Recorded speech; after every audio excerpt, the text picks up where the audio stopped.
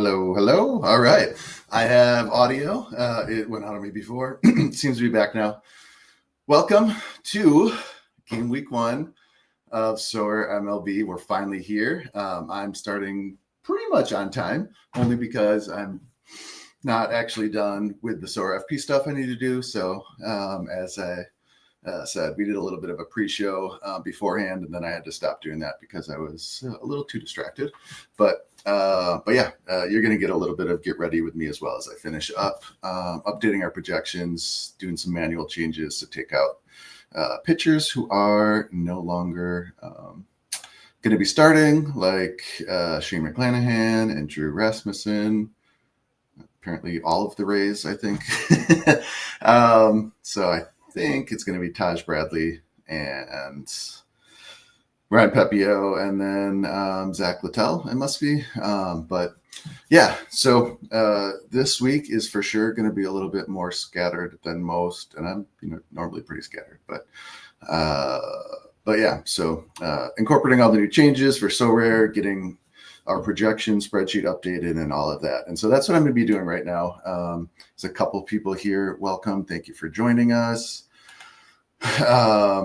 All right. So yeah. So if you are an FP member, I'm going to be finishing the spreadsheet now. I think I just finished incorporating the updated Paddacks projections.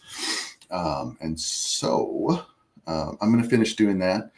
You can take a look at my Rare Challenger 1 lineup right now. I will for sure be getting into the lineups I set and the hows and the whys, and what my gallery looks like and why I'm doing things based on the way my gallery looks right now. So it's going to be different based on the different ways that everyone plays, and I think that's what makes this fun. But yeah, so I'm gonna be doing this in the background, not like on screen for you, but I am going to be finishing up these spreadsheets now. But yeah, so if you are an FP member, I'm finishing up the Paddacks, incorporating the Paddacks projections right now. All right, so I've got a lot of spreadsheets. It's been a lot of spreadsheets the past couple of days. Thank you to all of you who were putting up with my complaints about Excel, and really just everything in general. There was a lot of complaints yesterday. Yesterday was a pretty good day, though. I got to play tennis last night. I was sick like a month ago, and I'm not in peak physical condition right now, so it takes me a while to get back. And really, I've got like 2 days of good exercising in me right now, generally. And then, so I was just playing tennis once a week, and last night was the first night I felt like I actually had my legs under me to be able to play hard for an hour and a half. And so that was good.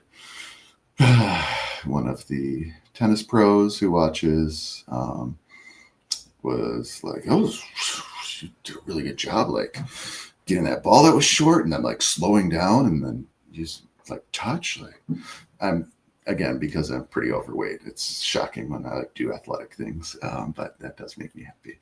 So when people are like, "Whoa, it's just so quick," there was when I lived in Columbus, I used to I played in like a rec basketball league, and they had like divisions where as you went down, like there was a scoring cap, and so I think we were playing in, I think, D, which once you scored 15 points, like it was just a turnover if you scored, which kind of kept the team's balance, and like people that were really good, like just wouldn't play down because there were people that took it incredibly seriously and had like that was like their farm team in C and D. But yeah, so it was often me and older friends and playing against younger kids. And there was in the parking lot after one of the games, these 2 guys are getting high out by their car.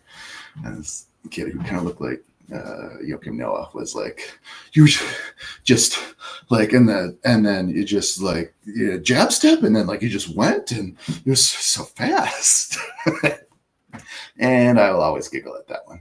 All right, so what did I do with my projection? That's a number. This is a formula. Perfect. All right, so my hitters are ready. again, yeah. So for those of you that weren't watching before, Paddacks added some new columns to their spreadsheet, which isn't a big deal, but it doesn't match up perfectly with the one I was using to import this into the spreadsheet that takes all of the numbers and does magic on them, some of which I understand, some of which I don't, because this is Alex's baby. And so although he's not involved with FP anymore, he does help me with spreadsheet stuff that I break so that I can still use the projections he developed. And you guys can get that because, to be honest with ourselves, Alex is better at that than me. I'm okay saying it. All right. Pasting some values for all of you that look at these spreadsheets like on a phone. I'm going to remember to sort them from largest to smallest. It's less of an issue now that I've made some changes to these sheets, but yeah. Again, for those of you that saw all of the pictures that were off, that was because of a change. I think that was a Fangraphs one for matchups where we're taking like opposing lineups for pitchers, opposing lineups, overall strength, and using that as a factor. But to do that, you need like to reference a team, and like everyone starts changing those or using different ones. And so San Francisco Giants could be SFG or SF. And so that was the issue with why some of our pitchers weren't getting any, like it was Oakland to Athletics was the big one so all of Seattle was broken because spreadsheet couldn't figure it out. That's the thing that we're going to change to make it so that it doesn't throw a zero. Like when there's an error like that, it just like doesn't use that factor. Although it is easier to see that something has gone wrong. But yeah, that's the stuff I'll be working on. Cap is going to be working on our app. I apologize that we're not going to have lineup submission until probably game week 3. I think for everyone, we're going to be beta testing our old method again, because the new method that Sorare wants us to use, they need like to approve certain things, and there's parts of the API that aren't on the public API that we kind of need to be for us to be able to do everything. And so like it just doesn't work yet, at least for us. I don't know if I know like what's is it Lucian from NBA Jet? I know he was working on stuff, and he and Cap were going back and forth. So I don't know. I think they took me off their wonky API chat for a while, but yeah, so I don't know if he got his figured out because he had started working with Sorare sooner. Like it's like he understood the method, at least that Sorare wanted us to use, whereas Cap was using the token-based method, which was our workaround when Sorare took away the initial method that we could use because they hadn't changed it for MLB after they changed it to make it go away for soccer. But yeah, it's a long way of saying we're waiting on stuff from Sorare. Damien did email me this morning and asked like what Cap needs. I think Cap is a very nice person, and I don't think he was probably pushing the folks at Sorare to like, hey, you need to get this done now if we're going to be able to do this. So I asked Damien to maybe push a little if he could, but like I also don't know exactly what Cap needs. That's not my arena at all. But again, thank you to everyone for being patient with us. For the beta testers, we're going to go back to the token-based method. So you need to create that token in the app. And then the way it's set up now, I think Cap said you're going to need to like at least like start the lineups that you want to do in Sorare so that there's like a blank for it. And then the app will see that and be able to send to it, just because there's something that's not in the public API yet that we need to like do call that or send. Again, I don't know. I know enough to get myself in trouble. I don't want to brag, but Cap was walking me through the uploader yesterday, and there was some stuff that was wrong. I think mostly because he's a computer person and uses Linux or Unix, I don't know, but I am using Windows, and I think the commands are slightly different for certain things, or like loading certain packages. And so once he started walking me through that, like I was able on my own to say like, oh, this is the one that I need to load, and I know the command to load that. So I was pretty proud of myself. Cap, I think, was proud of me. So that's an update on how things are going for us. I apologize that this is only 10 minutes in and I'm like still working on what I started with. All right, so All-Star sheet is ready. I'm going to save that one. I'm going to push that to that. I'm going to try to push that to the app right now.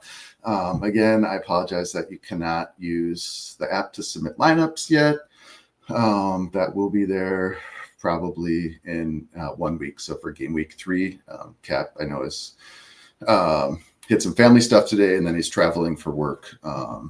But by Thursday, so I think he actually already pushed the beta changes for us to test out.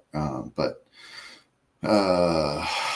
yeah, so game week 3 we should be able to do it, and then the little stuff, being able to filter by in-season cards. What were the other ones? He did say that in the app right now, like the injured stuff, like injury notes are only showing up in the projections tab, not in the lineup builder tab. So little things like that are going to get fixed. But yeah, so that's where that's at. I am obviously not, I'm still looking at the spreadsheet right now. So I haven't looked at comments. I'm going to catch up on that and then try and upload this stuff. Let's see where we're at. All right.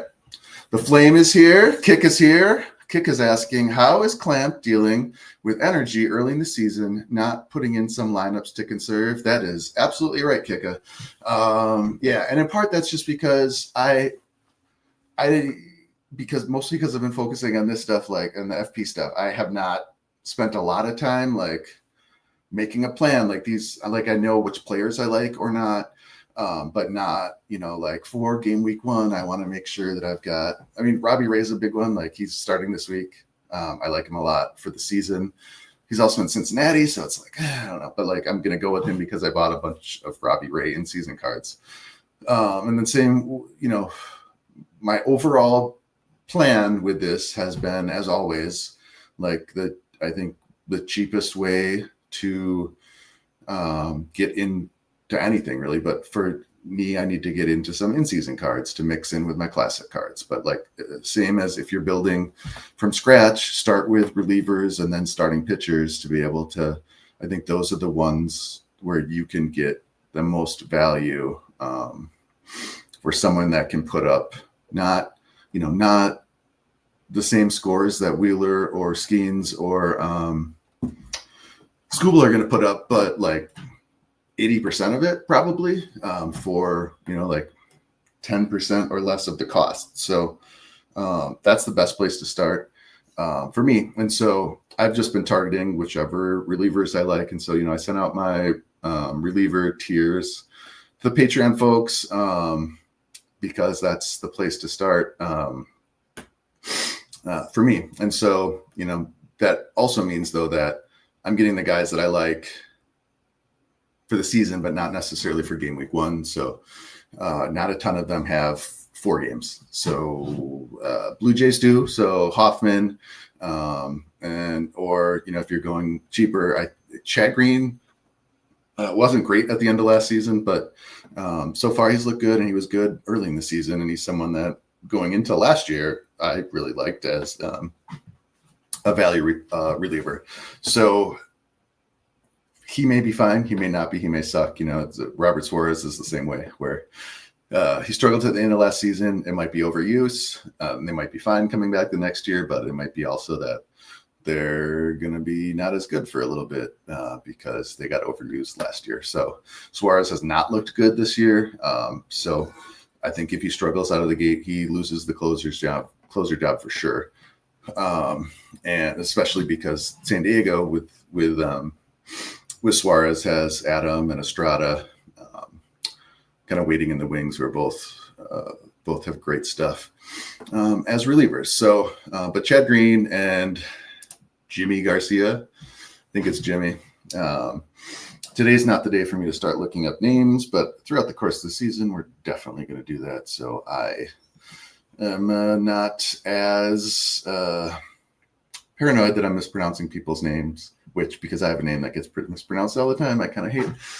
So I do want to try and get it right. But that is my story for today. So yeah, Kika.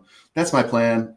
So I don't have great matchups, and so the question for me is, should I, to be able to conserve energy, should I play? Who are the relievers that I was looking at? Brewers relievers, so like Joel Piamps. That one I'm not sure about either. Brewers setup guy, or like the Yankees, like if you've got Devin Williams or Luke Weaver, anyways, like a reliever that I otherwise like, should I play, but only has 3 games? Should I play them because they're in season versus using Munoz or Mason Miller, who have a 4-game set, or Raisel Iglesias, things like that. So, that's the toss up. Ideally, within a couple weeks, I'll be able to figure out where those holes are and have enough guys, because of my gallery, because of the size and because I want to run as many lineups as I can. I've been buying, 4 or 5 at least copies of the pitchers that I like to be able to run them in a bunch of lineups, so that when it is a week where they have a good matchup, I'm just going to run them. So like Robbie Ray is seeing a lot of play this week, Brian Wu, because those are guys that I like. Not necessarily, Brian Wu and like Logan Gilbert. Logan Gilbert's just as good as Brian Wu probably, but Wu was cheaper and someone that I really wanted to get cards of last year. So I have a lot of Brian Wu's, not as many of Logan Gilbert. So like I'll be doing a lot of Brian Wu. And so that's just how it goes. And I think unless you're going to buy all of the cards all the time, like you do need to start narrowing it in some way. And so, that's just what I tend to do is, guys that look undervalued. And so you guys are all more than welcome to look at my gallery and see who I've been buying for in season. And again, it doesn't necessarily mean that I think Robbie Ray is a better pitcher than Paul Skeens, but Robbie Ray, is again a 10th of the price of Paul Skeens, and I think could put up, close to the same season as him. So that's why I'm going about that way. And so that's why, if we have time today, I will be doing Hey Klamp, what you buying, just to look at that, because as well as selling, like I feel bad when people see me selling a card and they're like, oh, is he down on this guy? And it's not necessarily that. It is sometimes just like I bought 10 of these in the off season because it's a card that I think has value and it was only $2. And so now that it's 5 or 10, I'm going to sell some to help, cover the cost of the ones that I do keep, or to pay for in-season versions, by selling the classics, all of that. Or, sometimes I sold my crochet, my Garrett Crochet reliever cards, I think all of them, just because I'd gotten them for cheap. I needed balance to buy some in-season cards, especially, if I'm going to buy them.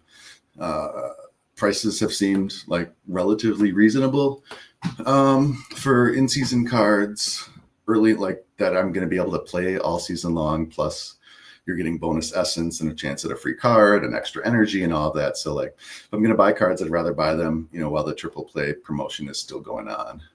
So, so there was that. And so, especially like at the rare level where, I'm going to try and like play with kind of a more traditional, I think, gallery building style of, for the very, very top players, I'm going to have 1 of, not 6 of or 8 of. I know Laird was looking at my Vlads yesterday. I think it was yesterday, the stream about like, vaults and how that's like the burn mechanism essentially for, and what that might look like for soccer.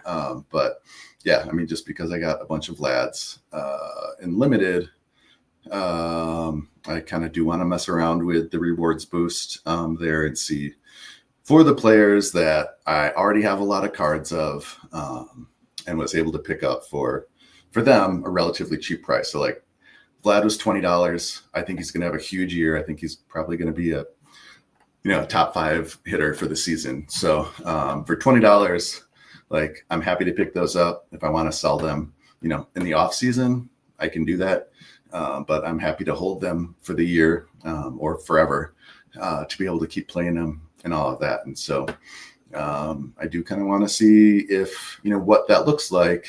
I don't know. Again, I don't know if it's the most ideal or efficient strategy, but with limited, because I have so many cards and because when I see Vlad's $20, I'm going to start buying Vlad's, regardless of how many I have or if I need them. But like, it just seems severely undervalued.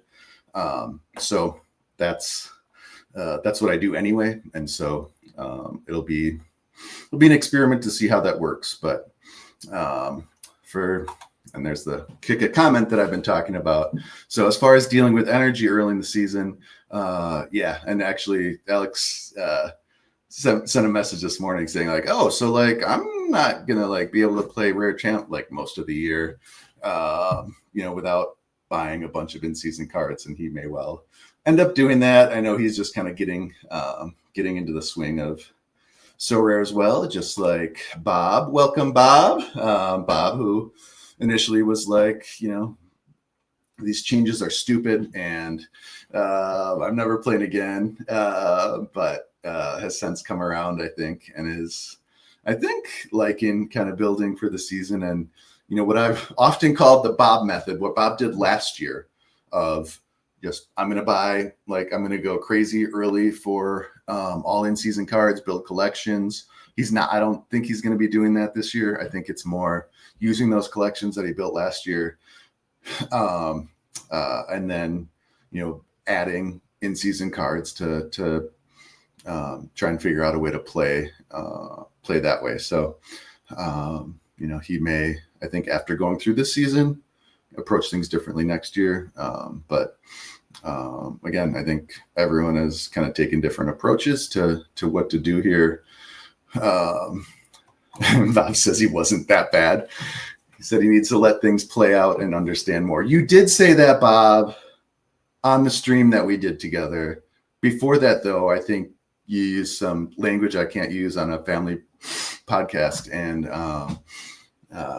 it was much like, when Sorare was doing a terrible job with super rare rewards when you were playing super rare and unique. But yeah, so he's added some pitching and a few cards I like. Again, I think that's, as always, kind of my strategy for building. I think it's all kind of running together. It might have been when I talked to Laird just over a week ago, but early on, like in 2022 for Bob says our personal DMs are our personal DMs. Bob, I think at this point I feel like Bob probably talks to as many or more people in the Sorare community as anyone. So I think everyone probably has personal DMs with Bob.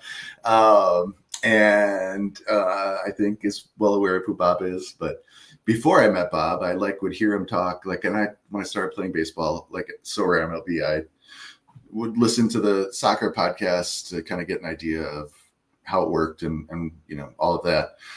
And so, yeah, so like the Bob that I would hear on podcasts, especially, as MLB was starting, Sorare in the States or whoever would that typically would focus on soccer would start, talking about MLB, and Bob was oftentimes like the most reasonable and rational person I would hear talking about stuff. So to then later get to know Bob better and see that he's not as rational as I had initially assumed, I think is the biggest shock and surprise for me. So that obviously Bob is an amazing person and an amazing Sorare manager as well as MFL manager. It looked like his season went well, though I don't understand MFL at all. But it looked like he was doing well. So yeah, I'm going to try and get back on track. I still haven't sent out the projections or uploaded them yet. So let's see. I'm going to catch up on the comments. How Yin's doing? It's It's a Pennsylvania weekend. Larry the Flame is here. Who else is here? DJ Local's here. He's using XP as a tiebreaker. I'm sure I was rambling about something as far as what I was doing and where, but okay. I'm going to finish my last thought and then get back to sending this stuff out. So for like Bob said, adding starting pitchers and relievers and a few cards I like, that's what makes the most sense to me for a gallery that you're trying to play as many lineups as possible. So if you're trying to get in as many in-season lineups as possible, I think everyone right now probably, like if you have cards from previous years, you're going to want to play Challenger. If only to be able to just earn some energy that you can use all at once now, you can save for later, whatever you want to do. But then from there, so we can look at my my lineups as well. So for Rare Champion, and again, with Rare, I've got one Vlad. I've got probably 3 O'Neill Cruzes because he's someone that I've always been madly in love with and is super fun. So I've got a lot of him, but then Carroll and Tucker, I think I've only ever had one Tucker and one Vlad. I had a bunch of Carrolls because when he was, in 22, I probably had 4 or 5. And that, again, like Crochet this year, like I bought them for, whatever, 20 or 30 or $40. And, when he was, like rookie of the year / kind of in the MVP conversation, he was someone who was selling for a lot more. So, to pay for other cards that sell a Corbin Carroll, or I think I traded a Carroll for a Francisco Lindor at one point. I think, going into probably 23. Yeah, I think going into 23, just because that year I really liked the Mets for the first month. And so, when I'm preparing in the off season, I like to look at the first month schedule, at least the first 4 or 5 game weeks, so the first 2 or 3 weeks, see who has good matchups because, and I've said this before, like I really think prices aren't necessarily a great reflection of how players, I think prices are going to change a lot between, today and 2 weeks from now for a lot of players. Some players that probably should be selling for more are going to increase in value. Some that, are, maybe good, like are projecting well for a full season, but don't have a great matchup early on, aren't going to put up a huge number. And I think people are going to start selling them. Probably, they probably paid too much early and they're going to sell them for too, they're going to start selling for too little. So prices are going to go up and down. And so I think that happens the most early in the season, in part because during the off season, we tend to value players based on their more, like I look at it as like their dynasty value, like how much utility can you get out of a card for the rest of a player's career. So for Vlad or Cruz, Tucker, Carroll, they're all pretty young. And so, they probably should, like, and when you're looking at a long-term value, probably should sell for as much or more than, Aaron Judge or Juan Soto or like Jose Ramirez, who is, traditional fantasy is like a clear first-round pick, is projecting as well or better as any, corner infielder, but also is 33-ish. And, at some point he's going to decline in the next 3 years, probably. Whereas, Vlad or Cruz, easily have 5 more years, 5 more healthy years in them to be playing at pretty much their peak. Really, I mean, Tucker's a little older, but really all of these guys, I think have a lot longer horizon to play them. So in the off season, I think is and how we should value cards. But once we get in season, it's very, very much price is very, very, very, very much dictated by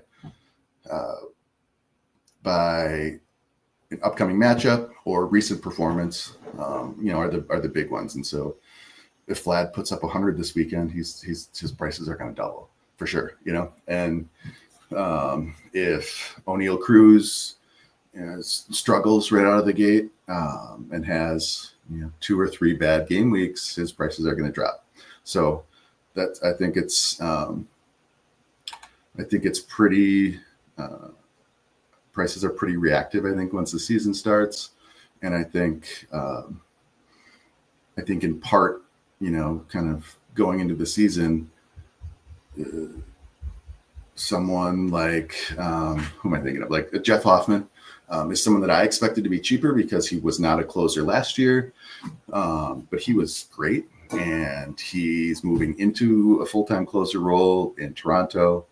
But he has gone for more than I expected. So I think I maybe got one limited of his cards, but just because there are, like AJ Puck or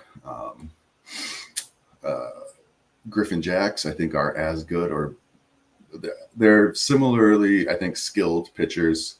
They don't have the closer role, but if you get 5 points for a hold and 10 points for a save, especially for Puck and Jacks, like they could very easily see a decent save share. So, I think Puck may be the closer right out of the gates. And Jacks, I think, probably gets, I think by the end of the season, I think he has as many save opportunities as Johan Duran, either because Duran gets injured or maybe struggles a little more than expected if his velocity kind of stays closer to 100 versus 105. But so, for that. And then also, I think Minnesota's, I think, a situation where their preference would be to do what the Dodgers do, which is, oh, Kika, I'm sorry. So I think the Twins would very much like to use their relievers like in the most efficient way of like best matchups. And so like if Duran, kind of going into a series, teams will often be like, all right, ideally, we're going to have Jacks pitch against 3, 4, and 5 in their lineup because he matches up better. And Duran, if it comes up, we want him against 1 and 2 guys, or, certain parts of the lineup or certain hitters, if they're in the lineup, kind of having a very, very detailed plan of like, this is how we're going to approach this part of the lineup or this batter and things like that. I think that's what the Dodgers prefer to do as well. At times they haven't been able to do that, but obviously right now they've got Yates, Tanner Scott, Blake Trinan, Kopech when he comes back healthy, Evan Phillips, and Alex Vesia. So, 6 guys that could close on most teams. Excuse me. So I think that, I like almost all of those pitchers. Like I said, when I sent the reliever tiers out, I bumped them all down one though, just because, as we've seen from the Dodgers in the past, I think their relievers at times are going to be more likely than others to not get in a series just because of the way that they use their bullpen. So I think the Twins would like to do that. I think Duran, who came up as a starter and they converted him like they do so many pitchers, like Jacks, like Louis Varland, and Cole Sands. But I think they had to talk him into becoming a full-time reliever. And they said, look, we're going to give you the closer role. I think now that it's been a few years, I think they may kind of move more towards using people, in the leverage spots that make the most sense. We'll see. I don't know necessarily if that's what's going to happen, but again, I think there are a number of routes for Griffin Jacks to be a very, very valuable reliever, and especially because he's not a closer today, you can get him for pretty cheap. Kika says, never forget the Griffin Jacks SR, which, as many of you know, I went into this year saying I'm not going to put any money in. And so just kind of sales from my cards, which is what I've been doing and which I actually held to, but Griffin Jacks SR was up. It was probably at $40. Obviously, you've just heard me talking about him now. I love him. I think he's great. And he's the perfect kind of guy for me to target. I was willing to overpay for him to go probably over $100, which initially all relievers, all super rares were going pretty high. Even I was joking, I think with Dewey, like you're never gonna play who was it that he was going after? But it was a pitcher that I was like, I've seen your gallery, like you're not gonna play that one. He's like, yeah, no, it's just for collection score. Because it was a number one, and so it's got the all the bonuses for a collection score. It might have been a rookie as well, but like, yeah. So when the super rare whales are bidding each other up on them, like me trying to get a value is not going to come in. So I was like, yeah, whatever. But they started to come down a little bit, and I reached out to Kick and said, hey, I see you've got the top bid on this. I'm probably going to go hard at Jack. So like, if you really want him, like, let me know. But if you're like, because, sometimes people are like me, like, well, no, if I can get this for under $50, great. But I'm not going to overpay. But Jack's was one I'm going to overpay for. And it's like, well, I don't want to bid you up. If you're also all in on that guy, I'm totally fine waiting. And she's like, no, I'll take it off. And because I haven't been putting money in, I did not have a credit card attached to my account. And because I get easily distracted, I started doing something else and like messaging Kika, and like I could have swore we could do Apple Pay on here, but like when I brought it up on my desktop, it was showing Google Pay. And so like I probably would have just put it on my phone if like Apple Pay was something I could have done. And so I tried putting a card in. I mistyped the card number when I put it in as the auction was down to like a minute. And so like I didn't get a bid in after Kika, like who had said at least, a higher bid. Like he took his off so that he wouldn't be bidding me up after I was like, I'm going to for sure pay over $100 for this, like if I need to. So, but yeah, so that one might've been Dewey too. It was, again, one of the whales, but it only went for like $50 or $60, which I'm sure Kika would have paid as well. And so I'm sorry, Kika, that's my fault. I suck. So never forget. I'm sure I will never be allowed to forget that. But yeah. So YouTube user, I wish I knew who that was. Auction prices up this morning, it seems. Be careful out there. Cribs is here. Welcome, Cribs. We got about 30 people watching right now. Awesome. Thank you, guys. I'm going to get to content in a second. But first, I am going to finish putting out my projections. It is almost 9:11. All right, yeah, so we've got a couple hours. Let me get these projections out real quick. Let's see. Let's put the auctions up and see what's going on. No. You guys can take a look at this stuff. Maybe I'll make that smaller. No, that's not great. All right. I probably can make that bigger. All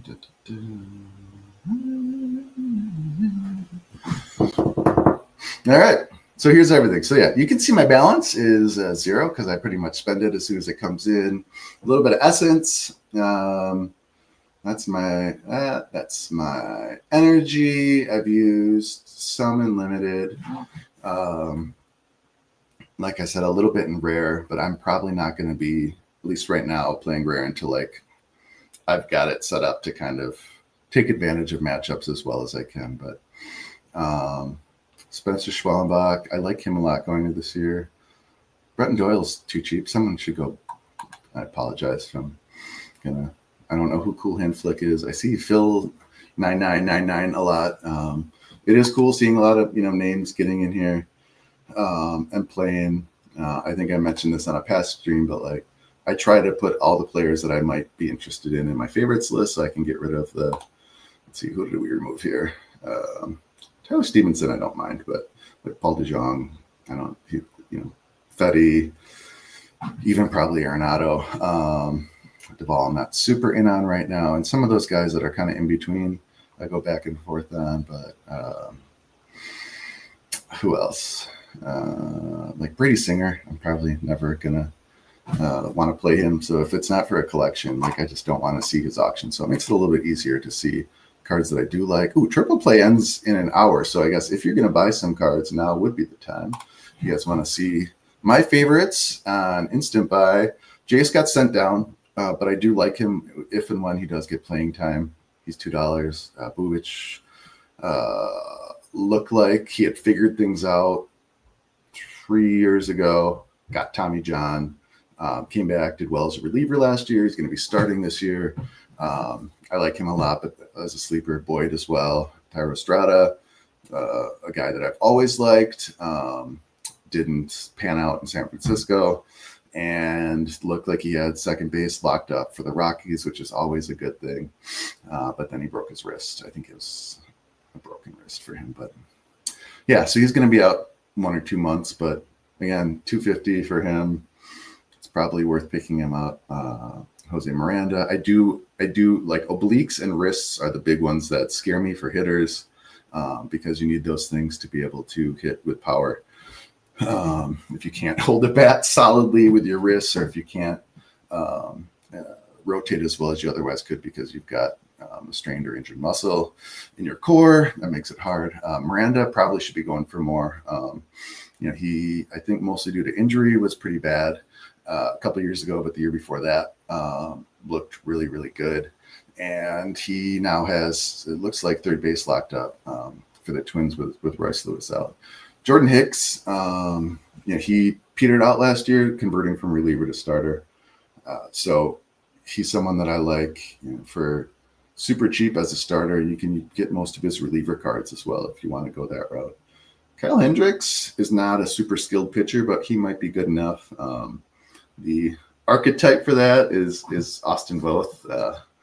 So I've called the Austin, is it Voth? I hope so. Austin Voth experience. So in 22, he was one of the first reliever eligible starters that people were using that method for if they didn't have Strider. I don't really like it when it's a pitcher who's not like very good, because the point of playing a starter in the reliever slot is that you can, you've got a better floor, someone that's talented, even if they have a bad game, is probably going to strike out, at least 5 guys and put up at least a 10 or a 15. But Hendricks could easily put up a 0. If he gets lit up, he's not going to have strikeouts, probably like a ton of strikeouts. He's someone that they're not, I don't think is necessarily going to be trusted to figure it out if he gets blown up in the second inning. And so if he only pitches 2 innings, it's probably going to put up a negative number. So a lot of the benefit that you get from playing a starter in the reliever slot isn't necessarily there if they're not very good. Norby's out for a little bit. Robert Garcia, I liked as a sleeper closer. Sounds like, I don't even know, Luke Jackson, I think, might be the closer in Texas right now. They've always made bizarre decisions with closing, so I don't know. I think at times, like with Carlos Estevez, is a good example of someone who can be shaky, or Kyle Finnegan, but like sometimes, like as a closer, a pitcher knows their role and kind of is brought in without anyone on base, so they're not coming in, to try and clean up someone else's mess.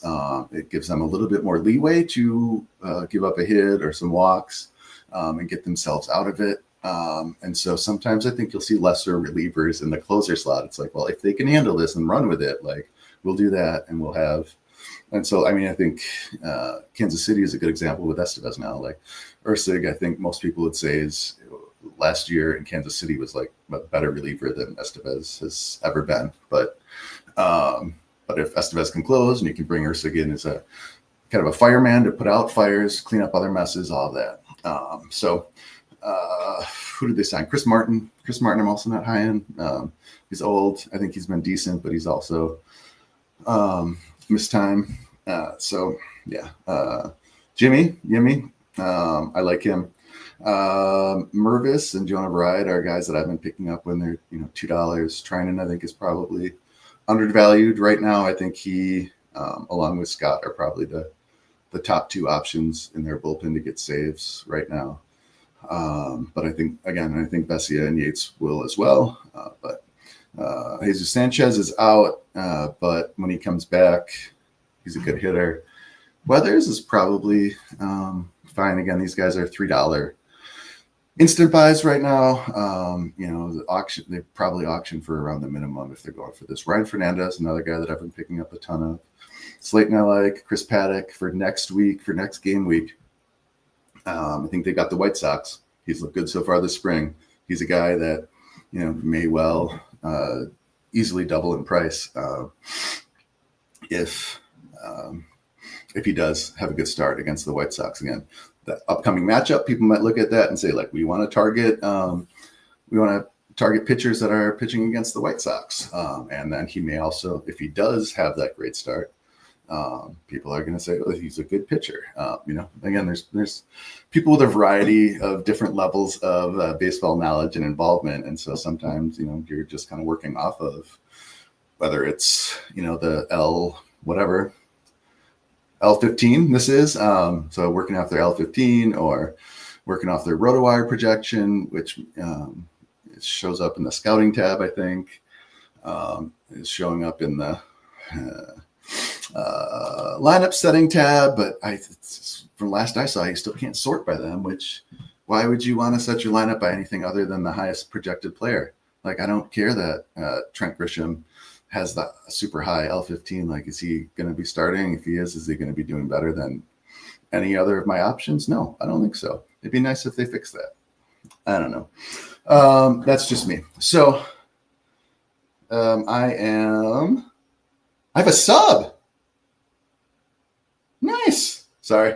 So I took the day off of work today, which is totally fine. Like, we graduated a student into a less intensive room. And so that is awesome. So we are down one student, and that student, and particularly with one other, were like very much kind of revved each other up. And so they would kind of escalate and get loud, and that would kind of set other students up. And so, like, it's a lot quieter with that student gone. We also have one extra staff person from a student that came to our classroom a few weeks ago. But so now we have 4 staff people for either 5 or 6 full-time students. Some are half day. So like more than enough. So like someone can take a day off now, and the people that are still there won't like have a much more difficult day because we have enough to like lose someone, and like we can take lunch breaks and still have 2 people left in the room, which is enough most times to get by. And typically our class is the one that people don't want to sub in the most. And so it's not like the district like has subs available. It's just there's people in a sub pool, and if they choose to pick up a shift in a classroom, they can. And so often, this is the first time I've missed time and someone has picked up a shift, so that's awesome. But again, I was planning to take the day off, and it would have been fine, but one of my coworkers has to miss the rest of this week for like a family thing, and so we're going to be down 2 people. And I felt bad, so I was like, when I'm done with my stream in the morning, because I feel bad doing this and leaving them in the lurch. But I was like, when I'm done in the morning, like I can probably come in the afternoon. But there's a sub. That's awesome. All right. And that is more background on Klamp does stuff. And all right, what am I missing? All right. Kika's forgiven me. Thank you, Kika. Again, I'm sorry. I mean, it will happen again. Cole has asked, are you going to use a good amount of energy this first game week? I guess we can see on my lineups here, like I am. So I decided to go with, I'm just going to play my best lineups in for limited and challenger, because I've got so many good cards. Like I think it'd be a waste, and I've got enough good cards that I can play all of my best cards for 2 lineups in challenger and still have, if not the very, very best cards, like very good cards to play. And I'm always going to be kind of mixing and matching regardless, even if I, even if I could play Vlad in I think this week I would play Vlad in every single lineup that I can. But like Tucker and Carroll and Cruz, kind of right around the edge of where like I might want to switch things up and kind of maybe play around with, maybe playing Tucker with Suzuki and Swanson, or playing Carroll and Marte and, maybe one other bat from Diamondbacks, things like that, mixing and matching. So, I'm going to be doing that regardless. And so I'm fine putting, some of those lineups in Champion, All-Star. I'm not really sure. This is going to be my least priority. But again, this is something where I think it makes the most sense to kind of use your best cards from the level down.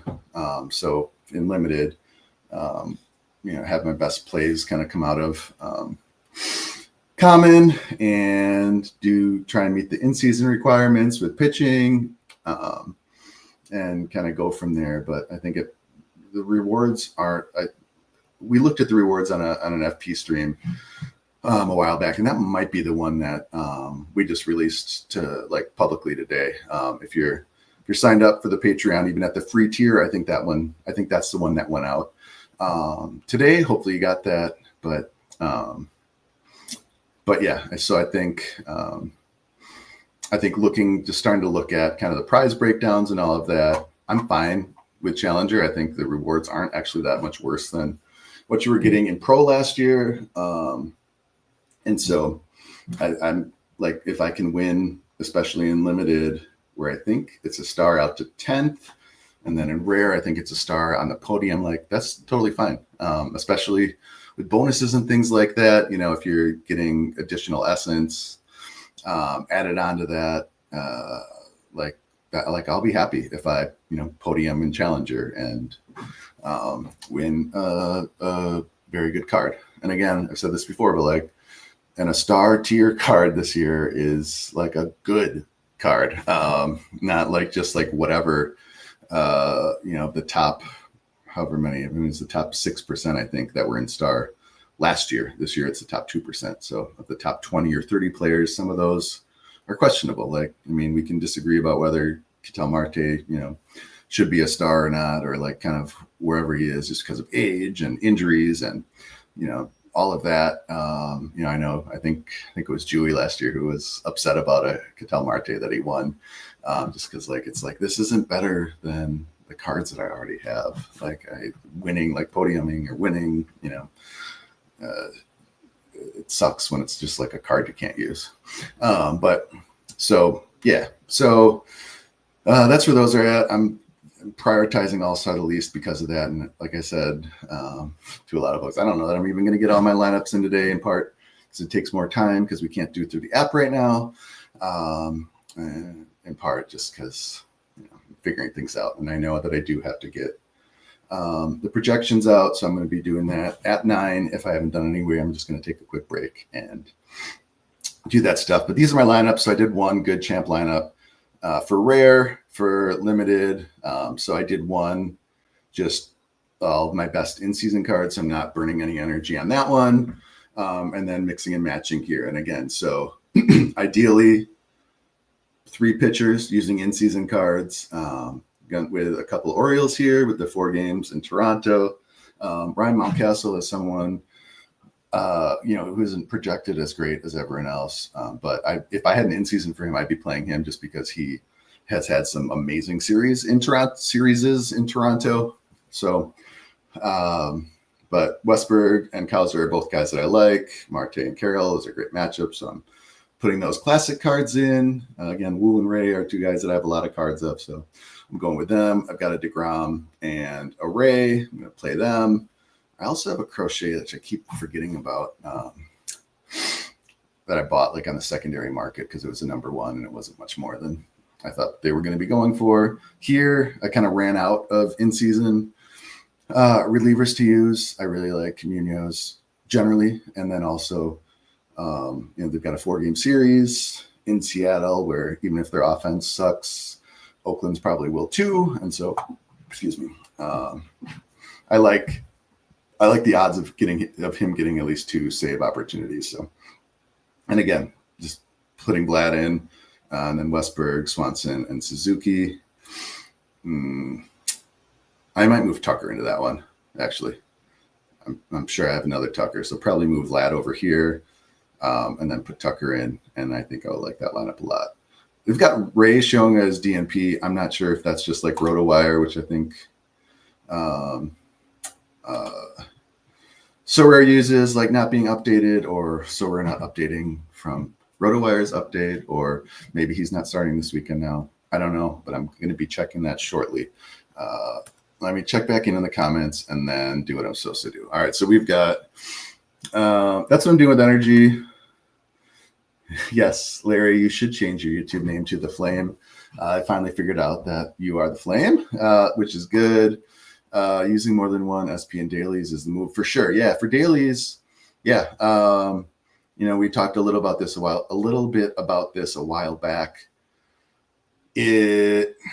For limited, I think it makes sense for you to prioritize playing that because you can win a star tier card. It might be the entire podium, it might just be first, but like that's cool. That makes sense. For rare, I think the top prize is a T3 for daily. I would not save like your Crochet or King classic reliever card to play in that, even though it's a great play for sure. Like if you can play 2 starters, in your starting pitcher slot and your flex spot, and then if you can play another one in your reliever spot, you've got a leg up on everyone because those guys are putting up game week scores in a daily contest, and that's going to be huge. I don't think the rewards are there to support it. So like, why would you do that? Let's see what my offer is. Is this on $5 for JT Real Muto? I don't know. I don't know if I need that $5 right now, but maybe. All right. So what else we have? Flame saying, I would think a majority of wins in daily will be 3 starters in the lineup for sure. And that's exactly what Cole said. But again, the rewards don't make sense in limited, sure. But other than that, not so much. Giants don't have starters posted past it. That's what I was hoping and thinking. And so, yeah, for those of you who, aren't super involved in baseball, or coming over from soccer, folks that aren't, in the FP Discord, where we've probably mentioned this, but the best place to get when someone is confirmed as the probable starter on the MLB website, and there's just a page. If you Google MLB probable pitchers, the official MLB.com site will have just a page showing you all the probable pitchers for every day that they're set. They're usually not set more than 5 days out, let's say. And usually it's a 5-man rotation, which is, why you see that. So going into opening day, some teams have kind of set it up. Some teams are still figuring it out, and are going to kind of play it by ear. Maybe don't want to release it for strategical reasons, or just, whatever. Or in Tampa Bay's case, they injuries kind of affect it. In Arizona's case, it's figuring out. Corbin Burns is, a top 2 starter on that team with Zach Gallen, and either of them could be the opening day starter. But Gallen, usually in a situation like that, Gallen's been there forever. Burns is coming in new, and so usually you have the player that's been there a while take the opening day start. But because of the scheduling, pitchers typically pitch every 5 days. Some pitchers are fine with getting some extra rest. Some really don't like their routine being changed. And so Burns is one of those. And so I think if he was going to pitch in this initial series, he was going to have to take a day or 2 of extra rest to pitch in game 2. And so they're just going to keep him on normal rest. He's going to pitch like a simulated game or pitch in a minor league game that's still going on in the spring training complexes. And that'll be that one. And then he'll get his normal rest for the next start, which I think is Monday or Tuesday. And so you see stuff like that happening. And so I would imagine we know pretty clearly that Robbie Ray is going to pitch in that first series unless something, drastic happens or changes. But like if, again, the folks that are figuring this stuff out at RotoWire or ESPN, for sure, I mean, gambling plays a big part in this, right? So like the betting sites it makes a huge difference who the starter is going to be. So they typically have a good idea, but you need to figure that out. So please don't assume that Sorare is the best source of information. If you don't see a PP or you see like with Ray, like a DNP, on him, that means that he's not going to pitch. That doesn't mean that. That just means that Sorare doesn't have that. But like Sorare very well may still have McClanahan or Drew Rasmussen starting, and they're not going to be starting. And so that's not the best place. MLB site is the best. If you need to check on something, checking with like beat writers is probably the next best place where they might, they're in the clubhouse and might be talking to the manager and like, this is the plan. They're waiting to formalize it or, whatever.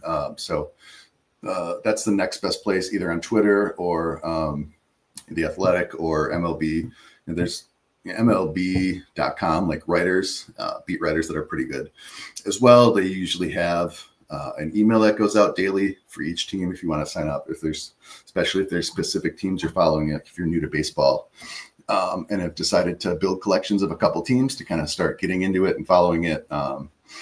Sign up for those daily newsletters to kind of get a more and more in-depth information on what's going on with the team and what to expect. So that's where those are at. It is now 9. So I'm going to take a quick break and be back in probably 5 minutes. Hopefully when I come back, you will have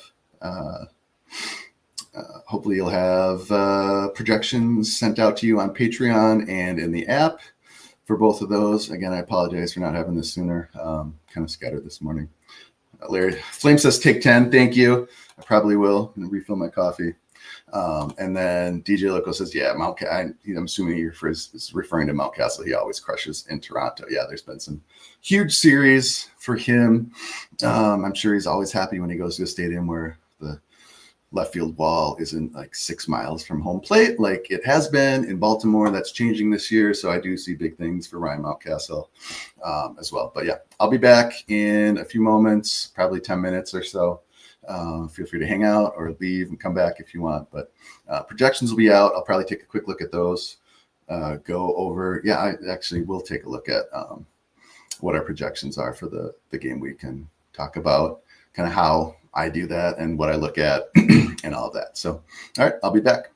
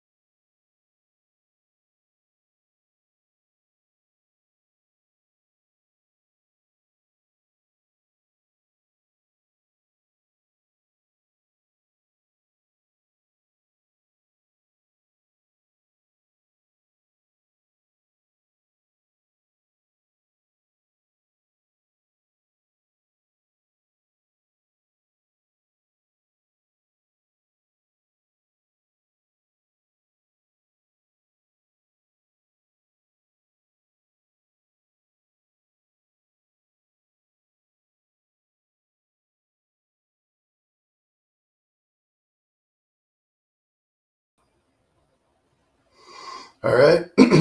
There's a chance you guys can hear me right now. As soon as you do, if you could let me know. I'm going to check the settings and see. Oh, yes. Yes. There's sound. Let me get the right camera on.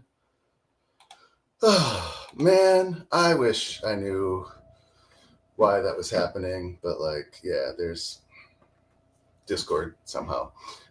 Usually it's the output, but I figured out that if it's going through the mic, it still works. That has figured that out. But today I was losing, like, it wasn't taking any input. So I apologize for that quick delay. Yeah. Okay. So Margot Man is here. Welcome. And yeah, someday you're going to have to walk me through what I should be doing. Because I've tried like the places that I know to go to in the system settings, and I have no idea. I have no idea. All right. Ooh, all right, let's do some Sorare stuff. Who's excited? I have not checked weather at all. I want to do that. I'm going to do a quick run through of what we looked at on the stream, I think probably last Friday night, when I was like, all right, let's try and figure out where we should put our things. And so this isn't all of the prize pools, but this is as far as I got that night. And yeah, so this is looking at last year's rewards. And so in pro last year, did I not actually finish that one? All right. But we, for All-Star at least last year, top 5 was, this must be limited. Yeah, so we had about 2,000 entries. Top 5 got a star. Top 35 got a T1. So top 5 is going to be both star and T1 this year. So top 10 are getting a star from last year, essentially in Challenger. So that is twice as many as you would have had. I'm not sure how many entries we're looking at this week for Challenger, and I know there's been a lot of talk about what the numbers are going to look like. So let's maybe change the screen we're sharing. Go over to Sorare. That's not what I wanted to do. Look how big I am. Hello. I don't look that tired. That is awesome. Nope, I don't want to invite guests. Unless, Bob, if you want to come on, you are more than welcome to. I feel like I do a better job of staying on track when Bob is here. I know I saw you in the comments. And if you don't come on, I guess I'm just going to keep talking about our personal DMs. All right, here we go. All right, so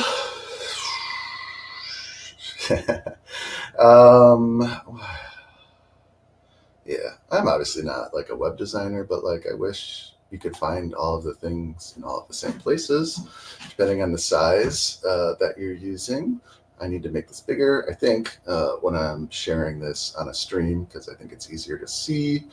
But yeah, so all right, so Challenger limited, we've got 2,800 entries, but there's 3 for many people. So let's say that there's probably what let's say 1,000. There's probably 1,000 people playing. If some aren't doing all of them. What am I looking for though? I'm looking for. Oh no, that's Challenger. Yeah, so 1,000. There's 2,800 entries. Okay, for 2, this one's Challenger. All right, I'm still working this stuff out in my head, guys. Challenger and Champion and Essence and Energy. I'm going to get them confused. I apologize. It'll get better. Everything will for sure get better as the season goes on. Yeah, to step back for a second, for those of you that don't know, I took over Sorare FP last year because Alex Hooper, who started it, the projections are his baby. They're entirely his, and like he helps me with them to mostly when I break things in the spreadsheet. But yeah, so frankly, it's his proprietary system. It uses particularly the Paddacks, which is my favorite. And if I was only going to use one, that's the one that I would use. But that, some other ones as well, but the Paddacks is the most highly weighted of all of them. And then a bunch of other stuff, pulling StatCast data and matchup data and park factors. And a lot of that stuff is in the Paddacks already, which is why I'm saying like Derek Carty's really, really good at that. So it's more kind of Alex's version of Paddacks, kind of weighting things more heavily. If he's ever able to come on, maybe he can kind of talk about that. I know people have asked me, hey, what goes into these projections? And that's actually exactly the thing that I asked Alex way back in the day when I was just a lowly FP member. But like, what's going into this? Like, because when I'm looking at the projections, or when I was then, especially, it's all right. Because I also like value certain things more or less. But like, what is going into there? Like, is weather kind of a factor of that? If it's warmer versus colder, humidity higher, lower. A park like Petco in San Diego is one that I think once it starts to get warmer, it actually is a lot more hitter friendly. But overall, it's typically considered pretty pitcher friendly. But I think that's one that the weather affects it a lot. I think we'll see. I think the huge difference is going to be Tampa this year, where their indoor stadium that they played in for years, the Tropicana Field, it's a dome in Tampa, climate controlled, and so it was, I think, pretty much the ideal conditions for a pitcher, which is why Tampa's pitchers have always looked very, very good. And batters have sometimes had better away splits, similar to Seattle.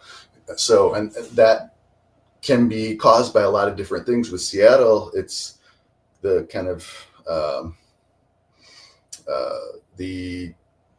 what's the word I'm looking? It's not like common knowledge, but like the consensus is that the batter's eye is kind of like at an angle. The batter's eye is like when you're in the batting box as a hitter, what you see like behind the pitcher. And so ideally, parks try to keep that something that's like all black, or like not something where there's stands, like fans in the stands there, because it can be hard to pick up the ball if it's kind of like passing through like a bunch of different colored shirts and things like that. The one in Seattle, I think, is at something of an angle, so it's not like you're looking at it perpendicularly, a little bit at an angle, and I think it messes with hitters' ability to judge pitch movement. That's kind of like I said, I think that's what people typically, I think about that. They've talked about changing that. It sounded like it almost happened. So it may in the future, but I was speculating on some Seattle hitters when I was doing my NFBC drafts, because I was in November, December, and it sounded like, they were leaning towards making a change to that. Obviously for Seattle, that means their pitchers are probably going to do a little worse if it's easier for hitters to see the ball. But their hitters will do better because they can also see the ball better. So that's the trade-off. For Tampa, they're going to go from like perfect pitching conditions to weather in Tampa that I think is going to help the ball fly further, as well as maybe the pitchers kind of like to a lesser degree, like with Coors, where the altitude and the air, the thinness of the air kind of affects how much movement you're actually getting on pitches. So the spin of a ball and the seams and all of that it's not catching as much air in Colorado, and so the ball isn't moving as much as you would hope, and as it would if you were at a lower altitude. I think there's different environmental aspects of that, but for sure, it sounds like the ball is going to fly a lot further. Pitches aren't going to have as perfect of movement for pitchers playing outdoors now, as well as the park that Tampa is playing in is a minor league park from the Yankees, which they designed to mimic Yankee Stadium, which has a really short down the line in right field. They call it a short porch, but like it's not as far to hit the ball out. The ball doesn't go as far back. So So I'm pretty high on lefties in Tampa this year, as I think many are. So the trade-off there, as people have started to note in the comments, is there's going to be a lot of rain delays, especially in the summer. So I talked about this, I think, previously. I feel like they did try to adjust the schedule so that they were having more home games early in the season and fewer during the summer months when more rain would be expected to try and avoid that to some degree. But that is one of the things that is going to hurt Tampa pitchers for sure, beyond the conditions being different and it probably being more hitter friendly. There's going to be a lot more chances for rainouts and rain delays. And so, if they get rained out 3 innings in, the starter's going to get pulled. If they start playing again in even an hour, a lot of times they won't have that starter go back in because they've cooled off. They don't want to risk injury. So, so Jumpsuit says 2025 Rays schedule adjustments, 47 of first 59 games at home. I thought that's what I'd seen. And 69 of final 103 are on the road. It's confusing to me that like the schedule was probably set before that change happened. The change was caused by one of the hurricanes in Florida that came through, ripped the roof off the dome and made it unplayable. And so I would imagine that the season schedule was set, so they had to have made some adjustments afterwards if I'm getting that timing right. So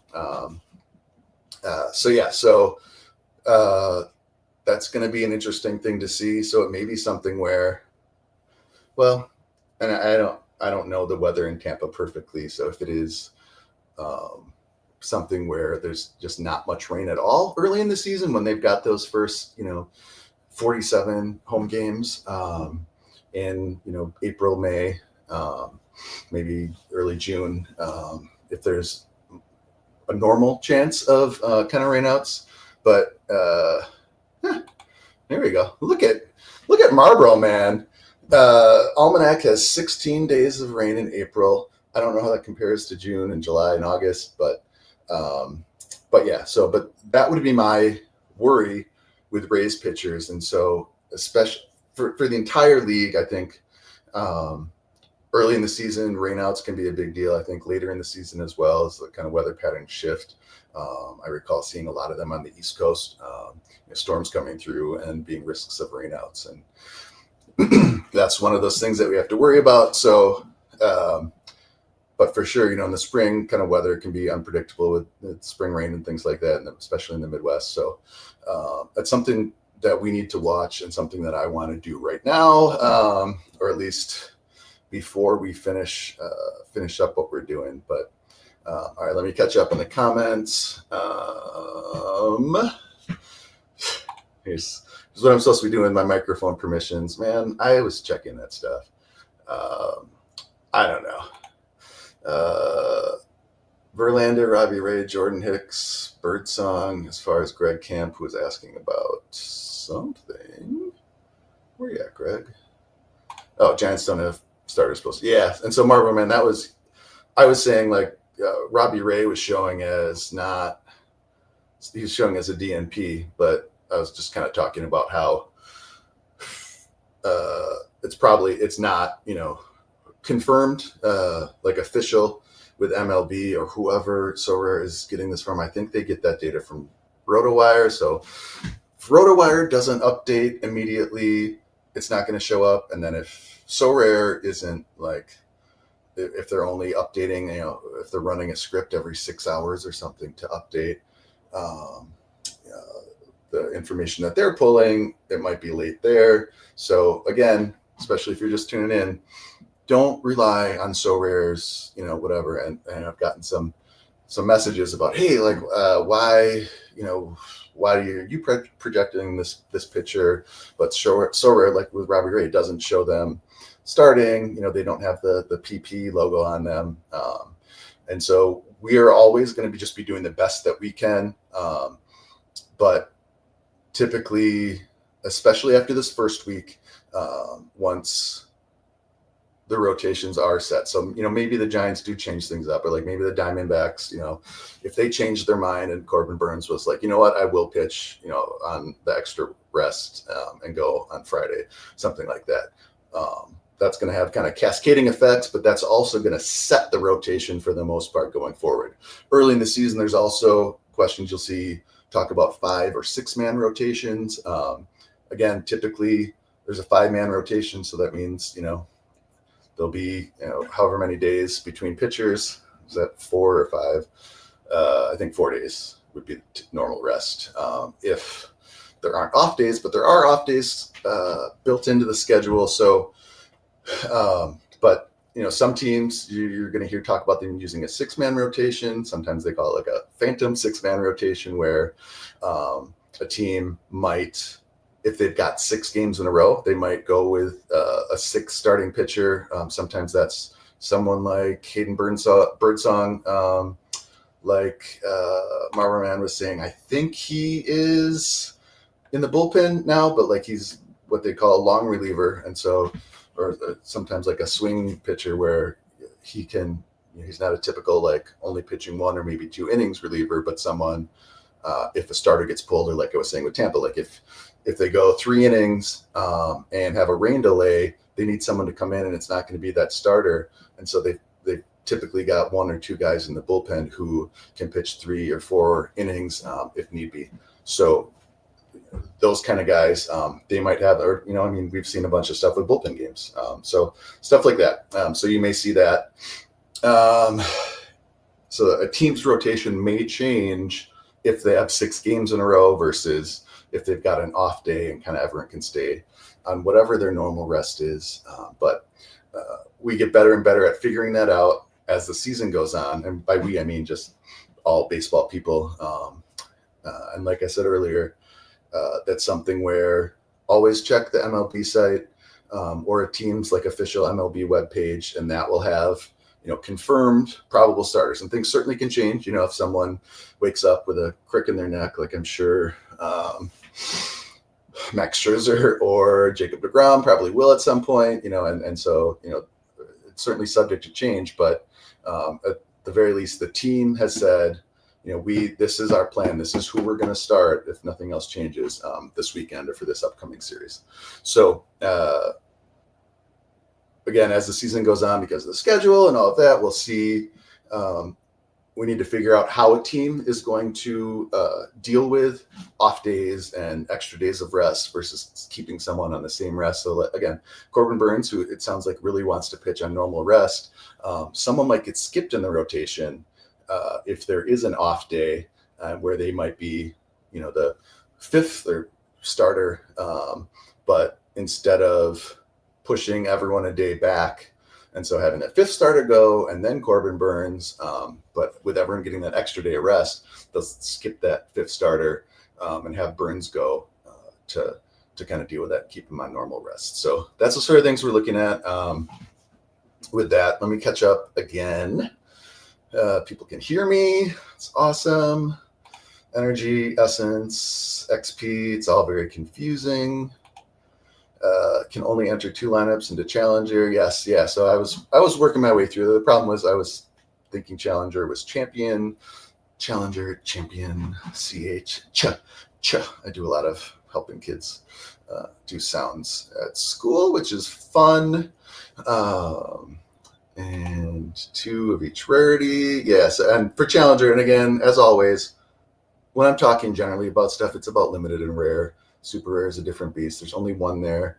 Kika, if you're still here, yes, they should do more Challenger lineups for super rare, for people like you and for Hey Eagle and everyone else that that's playing super rare and has built up, a gallery that you enjoy playing. I've got mine down to like 30 cards. And as always, it's like, maybe I'll keep playing, maybe I won't. After I missed that Griffin Jacks, I'm less interested in doing super rare now. That was my goal of doing that. And also, like I said, even Mrs. Klamp was on board with me putting some money in to buy some in-season super rares if I didn't have balance for it. But but I missed it because I mistyped my credit card number, and I'm sure Marble Man can relate to that. Yeah. So now I'm kind of back to I'm not going to put money in, but we'll see if prices come down for super rare and I can get into in season and kind of mix and match and run, either one challenger lineup and one champ lineup, or kind of pick one every week based on how many players I have. I still have a couple guys left of the couple copies of certain players that I really like, but I think I have enough to get by. But like I said, I've got maybe 30, 35 super rare cards, which is for me, who in limited, has almost 30 or 35 just of like Kyle Tucker and Vlad Guerrero, is not a lot. But that's also a way that people play, at limited, at rare, whatever. And so it is, I think, fun to kind of work around those constraints as well.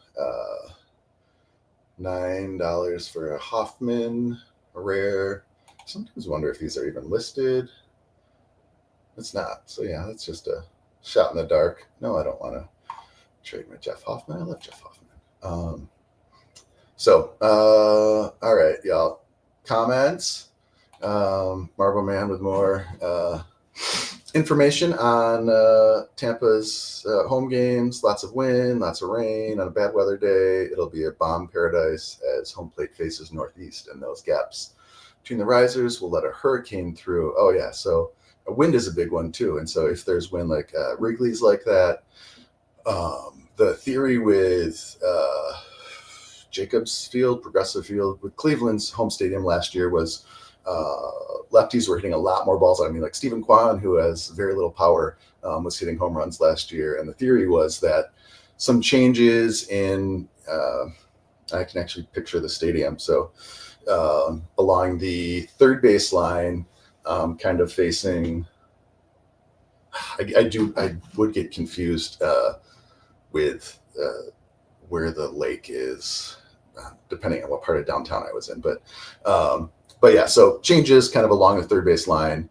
allowed more wind to come through. And so wind was pushing through, pushing balls out to right field. So where a lefty is pulling the ball.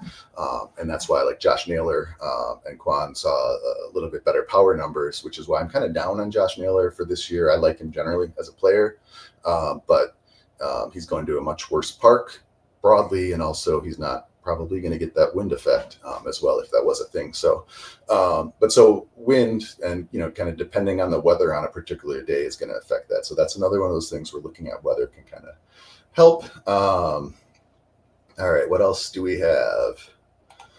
Humidity, direct exposure, balls going to stick, lots of wild pitches. All right, we're getting there.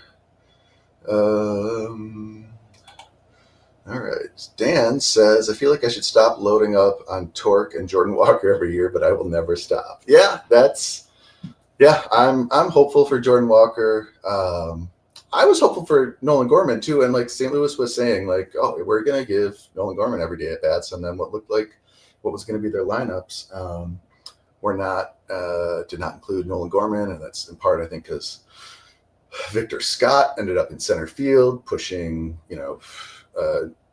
Newt Barr and probably Brendan Donovan, like one of them to one of the outfield spots, and then Donovan to second base, and then Arenado's still there. And so, it might have been they were talking about Gorman playing every day because they were going to play him at third and thought they were going to trade Arenado, and then that didn't happen.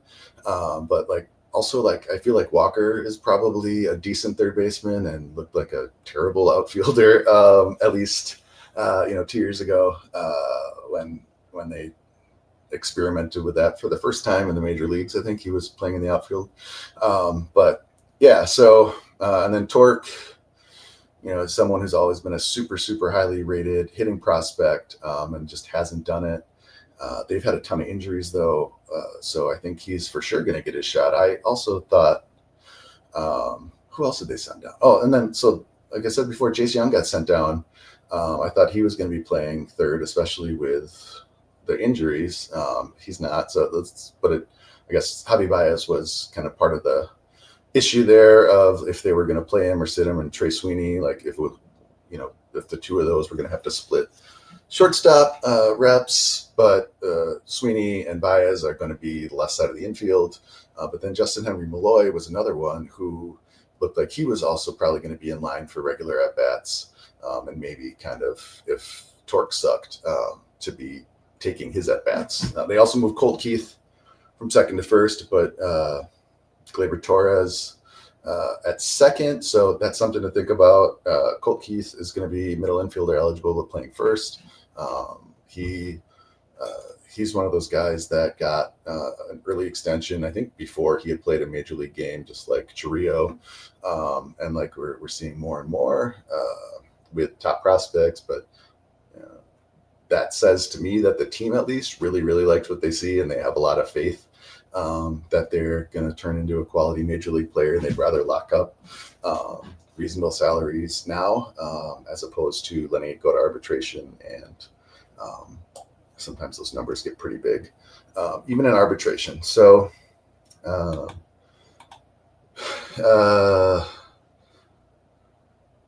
Papered, Miller, SPRP, and Church. I don't know what that means. Sometimes I just don't understand things. You choose me. Yeah. Okay. So that's where we're at. We are about 2 hours in. Let's see on here how I'm doing.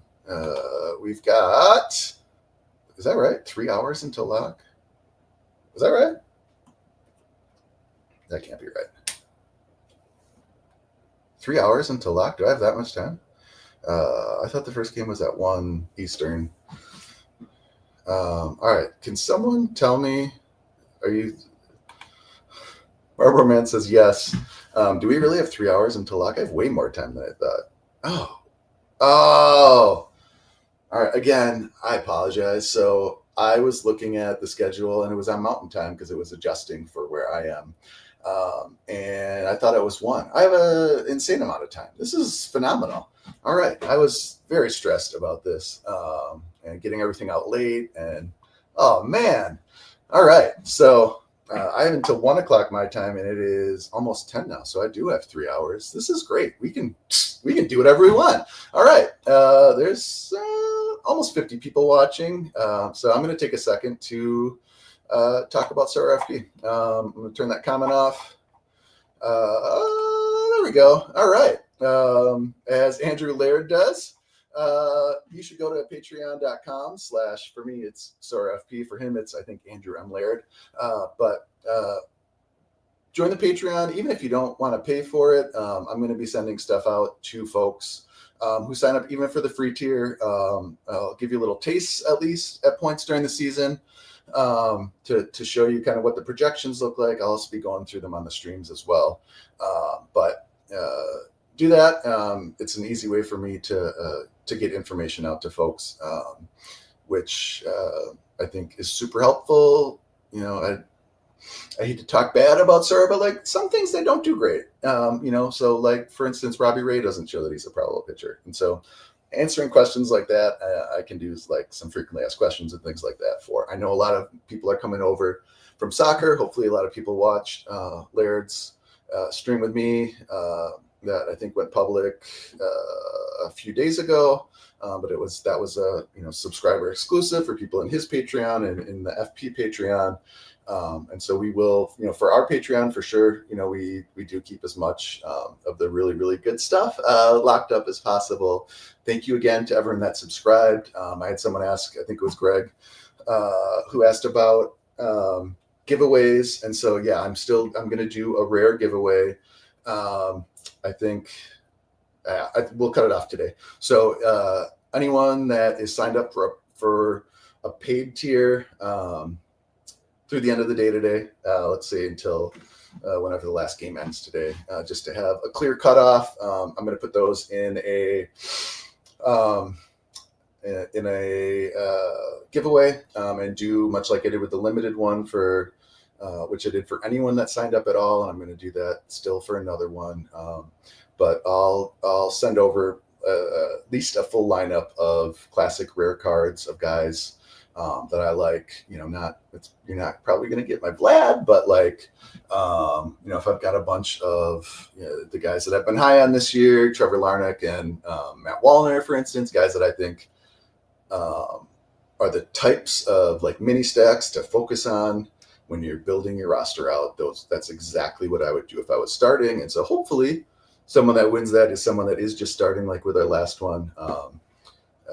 I think it was Zach maybe that won it, but someone who was like the perfect gallery for it, where they've been building since last year. Mookie is one of the great examples who's been in our Discord for a while, who loves baseball, super into it, got into Sorare MLB, and has been doing, I think, the reasonable and responsible thing, which is he set a budget of $250 ish per year, and so he started his first year, kind of built the gallery from scratch. The next year, put a little bit more money in to build on that.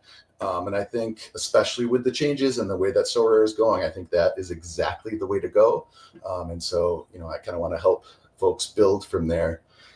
If it is someone I know, we've got folks that, don't subscribe in the off season because we previously hadn't really done a lot of off season content, and then would resubscribe as the season picked up. I would hope if someone wins that has a huge gallery,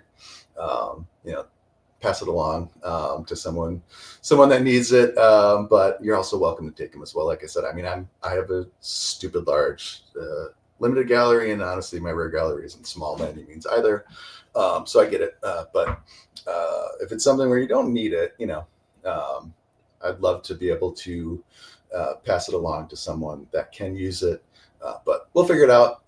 So I'm going to do a full rare lineup to anyone that has signed up for our paid service through the end of the games today. For anyone that signed up for the free cheers on Patreon, I'm going to do another limited one, at least one more for that as well. So if you're not already subscribed, please subscribe.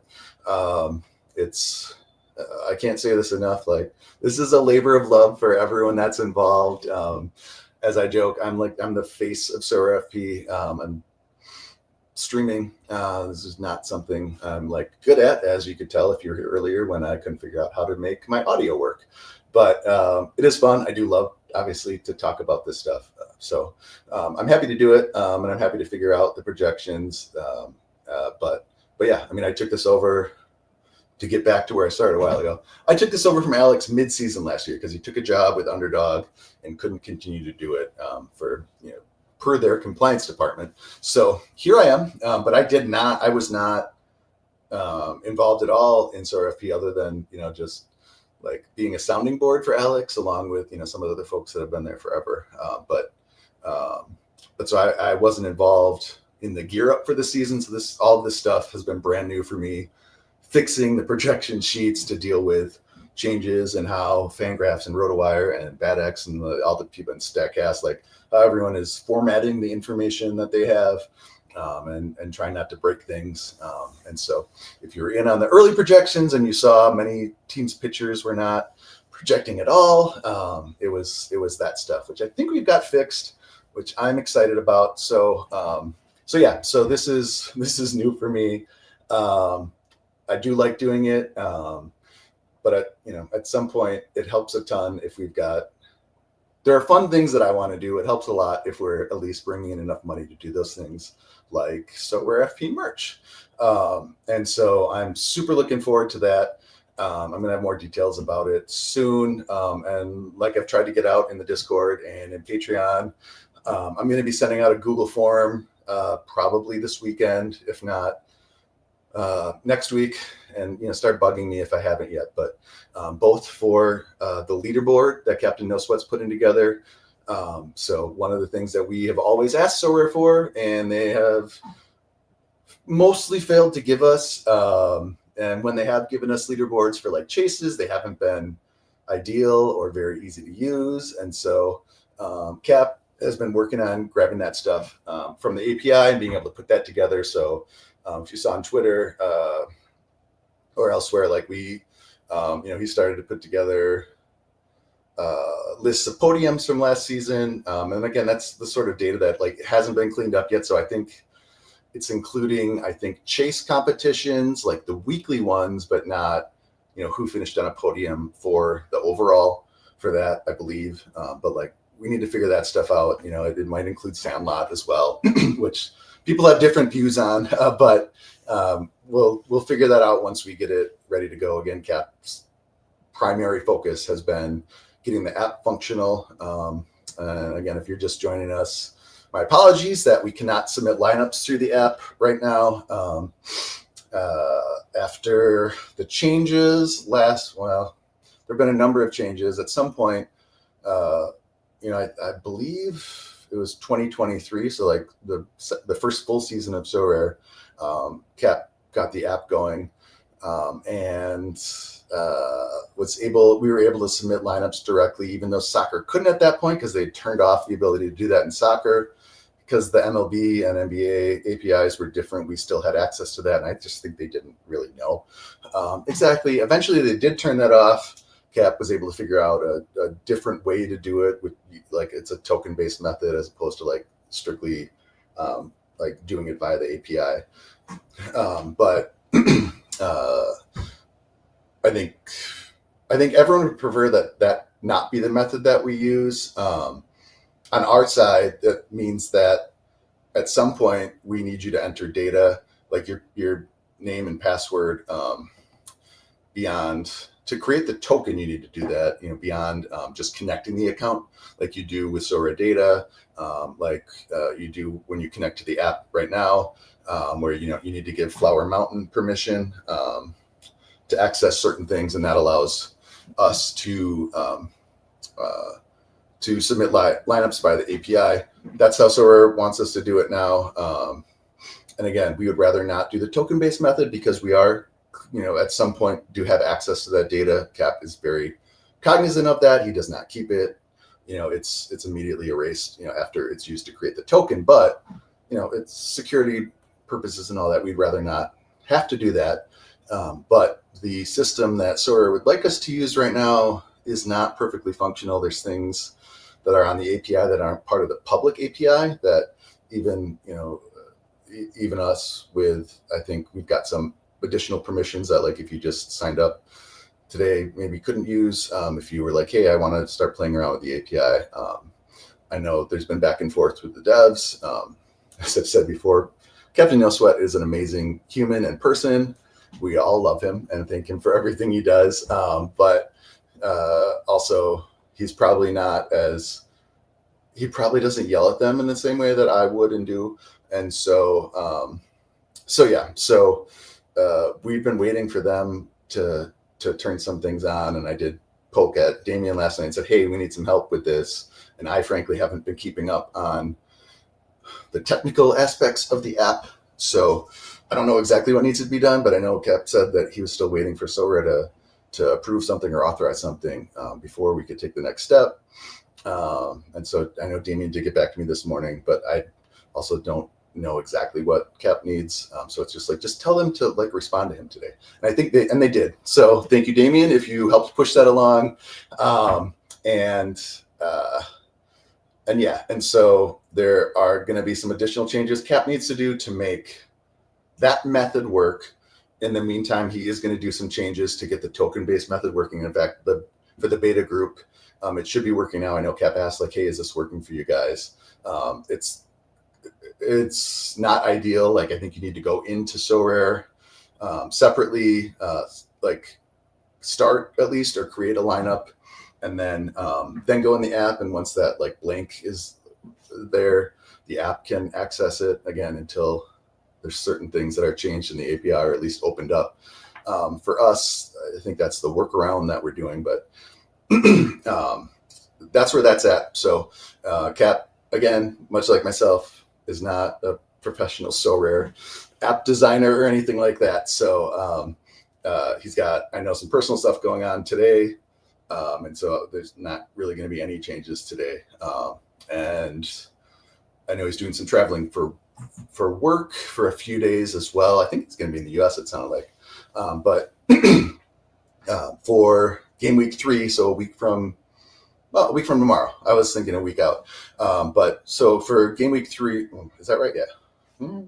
Game week 3. So for next Friday's lock, we should have that ready to go for everyone. It may be clunky and it's probably going to require some instructions. And so please, if you are using this stuff, I'm going to do my best to have all the information you need in those Patreon posts or in Discord, but read them because there is, it's going to be a lot of kind of weird steps, and some people are going to have trouble depending on your sign-on method of getting it to work and all of that. So like the thing with, Safari and connecting your accounts and using it within the device that you're using, sometimes it goes a lot more smoothly if you do steps in a certain order.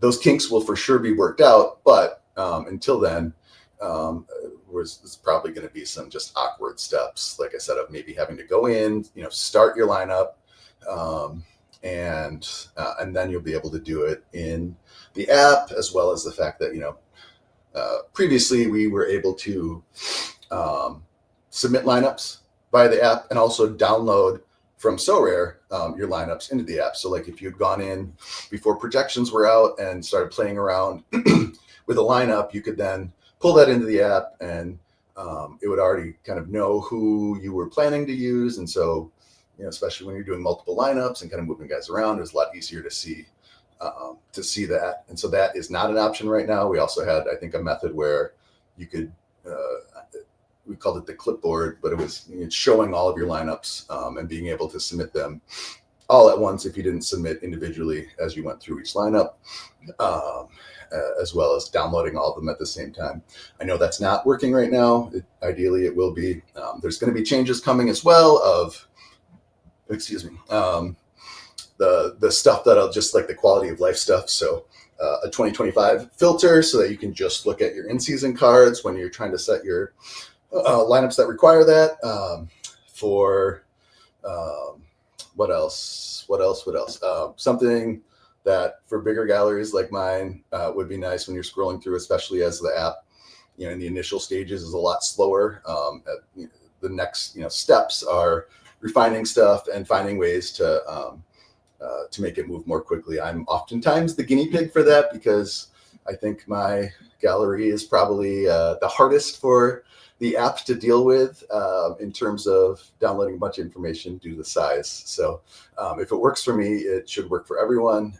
So it kind of freezes. You got to kind of wait initially as it's loading the projections in and loading your cards and loading the images in. Some of that stuff we can probably, store it locally. So, being able to store all of the card image files that you consistently use, like in a cache on your phone, maybe an option. It probably will be, and things like that help speed it up so it's not downloading all that stuff every time it's loading up.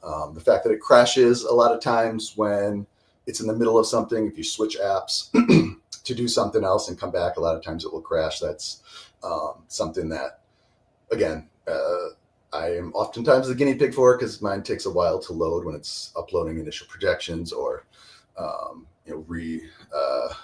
I also buy and sell and trade cards a lot. And so as it's addressing changes to your gallery, being able to do that. And so it's something where, we could figure out how to make it so that it's not downloading your entire gallery every time you open it up. But instead, it's taking what your gallery was before and just looking at the changes. Things like that will be happening, and it'll get better. Apologies again for all of these bumps early on. The very, very positive thing about this, though, is that the changes that happened last year, where Cap had to redo the entire app, like all the API stuff, because Sorare changed the API last summer. What they were doing with that was having a consistent API across all 3 sports. And so the goal is for that to be pretty stable going forward and not to have wholesale changes and all that. There's always going to be, changes to the gameplay, meaning that we need to change the app and we need to figure out how to do energy and all of that. And so we'll need to make changes like that. But the wholesale changes, working with the API, I think this will hopefully be the last really, really big one going forward. So that's a good thing. And so once we kind of figure these kinks out, I think it'll be a lot easier going forward. We probably can more easily do an NBA app, even if we're not doing NBA projections for next year. If it's kind of all the same, if it's the same language with the API calls and all of that we need to do, it'll be a lot easier to convert it. So that's what we have to look forward to. Thank you again for your patience. The goal, the app is huge for me. With training last year, and I feel bad because Cap did a ton of work making it so that we had an auto trainer last year. It only worked for probably a month or less. And I told Cap, I was like, I think they're going to get rid of this. So I wouldn't put a bunch of time into it. He still did. I don't know whether because it's fun or just whatever. But so we did have an auto trainer for a while. Which for me, I was submitting 100 or 200 training lineups every game week. And I was joking, before I started doing FP stuff, when I was just watching Alex's live before lock streams, which are typically an hour, and I've never done one that's been less than an hour. But that hour, I was just sitting on my phone listening to the live before lock and setting my training lineups and getting as many of them in as I could. But it literally took over an hour to get all of my training lineups in. The app made that a lot easier, which is awesome. Let's see. What else do I have to tell you about the app? Expect the changes. We use the app. The big complaint that many of us often have with Sorare is you guys play the game maybe, but you certainly can't understand it as thoroughly as we do because you're not. I hate saying they don't care as much as we do, but I certainly care more about the quality of life stuff because it takes me an hour or more to set my training lineups and all of that. And I can go into the lineup builder and Sorare and do it myself. And that's fine. And I'm going into it. And this is what I think I'll get into shortly is how I build my lineups. And there's going to be a lot of tangents. I apologize. But I'm looking at the matchups and thinking, all right, these are the ones I want to target. I've talked some about this as well, but 2 years ago when I was preparing for 2023 season, I prepared in the off season of which matchups I wanted to target for the first month because of how prices work and all of that, and knowing that if someone's got a couple great matchups, one, I'm going to be able to play them a lot and do well, and two, if they do as well as I hope in those great matchups, their price is going to skyrocket. And so I can sell those cards, use that to buy some more cards. As in-season became a thing last year, it's a great option for that. And so, that's kind of the off-season prep. The game week prep for me is typically looking at the upcoming matchups. Typically, we have a good idea at least of who the problem pitchers are going to be. So what pitchers are facing bad offenses. So for next week, again, Chris Paddack, it's a riskier play than playing Corbin Burns, something like that. But Paddack has looked good so far this spring. He is going to be facing the White Sox, and unless something crazy happens, and the White Sox, this weekend have an offensive explosion, they're probably going to be the worst offense in baseball, and it's going to be a great matchup for pitchers. So Paddack, is someone that you can get for $2 or $3 for a limited, and is probably going to be worth more than that, either because people see the matchup and want to play him, or if he does well in that matchup, if he puts up a top 10 starting pitcher score, a lot of people are going to be into that. So let me catch up real quick on the comments. Thank you everyone that is here. And again, thank you for supporting us and making this worthwhile for me to do. Thank you for letting me talk about baseball a lot. All right, we're talking about game times. Yeah. Marble Man, our thread gamers, saying I was wondering why the stream was starting 4+ hours before the first game. Well, in part because I had the time wrong, but also in part because I go long. It's a thing I do.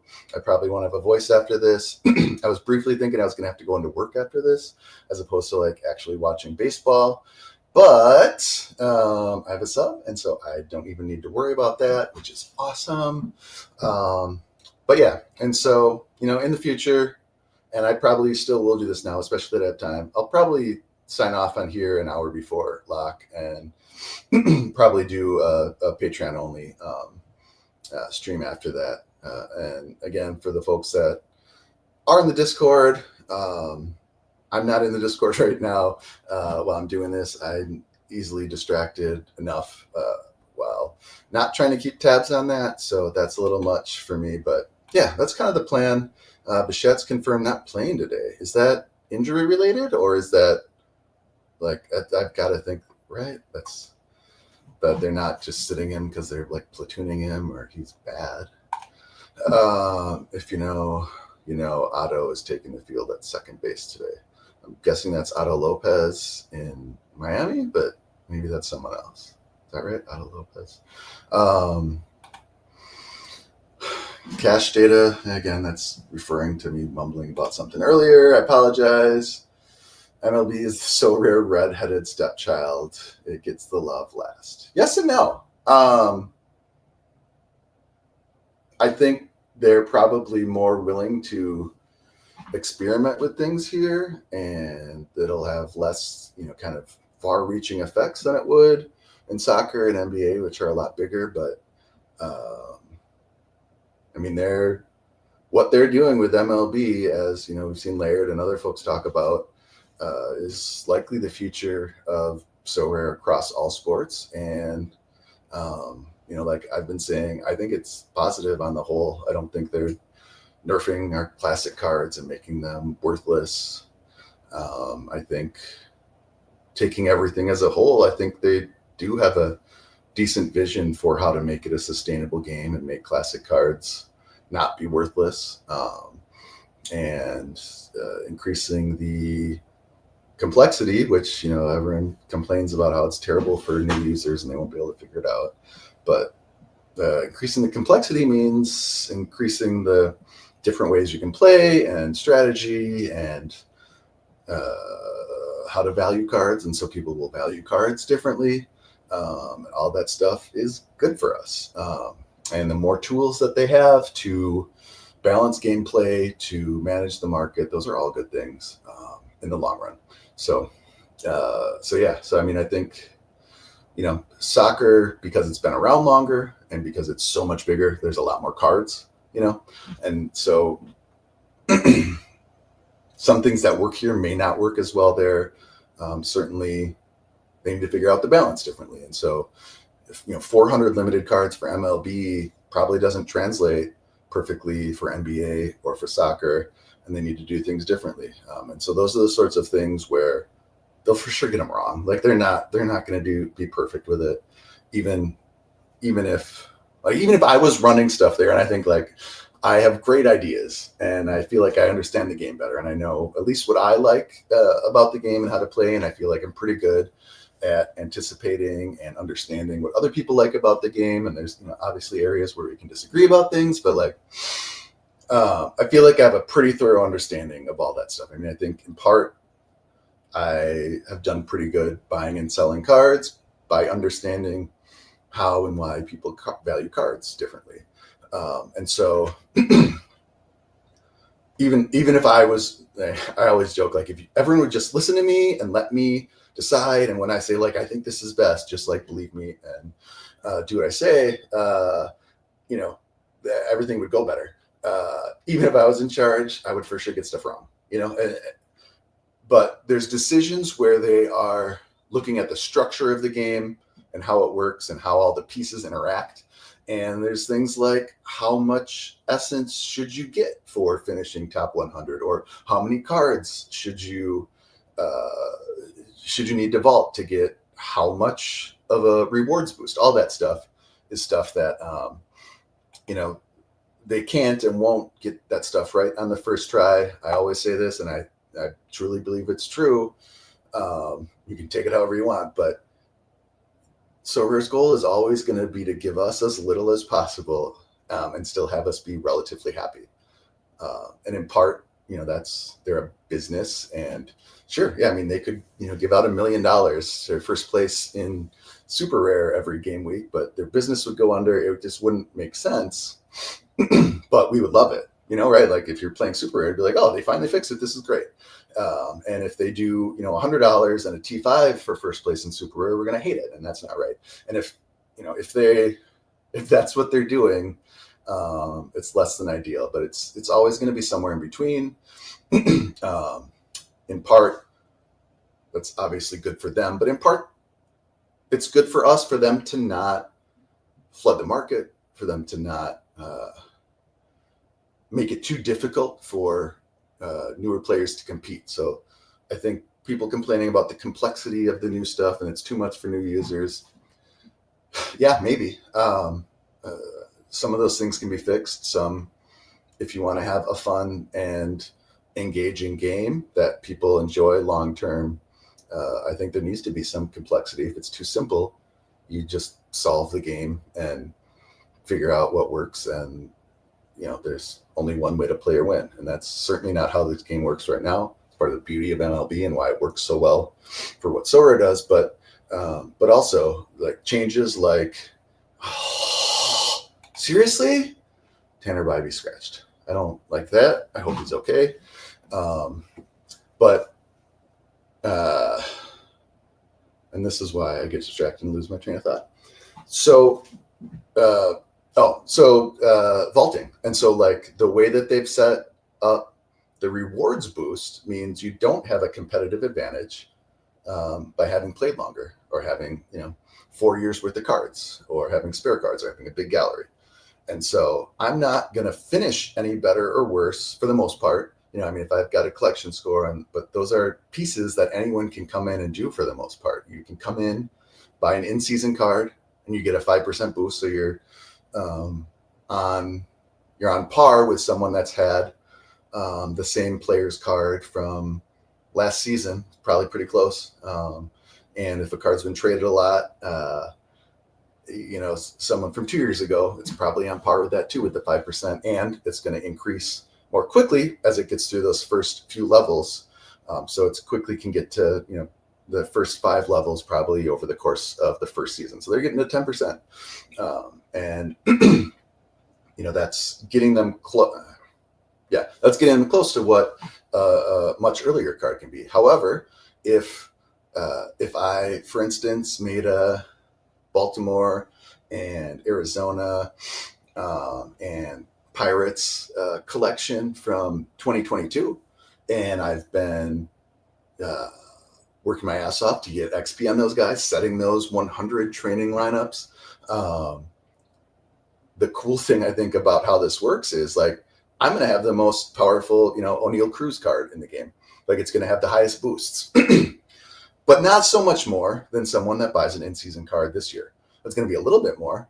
But if you're getting the 5% in-season and you are playing them every week in a top lineup, and they're growing their XP, you're easily getting to 5 or to 8 or 10% over the course of the season, and it's going to be about equal. Next season, that one's going to lose 5%, and so it's going to be a lot lower. And if you want to hold on to that one and keep building the XP up, you can. But that's, again, those are structural things that I think they have done a really good job with, and those decisions I think they've done well at. They do a lot of stuff wrong. Everything from the essence and card rewards with the triple play promotion and all of that stuff. But I've got almost 3 hours. I can tangent away. Good, because that's the only thing I know how to do. I'm over 2 hours in, and I still haven't gotten to many of the things I wanted to get to. So it's good. But again, and I apologize if I'm repeating this stuff too much, but partly, with these new changes and with me kind of busy trying to figure out what we're supposed to be doing with Sorare FP as we get ready for the season, because it's my first time doing that, I've been mostly talking through this stuff. And so like the stream that went out to even the free Patreon members today, which I did, I think the night after I talked to Laird, I think that evening, after my family went to sleep at like 9 p.m. And I was like, I need to start doing some Sorare stuff. I got some time. And I was like, why not just do it on stream and try and figure this stuff out?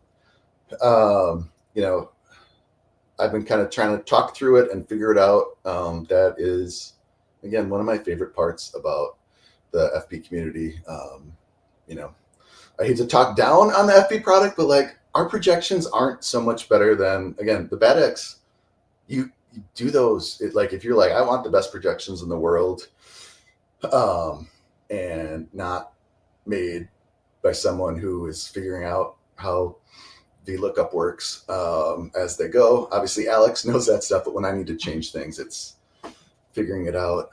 Can someone explain to me why VLOOKUP is using a number to represent the column instead of, I don't know, like the letters that the columns are named, and why, like, if I insert a column, it's like not going to update that reference in the same way that it would that if I was using a formula and saying, A2, and then when I insert something, it's going to move it over to B2. Why is VLOOKUP like that? Why does it hate me? Is there something better? Is there like a workaround for that? Has AI figured out how to just do that for me? I don't know, but I inserted some columns in the Paddacks like data input sheet, and the sheet that we used from there did not like that. So Marble Man doesn't know what VLOOKUP is, but Jump Shooter Local might. Yeah, no, they're probably smarter than me and probably do know. All right, Bybee is sick, not injured, so that's good. Although the sickness that appears to have been going around spring training seems really bad. It seems like a GI thing that is, really messing with people. And there's been a ton of, I think Mookie Betts is the big one, but like I've seen a lot of stories like that of, William Brady maybe was one, but of guys that were sick and like lost 10 or 15 pounds. So, some of us would be happy to lose 10 or 15 pounds, and probably would deal with being sick to do that. But yeah, so I think I'm probably finished with thoughts on that. Yeah. All right. It is, I'm 2.5 hours in. It's 10:30 for me. Marble Man will probably keep me updated on when I'm starting to get close. But let me look at, let's see, the outline that I had. My running rundown. Can I change that? StreamYard is sharing the window. I don't want to stop sharing. I want to change it. Why won't you let me do that? Image, extra camera. All right. Here we go. All right. What am I supposed to be talking about? So here's this stuff. Kind of took an initial look at it. I don't think the prizes are as bad as people say.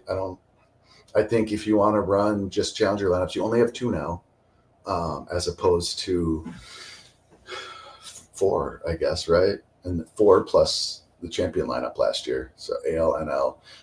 But I had been saying for a while, and I don't know if this was the most popular thing, like get rid of AL, NL, like, and give us multi-entry into Pro and All-Star.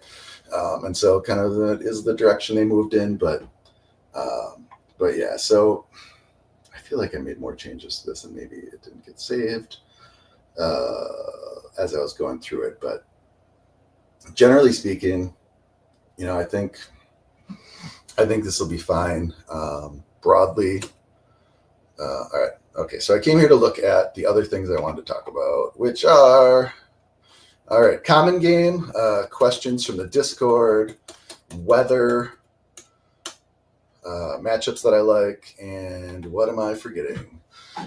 So if anyone has things that aren't covered by these that you think it would be useful for us to talk about before lock, let me know and I'll add them here. Next time I go over the comments. For commons, I would say, and I forget what the question was exactly, like any commons deals and things like that. So just to keep everyone up to date, if you're haven't been following like very, very closely, they sent out, I think, a notice about how the common game is changing. Broadly, it's pretty much like the NBA game. It's kind of like a scaled system of the best players are 1,000. essence, gems, whatever they previously called these things. It's essence, but you're using it like money as opposed to using it to hit a threshold and craft a card like you do in limited and rare and all the other scarcities and commons. You have essence, but you use it to buy cards at a certain price. That price is determined. I want to say wholly. So I think they're ordering them based on performance. Is that right? I don't know if that's true. If anyone knows exactly what they're doing, and I know I saw in Sorare Edge someone had looked at an estimate of how the prices were shaking out.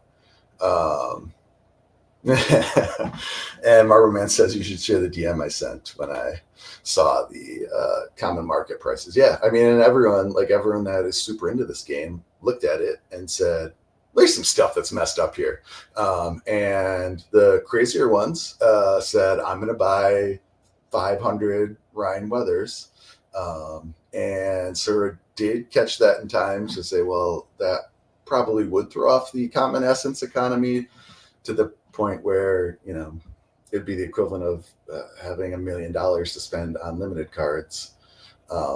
And while I don't think that's as big of a deal as others do, the game's going to be broken. No, it's not. Like, anyone can, and people have, Bob played with a super stud lineup last year and he did great. Don't get me wrong, but he didn't win every week. Like, he, by no means did he dominate to the extent that the game was broken. So you simply can't. Now, if someone is like playing Moneyball style and like really, really into the matchups and figuring out when a pitcher who is generally pretty good is going to struggle because of certain lineup constructions or certain styles of play or certain parks where, if like a Joe Ryan, someone like that is someone who is kind of confounding both for analysts and for batters. A lot of deception. He was getting by and doing really well with like a 92 mile an hour fastball, which in today's terms is pretty low. He's added a couple miles an hour of velo every year now. So he's throwing with a ton of deception, but also with a lot more velocity now as well. But he's always going to give up some home runs. He's a fly ball extreme pitcher. So, if a pitcher's throwing sinkers, balls that dive, when batters miss, they're more likely going to miss on top of the ball and hit grounders. So some pitchers, because of their style of pitching, are going to give up more ground balls and fly balls. And everyone makes that work in different ways. But a pitcher that's giving up a lot of fly balls is going to be a lot more prone to giving up home runs. And so having some blow-ups and things like that. And DeGrom is one like that. He is probably the most dominant starting pitcher of the past 5 or 10 years when he's healthy. But he's going to give up home runs. And, when you throw, close to 100 miles an hour, when someone does catch up to that and they get a barrel on it, the ball's going to fly real far. So, so because of that, where was I going with this? Anyone? I don't know. So if you're super into matchups, and so because of a pitcher's tendencies, because of whatever, how the way that they pitch is going to play in a certain environment or versus certain lineups and all of that, like if you're dorking out on this stuff, but also have access to literally every player in the game, like you're also going to do better than someone who only, has Ohtani and Judge and Tucker and, Vlad and all of that. And you're going to do better than someone who has all that knowledge and is using all that knowledge in order to play the game as cheaply as possible and still be very competitive. But if you can do that with all the better cards as well, that's probably the most successful way to do this, but it's also really hard and takes a lot of time. And again, that might also not be the most cost efficient way of doing it, but it might be more fun for you. And so, for me, it's been cool to be able to keep building my limited gallery in a way that some people have. Not to my extent, but like in the way that, GW probably has super rares and uniques. Like Hey Eagle has an insane super rare gallery. and he's been successful. But Kika also, he has some really, really great players, but he has, I mean, his gallery, I think when I looked at his super rares, it was under 100 for sure. I think it was like 70-ish. And so, but he's got, you know, like a Jordan and some of the super, super fun players. And so, again, different styles. And I think Kika and Hegel are both having fun and both successful. You know, the expectations are very different. Kika has some nice cards. He does. You know, he doesn't need anyone telling him that, though. It doesn't need it going to his head. Kika knows what Kika has. And I think we should all work on not encouraging him. I do enjoy teasing Kika, and thank you for letting me do that, Kika. But yeah, so getting back to commons and how you should play it, the price is adjusted today, I believe. I went through and started, and I guess now's as good a time any is to start looking at that stuff. Is there really no way for me to switch what I'm doing? I'm also going to do that so that I don't get huge every time I do that. All right, and let's look at this. All right, I'm going to grab some, I think, common essence probably. I guess won't see what I actually got. This is really hard. So on my screen, I've got two windows, and I've got like a side menu for StreamYard where the menu would be for Sorare, and I keep looking at it and thinking, why are those options there? But it's not. Sorare's, they're at the bottom here.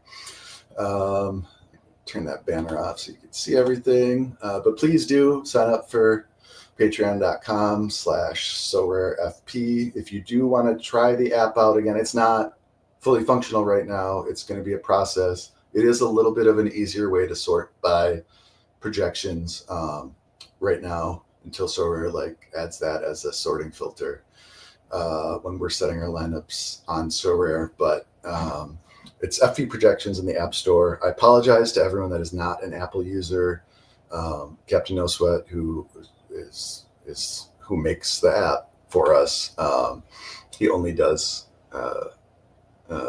iOS apps. Like, it's a hobby of his. He doesn't do Android stuff or anything else. And so that's what he knows. And so that's what we have. We'd very much like to, at some point, add a web app or something like that, especially for some of the more like data-y stuff that I would like to look at. I think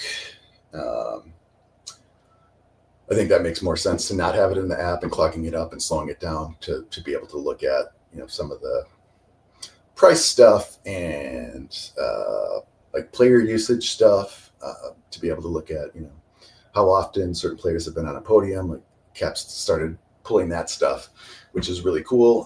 But, you know, that stuff doesn't need to be in the app. And so hopefully either I or someone else can figure that stuff out as well. So what? Oh, I think it's my watch vibrating. All right, go ahead. So yeah, so we hope to do that stuff. I know some people, and the app, when it is functional, is a huge time saver. And so, I mean, folks have started buying just used iPads. If you do that, it needs to be able to run iOS 18 or higher. We do have an option. I think it's possible to make some changes so that it works with like 17.4 or 6 or something like that. And Cap said he was going to do that. That's obviously not like our first priority, but yeah, because I know one person had an old iPhone that you know, no longer can update to the most current iOS, and I think they were like, well, I guess it's time for me to upgrade my phone anyway. I know like DJ Local is an Android person, and ordered an iPad just to be able to use that to submit their lineups. So people definitely think it's valuable, which pleases me. And again, as someone who uses it and has used it even before I was associated with FP, it's awesome, and it's great. But yeah, so the app is FP Projections on the App Store. We don't have an Android version. Someday we will. But as I said before the app was there, but while FP was in existence, Alex just sent out his projection spreadsheets, and we used those. And again, it was a way to sort by projected score and a lot easier to look at who you might be thinking about playing, and like who's pretty close. And frankly, if someone's projecting for 28 points versus someone projecting for 26, that doesn't mean like definitely start the guy with the 28 versus the 26. That just means they're close. And like there's, probably a good reason to start either of them. But if someone's a 28 and someone else is a 15, that's where you want to say like, why is that? And kind of dig into that, especially if it's like Garrett Crochet is projecting a lot lower, I think, than other starting pitchers that he's better than. But if he's going to be playing at Fenway, that is going to be a lot more hitter friendly with the Green Monster, and they have a pretty short right field fence as well. So hitters are going to be a lot more successful against pitchers there. For Garrett Crochet specifically, and I don't know how much the underlying projections are taking this into account, and that's something that I hope to look at before we get started. But my guess is, and this is why Crochet was pretty undervalued until very recently, he was only pitching 3 or 4 innings per start for a lot of the second half of last season. He was on the White Sox. The White Sox suck. And they knew that they were going to trade him, whether it was at the trade deadline last year or in the offseason. And so, usually we call this a business decision, right? He made a business decision to say, I'm not going to pitch long into games in the same way that I would if I was on a contending team, and or if I had a long-term contract locked up. That guarantees that if I hurt myself because I'm pushing myself like that, that I'm getting paid like I should be, as opposed to, losing out on money because I, pushed myself to pitch too much for a non-contending team. And I think he said at the trade deadline too, like, if I don't get an extension, I'm probably not going to pitch in the playoffs, because he was going to hit his innings limit. He's one of those former relievers who's converted to a starter, and he'd never pitched, I don't think, probably in his professional career or life. I'm sure he had. I think he started off as a starting pitcher, but for years he hadn't pitched that many innings in a season, and the more fatigued you become, I think the higher likelihood there is that you're going to get hurt. And so he, I think rightfully so, said like, look, I'm not going to pitch in the offseason or in the postseason if I get traded to a contender, if I don't have an extension locked up. Josh Hader, did something similar and was with the Padres and said, look, I'm not going to come in with, 1 out in the 8th inning and pitch 1 2/3 inning, coming in with runners on base. If you're not going to lock me up, like I need to go get a contract, which is for my livelihood, and my, me getting paid is going to be greatly affected by my performance in my walk here. And if I'm coming in the 8th inning and throwing, not pitching a single inning, so I'm pitching more, maybe, going all the way through a lineup once. And so someone's seeing me again, or especially like, there's a lot of data now saying, a reliever, not just in one game or any pitcher really, but it affects relievers. If a team sees a reliever over the course of a series, in the same way that a starting pitcher is usually worse second time through the batting order, and then the third time through the batting order. In that same sense, a reliever is going to be worse the second or the third time a team has seen him, whether it's in a playoff series or just a normal homestand or something like that. They become less effective because you can, everyone's pitches move differently and are used in different ways, but batters can adjust to that and figure out what they need to do the more often they see them. And so, if Hader's pitching, going 30 pitches instead of 15, and is doing that, 2 games over a 4-game series, like his performance is going to be worse. And if he's coming in the 8th inning because someone walked a guy and then got pulled, he's much more likely to give up a run than if he was coming in, starting fresh with the bases clear. And so, those are the decisions that players have to make. And I I fully encourage that. I think they're absolutely right. I don't think they're being terrible people. Now, like if Crochet, started on a contender and they'd had contract discussions and he didn't like what they're offering, it maybe is a different thing and all of that. But like he was on the White Sox. They're a terrible team. They don't really do well by their players, I don't think so. And just full disclosure, I'm a Twins fan and I hate the White Sox. So, I'm going to talk down on them at all times, especially now.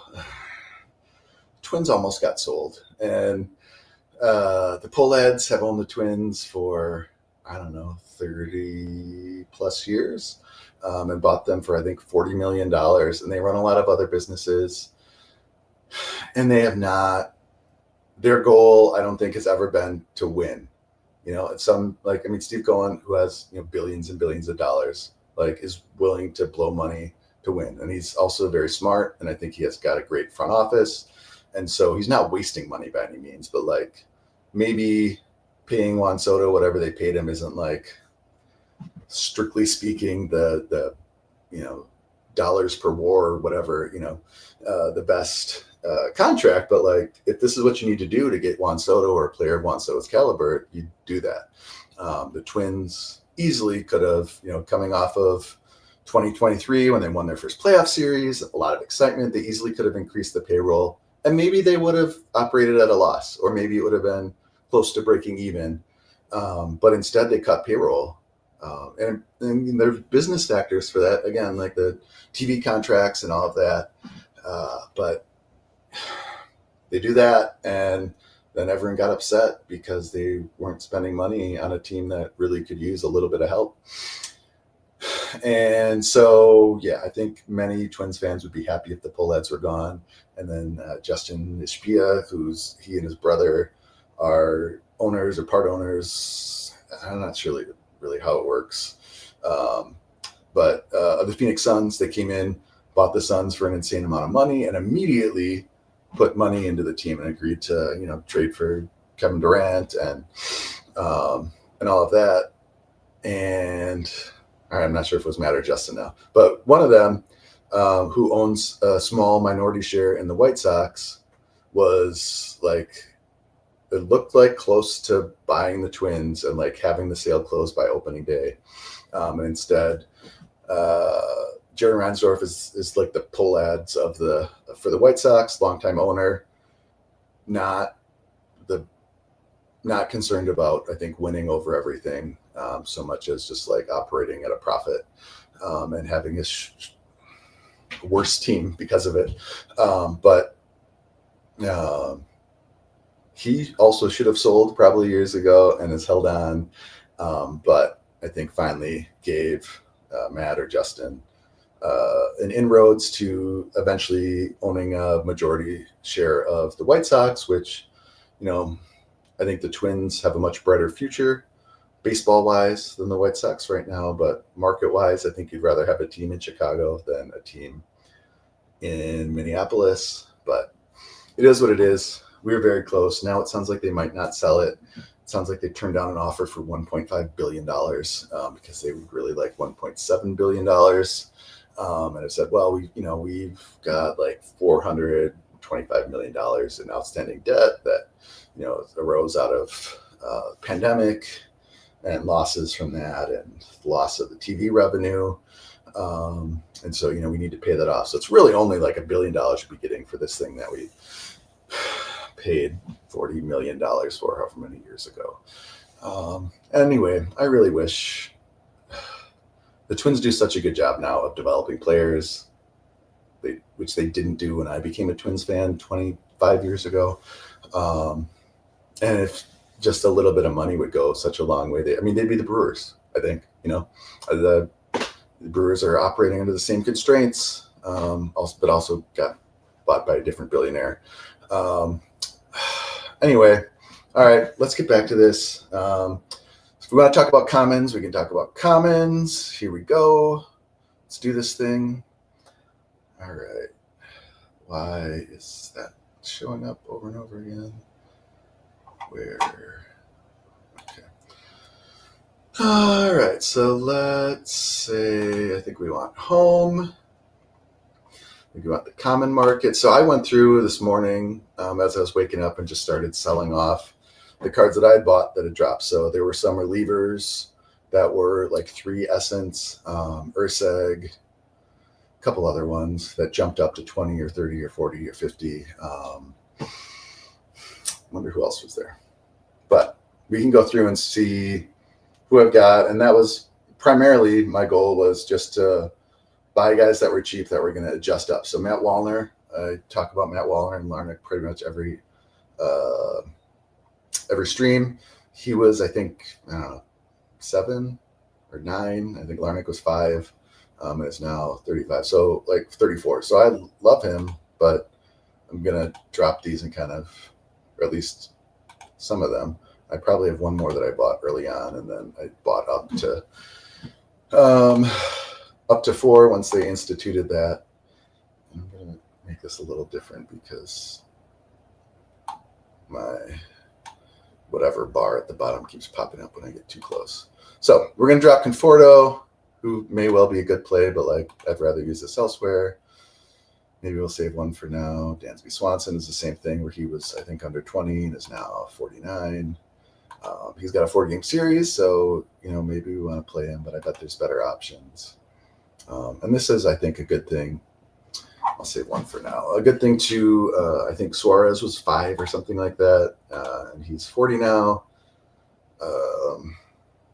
Keep a couple of those. And Tyler Fitzgerald was, I think, 1 or 4 or 5, and is 34 now. I don't like him necessarily rolled and skills. None of those are great, but yeah, I don't. Yeah, he was just someone that seemed like he was going to adjust up. Diaz, I think, was around 30. I could be wrong on that, but I just bought him not to sell him. All right, Jazz was 1, and I think I dropped all of the other ones and kept 1, although now I'm thinking maybe I should have kept those because I love Jazz and could for sure play him in my limited all-star lineups, although it's a 3-game series. And so, yeah, I mean, if Jazz is healthy all year, and I think the biggest thing with Jazz has been health, but he played through injury last year, and that, again, that may be a thing where he was like, I'm on, rookie level or, just entering arbitration for contracts. And I'm playing for Miami, who everyone knows is just going to sell him once he gets expensive and they can trade him for something because they don't run a major league payroll number, and he's not an idiot. So it's like, why risk,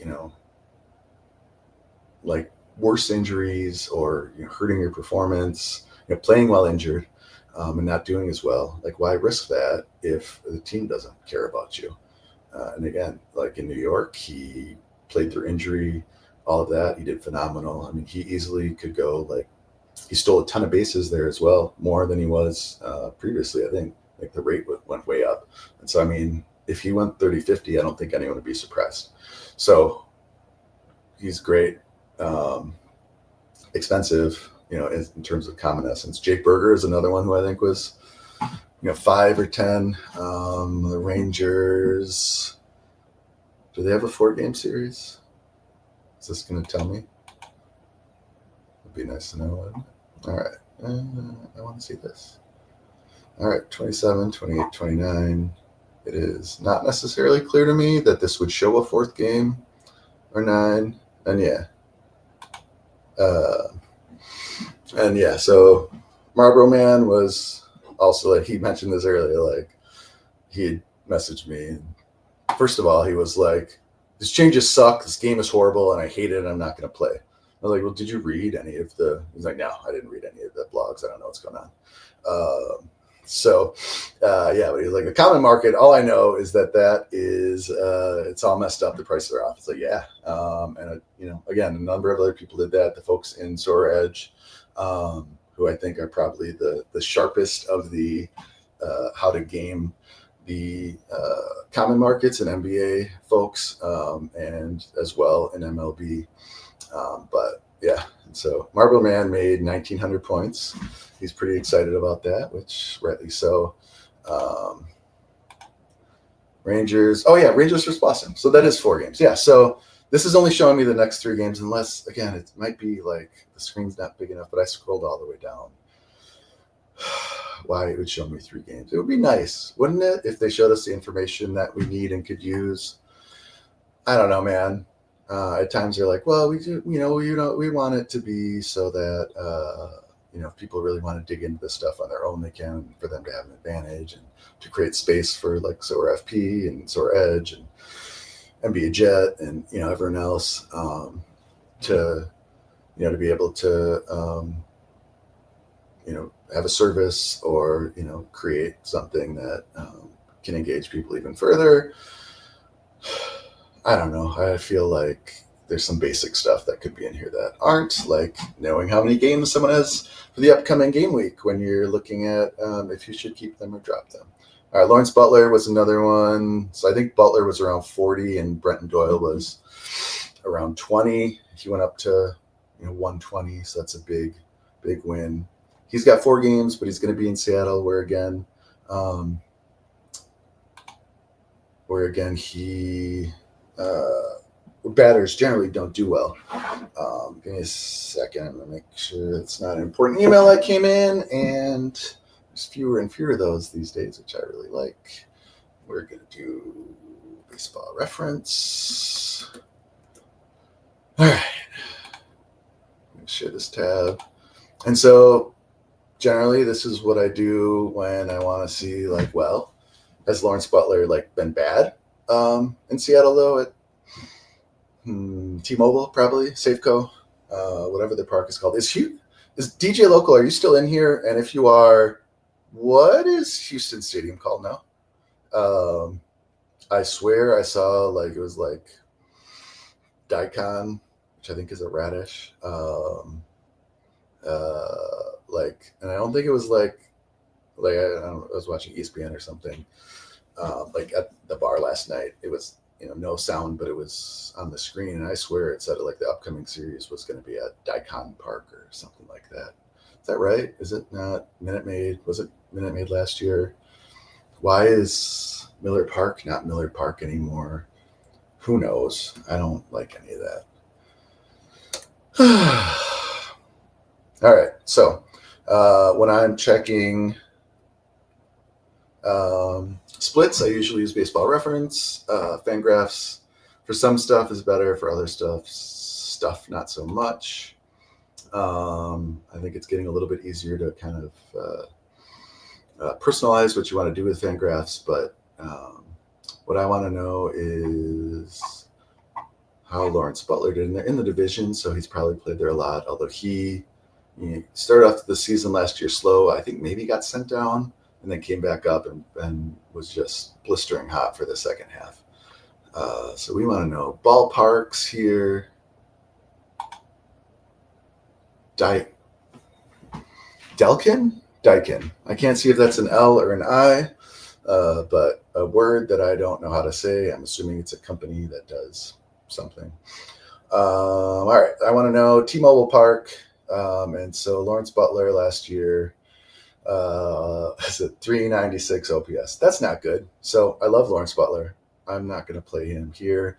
What I should be doing, if I had the time and cared enough, is looking at his next few weeks and seeing if he's got a 4-game game week for game week 2 or a great matchup for game week 3.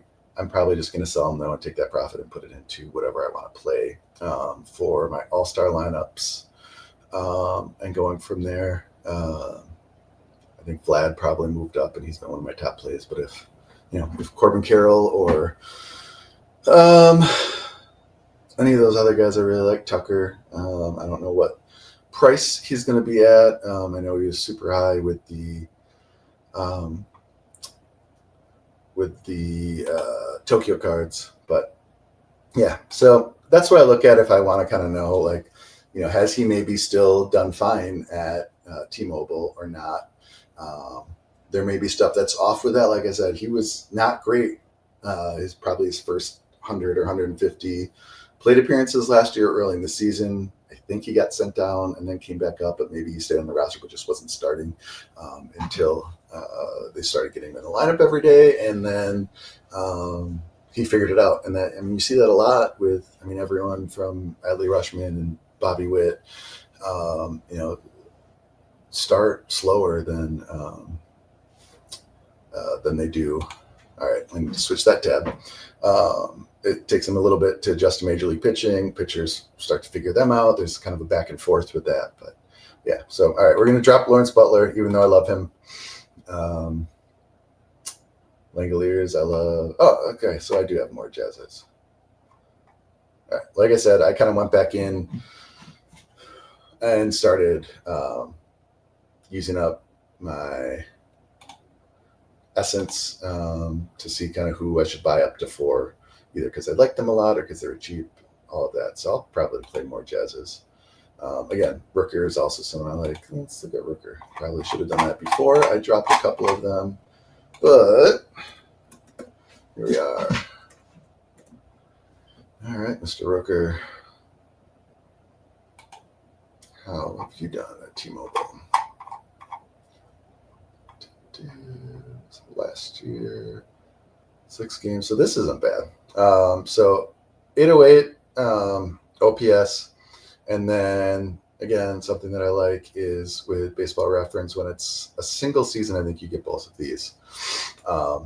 T OPS plus and S OPS plus. So T is going to be relative to the player's total OPS. So if they had a 120 OPS plus, which means their OPS was 20% better than the average player, I think. Correct me if I'm wrong on that, but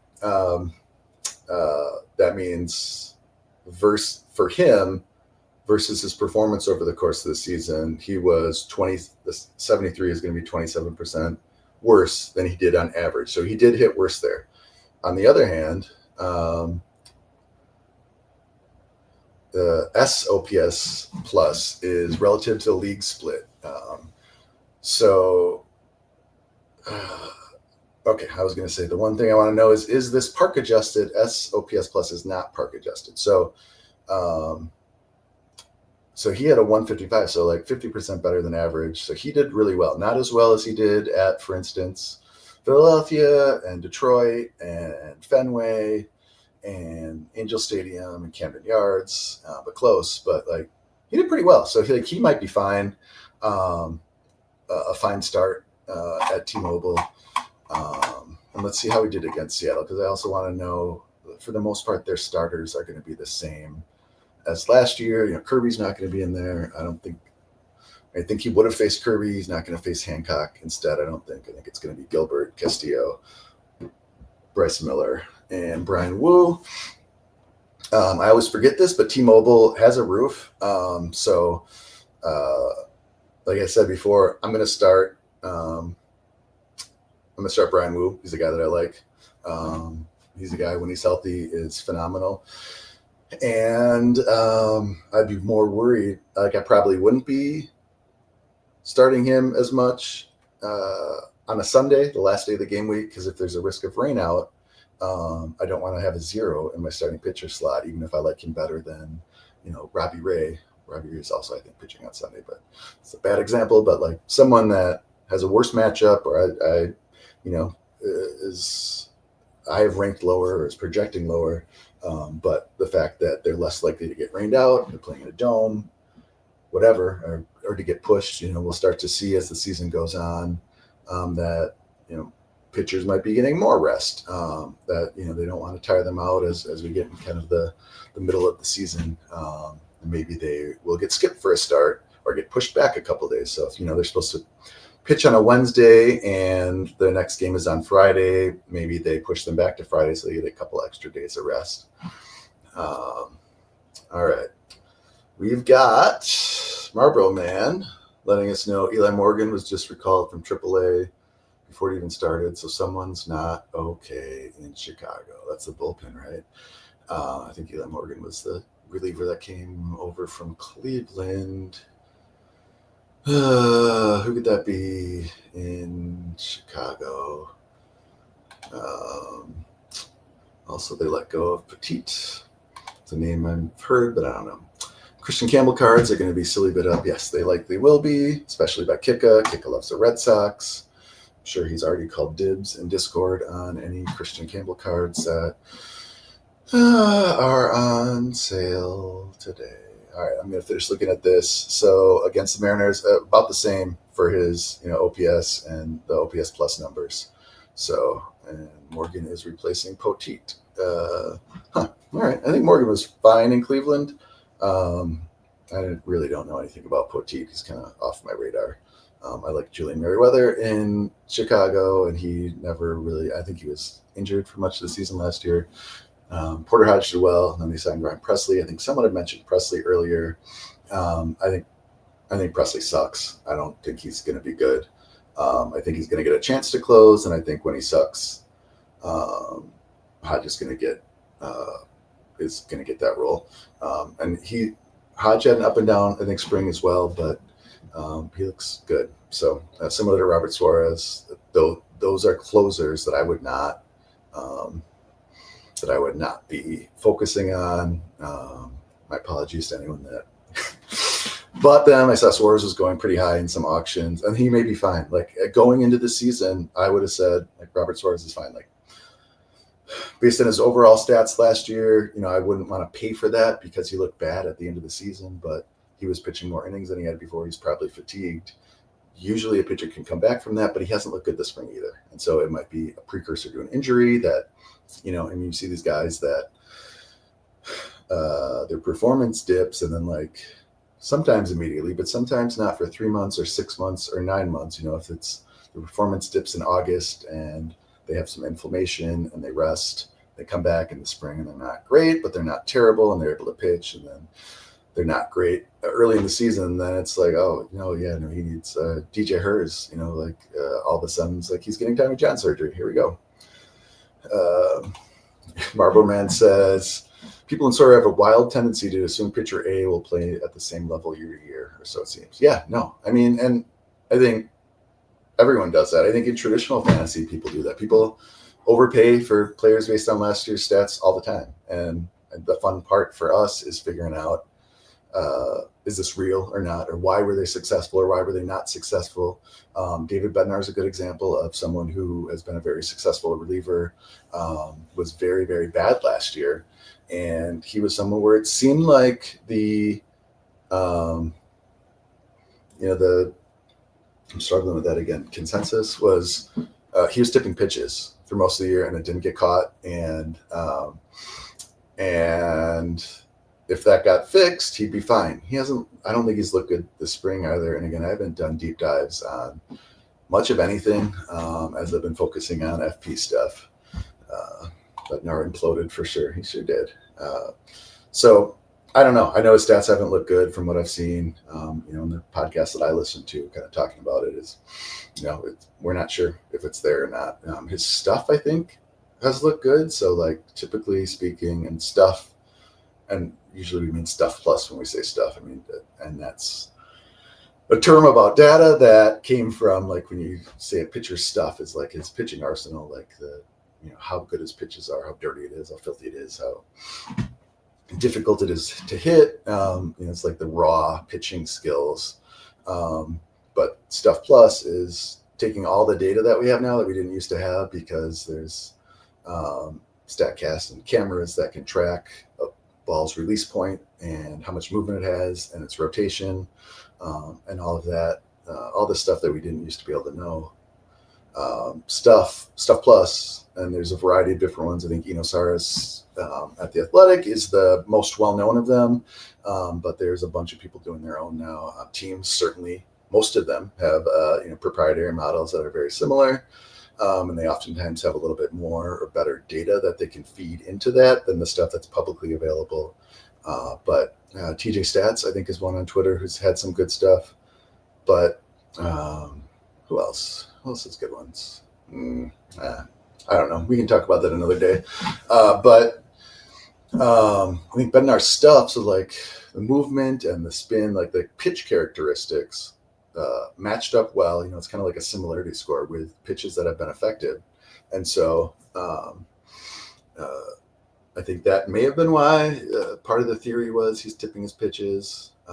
Unfortunately for spring training, some of the spring training sites have StatCast available, so they have all the cameras that they need to be able to track that stuff. Some don't, and so we're never going to get like full information on every pitcher's every pitch in spring training. So we're figuring it out. I know a big one that Twins were talking about was Joe Ryan's velocity was down like I don't know 2 or I think it was either 3 or like 1.5 miles per hour on his start.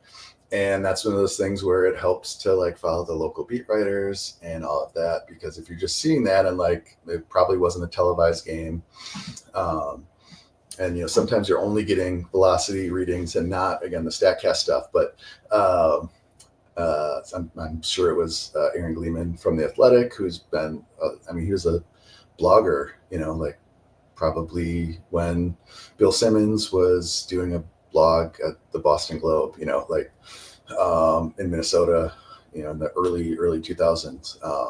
But he's, he does a podcast with another longtime Twins blogger. It's phenomenal. They do a free one every week. They also do, they have a Patreon, and they do Patreon only ones as well. But reading the stuff on The Athletic or listening to the podcast is a great way to get insight on the Twins. But I think his back problems have gotten worse, and so I don't think he was able to go to spring training this year. But Dan Hayes is another writer for The Athletic who was down there, and I'm guessing that's who it was, or Betsy Helfland, who I think writes for the Pie Press.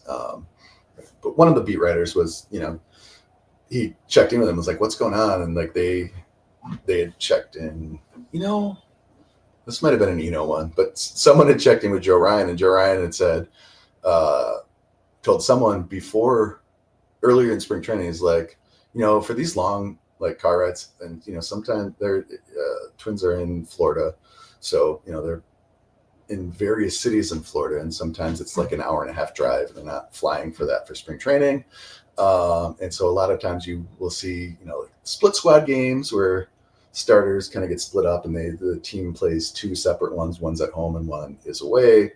And a lot of times you'll see the veterans not travel for those so that they can stay and not have to do the 1.5-hour long bus ride or drive or whatever. But Joe Ryan had said, like, my plan in spring training is to take, like, I think it was a half tick. So like a 0.5 mile an hour off for every half hour I need to travel to get to a game, just because like my body, you're sitting in a car for 1.5 hours, no matter how early you get there and how much you prepare, like, and as an old person, I get that. So, but he had said, specifically, like, my goal is not to throw as hard as I can to not risk injuring myself as I'm building up in spring training. And so take a little bit off and more the further I have to go. And that it matched up exactly with what the numbers were. So whether it was 1.5, because he'd taken 3 ticks off, and it was, 3 chunks of hour for the drive, whatever. But all right, Bo Bichette's in the lineup now. Confirmed lineup was semi-confirmed. Marvel Man will assume. All right, I guess that's better than anything else. All right, we're gonna put this back up. Patreon.com, SorareFP. Please sign up for that if you haven't yet. There's a free tier. And we will be doing another limited giveaway like we did, I think just about a week ago. And I don't know, I guess if you take a look at that and see what the cards were, if you're like, it's not worth it, then yeah, it's not worth it. But for paid members, anyone that's signed up and signs up before the end of the day today, we're going to be doing a road one as well. I kind of hope Greg Camp wins, because I think he was the first one that had signed up. After we announced that giveaway, and I feel like he maybe like converted, or like I think maybe he had previously subscribed one of the tiers, or even just a free one, and it canceled it, but then signed up again. And so he wasn't coming up in the spreadsheet that I was looking at of members, because his like sign up date, I was sorting by sign up date, and he had signed up 3 years ago, but hadn't subscribed for a while. So I will be sure to get that right for next time. We haven't done the rare giveaway yet, but we'll take a look at it. And there have been a ton of signups. I'm so excited to see it. Thank you all for doing that. If you have questions about what SorareFP is, feel free, especially if you're doing it in the Discord, and if you are going to sign up and if you are going to pay, unless you don't do anything with Discord, and don't have an Apple device, sure, just do the projections. But it's, I think, a much better value to be in the Discord and be able to ask questions of not just me, but all the different people that are in there, Robbie and Bob, who have been Sorare FP members since the very start, who are technically part of the Sorare FP control group, which is mostly just, the folks that Alex had always kind of relied on to bounce ideas off of. But yeah, so, but also, again, folks like Kika and Mookie and all the folks that are in there that are excited to talk about baseball stuff. And so especially if you're someone that doesn't know baseball as well and you have questions, that's the place to ask those questions, and get answers, and have people be excited to help share that stuff and help people figure it out. And people that are better at explaining that stuff than me, because I will often go into too much detail. If you haven't noticed, that's a thing that I do. So people can probably explain things better than I can in many cases. But yeah, go sign up. There'll be a giveaway. And yeah, I would also say, if you're thinking about doing the paid tier, sign up now as well. I'll probably, not only for the giveaway, but I'll probably do a cutoff for merch as well. Like I said, we've had a bunch of signups in the past couple of weeks as people are getting excited about baseball again. Thank you again to everyone that stays subscribed over the winter as well. There hasn't been as much stuff. I had planned to do more this past winter because I wasn't planning to be working, and then I accidentally started working. But we'll for sure, I think, have that stuff planned out for next winter as well, to make it worthwhile for folks to stick around, including giving out merch, I think, just for free.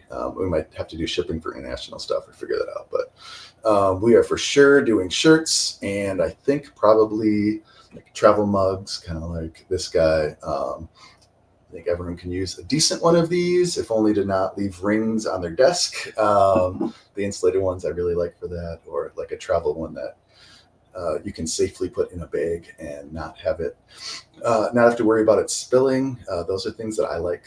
So I figure someone else will probably like that and use that as well. So we might do an option where you can choose one or the other, or whatever. But like I said before, I'm going to be sending out a Google form to get information like that, like your mailing address. If you're comfortable giving it, if you're not, I probably can't send you merch, and that's totally fine. It's not, I don't want anyone to feel like they're missing out, but it's the goal is for this to be just a nice bonus. And thank you for being part of the community, which is pretty awesome. So that is the plan for that. I am going to now, you know what, y'all? It's been over 3 hours. I'm going to take a quick break, and then come back. I hope you don't be too mad at me. I'm going to check the comments one more time. Red Sox have 4 pitchers placed in the aisle today. Officially, Bayo, Hendricks, Liam Hendricks went on the aisle. Giolito and Crawford. Second guessing, running all of those Chapmans as RP. Second guessing, not doing it, or second guessing, maybe I should run all of those. But if Hendricks is out, yeah, just my quick take on this is Justin Slayton looked really good last year. Chapman has always had some control issues, and he's someone I think that will walk people and also maybe give up more home runs than you'd like to see.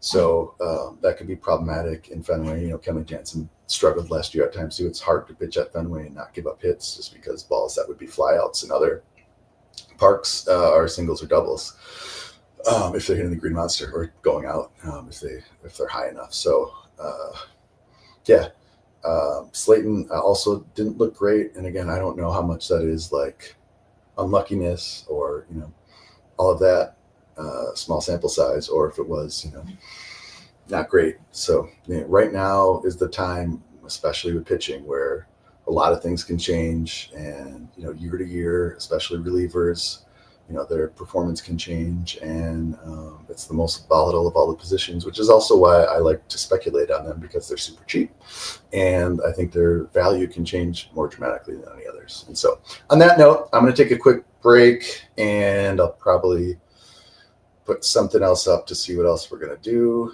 But yeah, I'll plan to be back in 10 minutes or so. It's 11:20 my time, so probably 1:30. I thought games were starting by then, and they're not. So yeah, that's my plan. I'll be back in a little bit. Thank you for being here. I promise I'll be back quickly. Probably going to take a bathroom break and try and catch up on anything that I missed.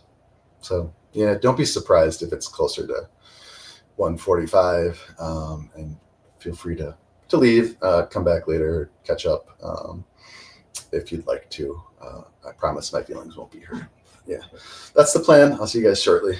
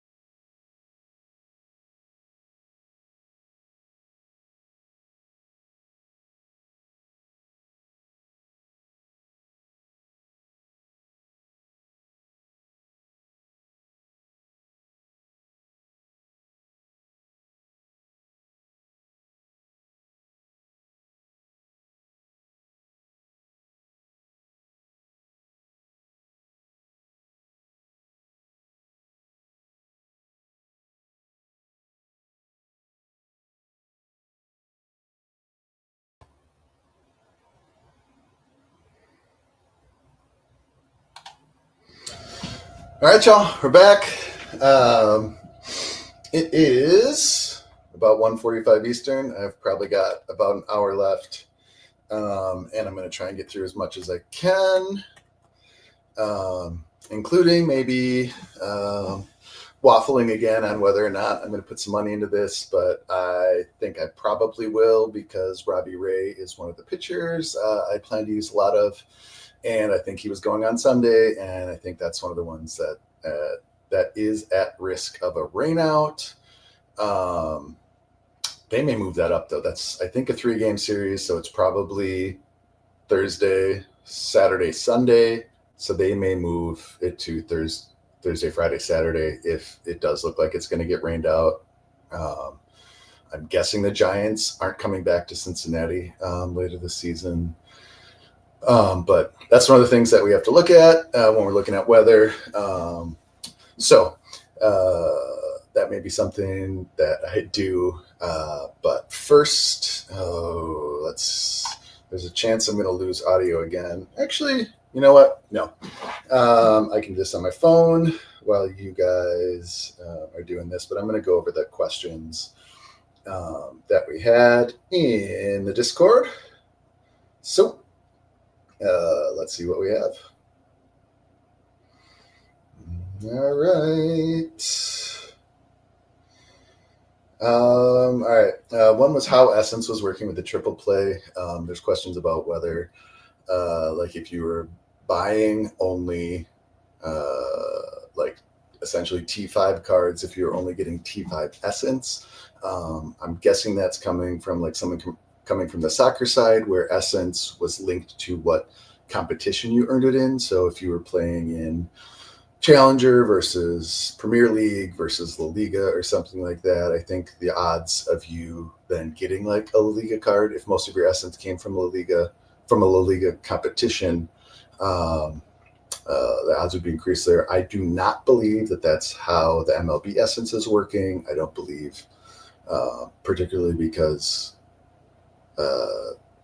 your odds of getting a certain card are set when you turn in your 1,000 Essence, and so those odds would be wrong if you only bought T5 cards and got T5 Essence, and were then more likely to get a T5 because that was the Essence you used. The numbers would be off.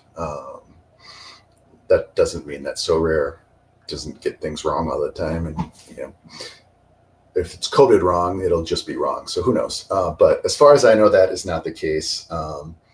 Does Robert Suarez suck? And so let's see. That question was, when I put my reliever tiers out, Robert Suarez was certainly not at the top, and I think he was in a tier that I had named closers I don't like. And again, he's someone that, following last season, I would have been fine with, in hopes that he would come back and be fine or good, just like he was for probably 3/4 of last season. But he didn't look good at all this spring, and so also because they have some very, very good other relievers, even losing Tanner Scott, they've got Jason Adam and Jeremiah Estrada, as well as, I guess, Adrian Morejon is probably going to be a leverage guy as well that I know they like, similar to how they liked Suarez in past years. So I would focus on certainly not someone I would pay top dollar for based on the amount of saves he had last year. Jonathan Aranda, is he going to be playing? That's one we're going to check. So, and this is a good time to mention Underdog. They typically have the best easily accessible tweets for when lineups are released. They are great about that. And so, again, I'm not great at many things that we do with FP. And so we previously had a news channel set up to post those tweets whenever they came in. That wasn't working for a while, but it is working again now. Thank you to whoever helped me with that. I think there was a subscription we needed to restart or do or something like that. And it is now working. So that news is now in the news channel. I'm pretty sure I mentioned this when I started messing around with the various news channels, but we've got a new kind of category of news. And so that one that's posting the underdog tweets is just the news channel within there. And just because there's a ton of them, there's going to be a lineup for every game that gets posted on there, and any changes to those lineups, or if someone sits out, it's a lot. And so it's a lot of scrolling. If we want to have a conversation or ask questions, or, just kind of note news and like what it might mean for players in our gallery, I did divisional one, so AL East, AL Central. So if we want to post post news, talk about it, or ask questions, those are probably going to be a better place for it, because they won't be as clogged, and it'll be easier to see it and not have it be buried by the lineups that continue to come out on top of it. So that's the goal of that. So we'll take a quick look at that and see. I guess I'll go through kind of what I do when I'm looking at projected lineups and things like that. There's a question about daily versus bi-weekly, I think, how to prioritize. So Sab 2000 had asked, is it just me, or are the rewards for daily not really worth it considering the amount of energy needed? So to play classics in, I think Derby is the one of the two daily games that requires in-season cards or energized classic cards. So you'd asked about that, and I know in a previous conversation we kind of talked about this, but obviously for the daily game, because a pitcher is getting all the points, a starter is getting all the points that they would normally get for a game week in that one game for daily. Starting pitchers are going to be the best possible play in the daily game. So if you can do, fill your SP slot, fill your RP slot with a starter who's eligible at RP, as well as your flex spot, that's probably going to be the best play. It's going to be hard even for the best hitters to put up, 25 or 30 and feel confident that you're going to get that. So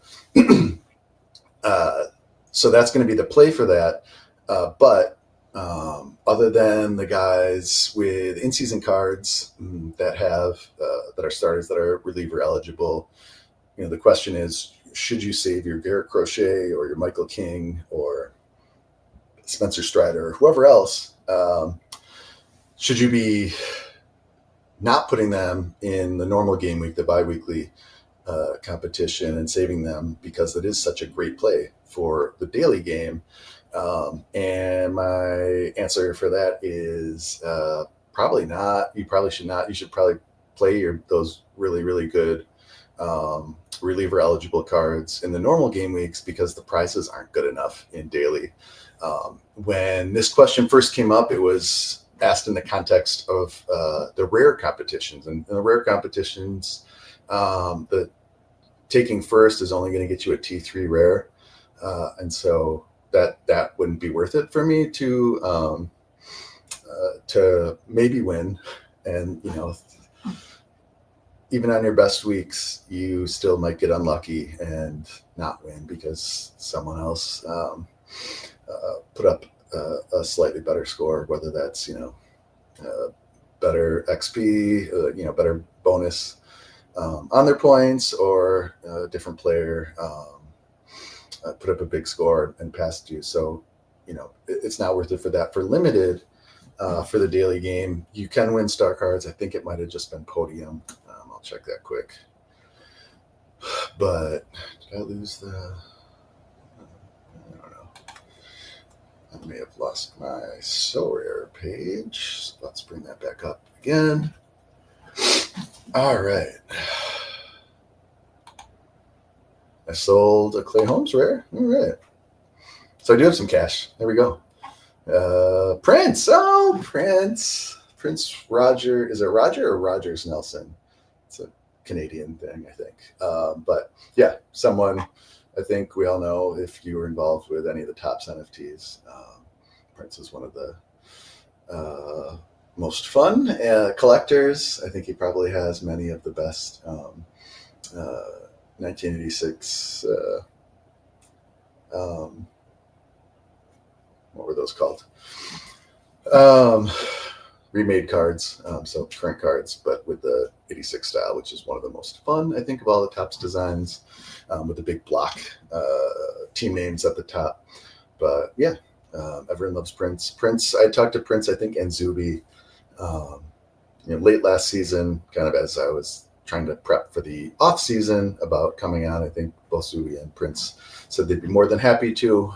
So hopefully we'll have them on at some point this season as we kind of get to go into more fun content as opposed to very gameplay specific stuff. I think it'd be great to talk to them about their experiences and how they play the game and all of that. Get their take on the changes once we've had some time to digest them and actually start playing under them. I know for a lot of folks, initially hearing about the changes this year, there was a lot of frustration and pretty negative reaction, mostly because they presented it as almost all of our contests are going to require in-season cards. And so if you have a lot of classic cards, that sounded terrible. But hopefully we're kind of seeing that you can run more and more lineups using just your classic cards or in part some of your classic cards. And I think that is going to be the way to go, like I said before, to get as many pieces as you can cheaply to be able to play in-season cards that are going to be competitive, and then use the cards that will be more expensive to buy them in season, to use your classic cards and use your energy that way. So yeah, that is that. Let's see if I can find the rewards for the daily game, which, as I'm sure you'll see, I've not done anything with yet. Is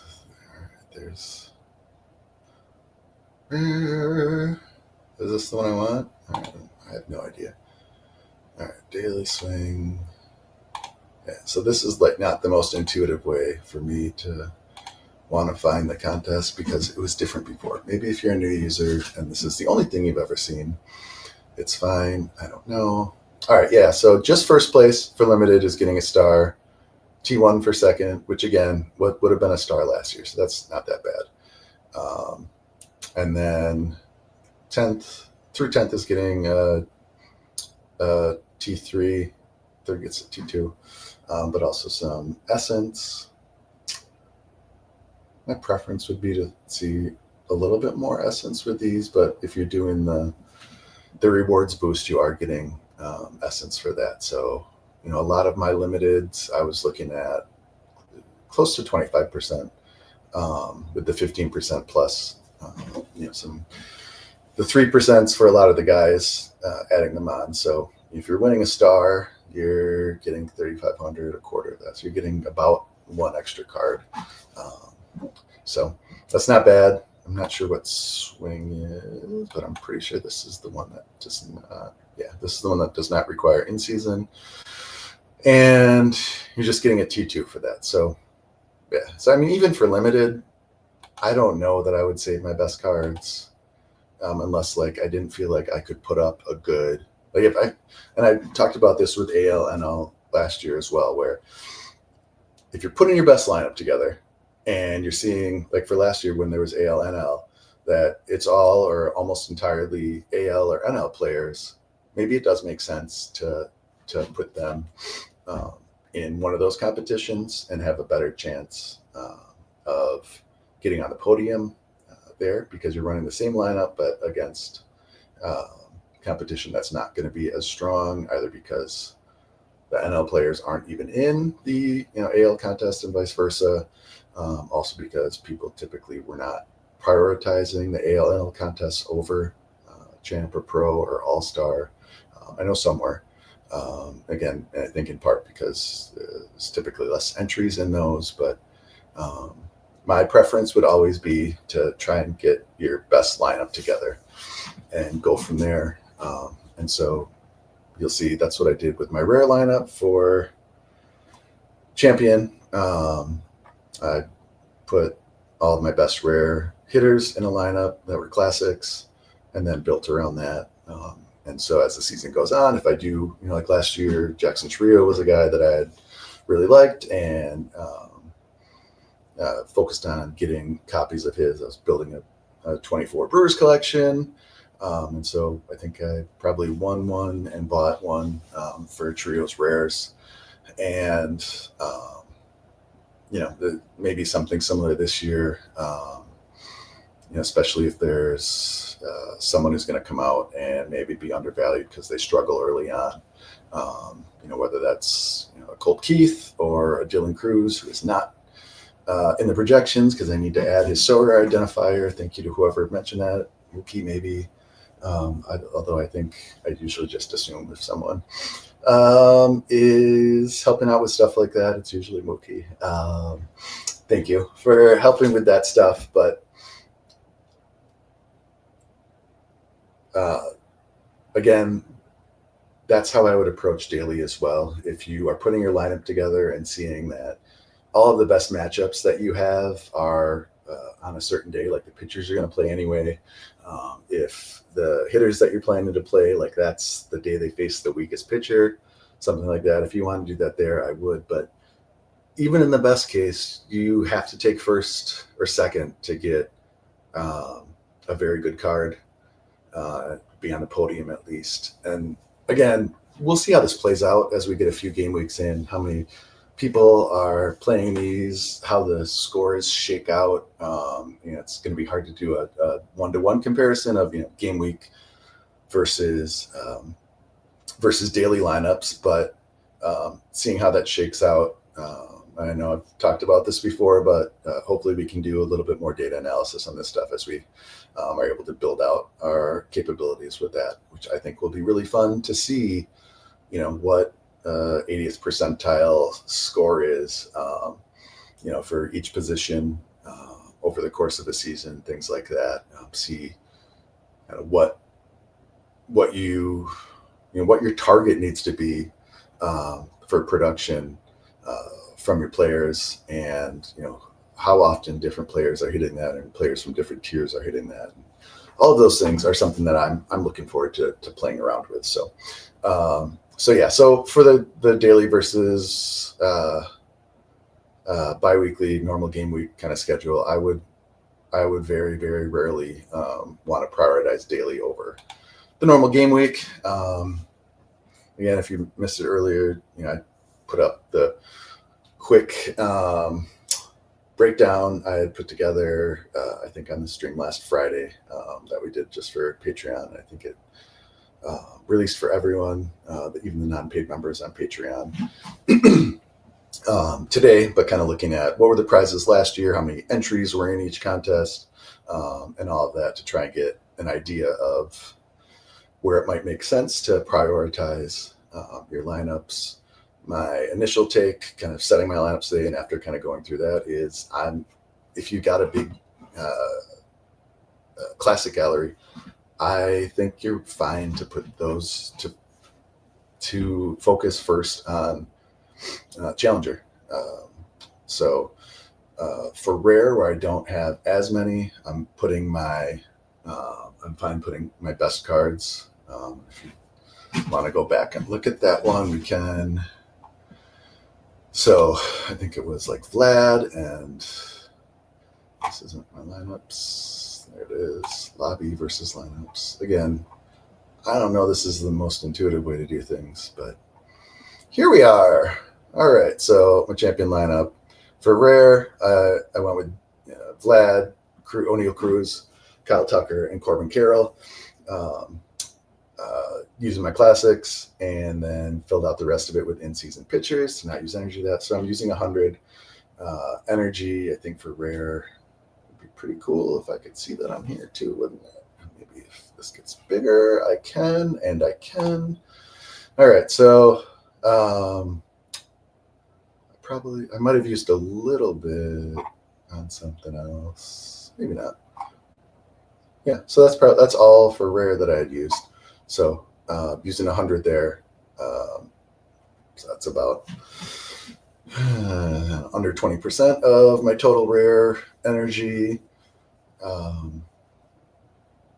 Ideally, as the season goes on, I will hopefully build out my rare gallery. I haven't focused much on bats for in-season rares yet. Again, mostly because I was trying to build out as much of my pitching options as possible.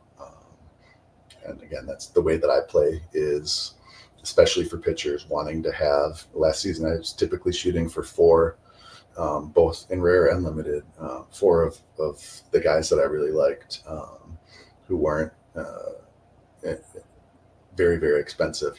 Typically, I mean, even Zach Wheeler, who's I think consensus top 3 starting pitcher, was under $10 during the off season, and at times probably in season as well. So a guy like that, loading up on them to be able to, when they have a great matchup, start them in most every lineup, and then kind of filling out the rest of them, either to kind of reduce the odds that he has a bad start or doesn't play, if they get rained out or something like that. So mixing it up a little bit, so not all of my eggs aren't in the Zach Wheeler basket, but to be able to have that be like an easy decision. I like to have enough to play almost every lineup with them. And so that's what I've been trying to build out with my in-season cards for this year. The pitchers that have been, $5 or less for limited, 15 or less for rare. If I can pick up guys that I like for prices like that, I'm fine with that and happy to do that. So that's my goal for these. Hopefully I can start building out either by winning some cards or starting to buy them as kind of prices go up and down. If someone, if O'Neill Cruz starts out slow and his prices drop, I still like him long term, and I'm happy to get him if if his in-season rare is $50 or less. I'd be happy to pick one of those up. And he may have been over the past week or two. Again, I haven't been focused on too much of that. I've been, to the extent that I did buy in-season cards of better players, I was frequently doing that in limited to try and build that out so that I can try and kind of have the options that I really like to have for being able to play these, to mix and match and play matchups with a lot of options. So I might have crafted both of these, both Vlad and Jazz, for these limiteds. I think I might have bought Jazz actually, and then Tucker I also bought. And so when I was spending $50 or $100, it was on cards like these or Chirrio. I think I bought 2 Chirrios like at the same time. Like I think I instant bought one and then got the next auction on it, both around $50. Like, if he has another a great start to the season like he was playing last year, I think he's probably a $50 card for in season, regardless. So I'm not necessarily overpaying. And even if he doesn't and his price drops to 20, like we often see the kind of stars who are below the Judge and Ohtani level drop just when they're in a slump or don't have great game weeks coming up, But Matt Olson, I think, is one of the examples for that I usually look at, where he's very streaky, and when he's on, he can carry your team and he can be an every week start. And when he's off, he's not great, and so his prices will drop to, like I said, $20 for a limited or less. Alonso, same way.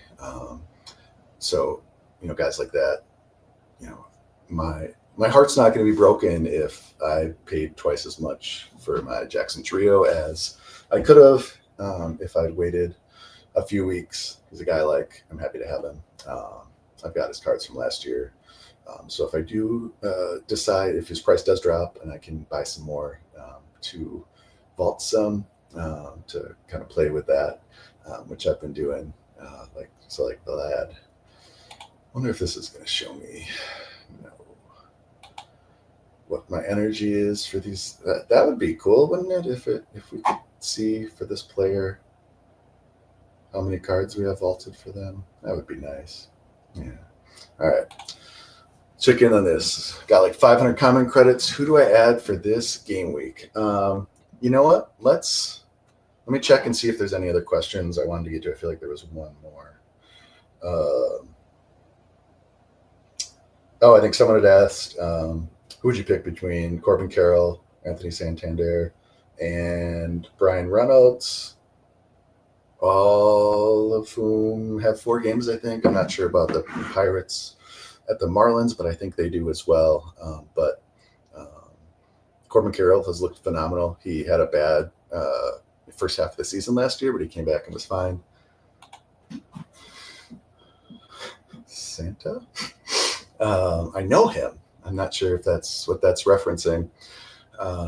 But yeah, so Carroll would be my priority. Santander can be streaky, so I wouldn't necessarily trust him out of the gate. I also haven't been following what his spring training numbers look like. I'd be more comfortable with it if he's been mashing the ball in spring training. Spring training sometimes doesn't mean anything, and sometimes does. I think Brett Beatty was one that Robbie had been pointing out of his spring training stats. And I think either last year or the year before, he was also just mashing the ball, and then that hasn't translated to regular season stats. But he's also someone that hasn't had the most, I think, hasn't been given a chance to run with it like a lot of players might be on other teams. So, the Mets, I think, are trying to contend every season, and they have quickly shifted gears if it wasn't happening for them. But he's not going to have a long leash, or at least wouldn't in prior years when they had other options. So he may this year. It looks like, and I guess if anyone that follows more closely, I can look at this stuff too. How much time do we have? Got like an hour. But looks like he's going to be starting at second base, I think, with McNeil out and Vientos at third, Alonso at first. I think that's where he's going to be playing. I'm not sure what they're doing. Oh, that's Starling Marte is probably at DH because he's an old man. And again, he's been great when he's healthy. He might be a guy that is worth picking up for cheap while he's healthy. He usually puts up great numbers. So yeah, Brian Reynolds also a quality start. Like, I think all 3 of those guys are good starts. I would play Carroll over the other 2 if it was me, but that is just personal preference, and that's one of those things where projections help kind of figure out who you should be choosing between. They're probably all projecting similarly, but I'm going to do Jonathan Aranda. Check out the Rays starting lineup for today. For those that are kind of new to baseball, typically a team's going to run different lineups, whether it's kind of changing the order around but starting the same guys, or playing some players only against certain-handed pitching. So typically right-handed batters hit lefties, left-handed pitchers better, and vice versa. There are more right-handed players than left-handed players. Generally speaking, that's how handedness in the world works. A lot of folks do try to bat right-handed because more pitchers are right-handed, and I think that's a little easier thing to convert to. If you write with your right hand and you throw with your right hand, you still might be able to, especially starting at a young age, be able to hit just as well from the left side. And so I think you probably see more left-handed batters on average than the lefty-righty split for pitchers. So typically when we say the word platoon, that's what we mean. That means that a team is going to have one player who hits left-handed, who's going to be in whenever there's a right-handed starter, and one player who hits right-handed, who's going to be in whenever they play a left-handed starter. So that is that's going to be the platoon. And for me, I really like having left-handed platoon players because they're going to be undervalued because they're not going to put up over the course of the season as great a numbers as someone that hits right-handed but plays every day, and maybe doesn't have as significant platoon splits, but this is a matchup game. And so I'm going to know exactly when Wallner and Larnach on the Twins, and Brandon Lau and Josh Lowe on the Rays, and Jonathan Aranda, for instance, when they're going to very likely play every day because they're facing 3 righties. So that's how I like to approach that. And so we shouldn't read too much into a lineup that comes out today, especially if it's a left-handed starting pitcher that a team's going against, because that probably is not their normal everyday lineup against a right-handed pitcher, of which there's probably, it's probably 4-1 for starting pitcher, something like that. So a lot more frequently, we're going to see right-handed starting pitchers. And so to the extent a team is platooning their bats, they're more likely to a left-handed batter is going to be more likely to be regularly playable in Sorare. So Jonathan Aranda. So I guess we can probably check Twitter for the underdog feed. Underdog MLB. And let's see. Is this gonna...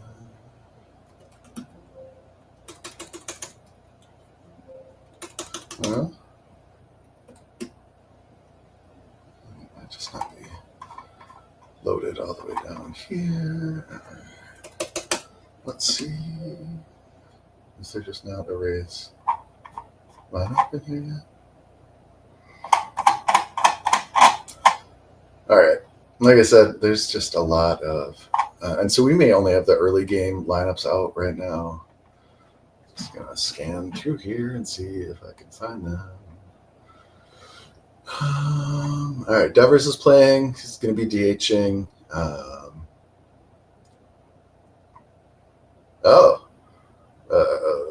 Luis and Angel Acuna is going to start at second base for the Mets on Thursday. So Brett Beatty is not going to be starting at second. There you have it. Kowser's leading off for the Orioles. I can't remember if Gunnar Henderson actually went on the IL or not. It depends on how long they're going to rest him. I think he might have gone on the 15-day IL. He would normally, I think, be leading off, but yeah, interesting to see. Mountcastle looks like batting 6th. I think, is there one more under here? Yeah, the Holiday's batting 9th, and playing shortstop right now with Westberg at 2nd and Ramon Urias at 3rd. I think Westberg will probably be at 3rd once Gunner's back. Gunner will be at short and Holiday at 2nd. But yeah, so again, Mountcastle probably against the lefty is going to be higher in the order, probably Hearn's spot. Hearn probably sitting. O'Neill as well is probably another righty that's probably going to be moved up. All right, yeah, so I don't see a Rays lineup. So the other thing that we want to check is roster resource is one of the better resources to see, and this will get a lot of this is projections again, but they'll get better as we see how teams actually line up, are running their lineups. But this is, I think, probably the Bible for people to see what lineups a team is running out versus righties versus lefties, and how often they're platooning players and all of that. And I'm looking for the Rays. And so I am not great at figuring out on Fangraphs how to get to the left hand, like starting lineup versus lefties. I'm sure there's a way. I just haven't found it. So they've got Aranda batting 5th and DHing. Yandy at 1st. I think Aranda, if he's playing the field, would be first base. I'm not sure if they're thinking about maybe playing Yandy at 3rd. Oh no, with Caminero there, they're not. Probably. So yeah. So again, I like to, when I'm building on a budget for mini stacks, there's 3 lefties, top 5 in the order here. They're going to be at a good home park for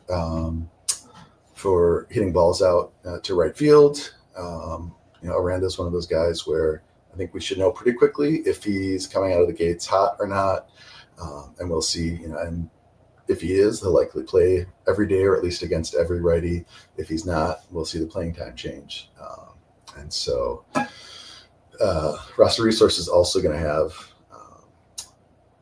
the bench. And so that kind of also helps get you an idea of where they may be able to move things around. And the Rays are one of the teams that is most frequently platooning guys where they can, and all of that. And so this is typically the bench breakdown. I think sometimes teams can go with one less bullpen arm and one more bat, but you're always going to see a backup catcher. Catchers can't play every day, at least not catch. And so the catchers that are worth playing in Sorare are the ones that DH on most days when they're not catching. So Adley Rutschman, William Contreras, Yainer Diaz, Will Smith it used to be, but with Ohtani there, not anymore, which is why he's a lot harder to play now. Ryan Jeffers, I think I think they're going to be giving him more and more of the regular catching time. And I'm guessing that they will DH him some as well. I know they their lineup got they had changes forced on them by injuries. Royce Lewis, which was not a surprise, but who's the other one? Was it their second base? Oh, Brixley. So Brixley probably also was going to be starting either, I think, at third with Lewis out or at second in either case. But I think Miranda's going to be playing third most of the time. And they'll move people around and all of that. But if Correa's healthy, I think right now with Lewis out, it's going to be Miranda at third.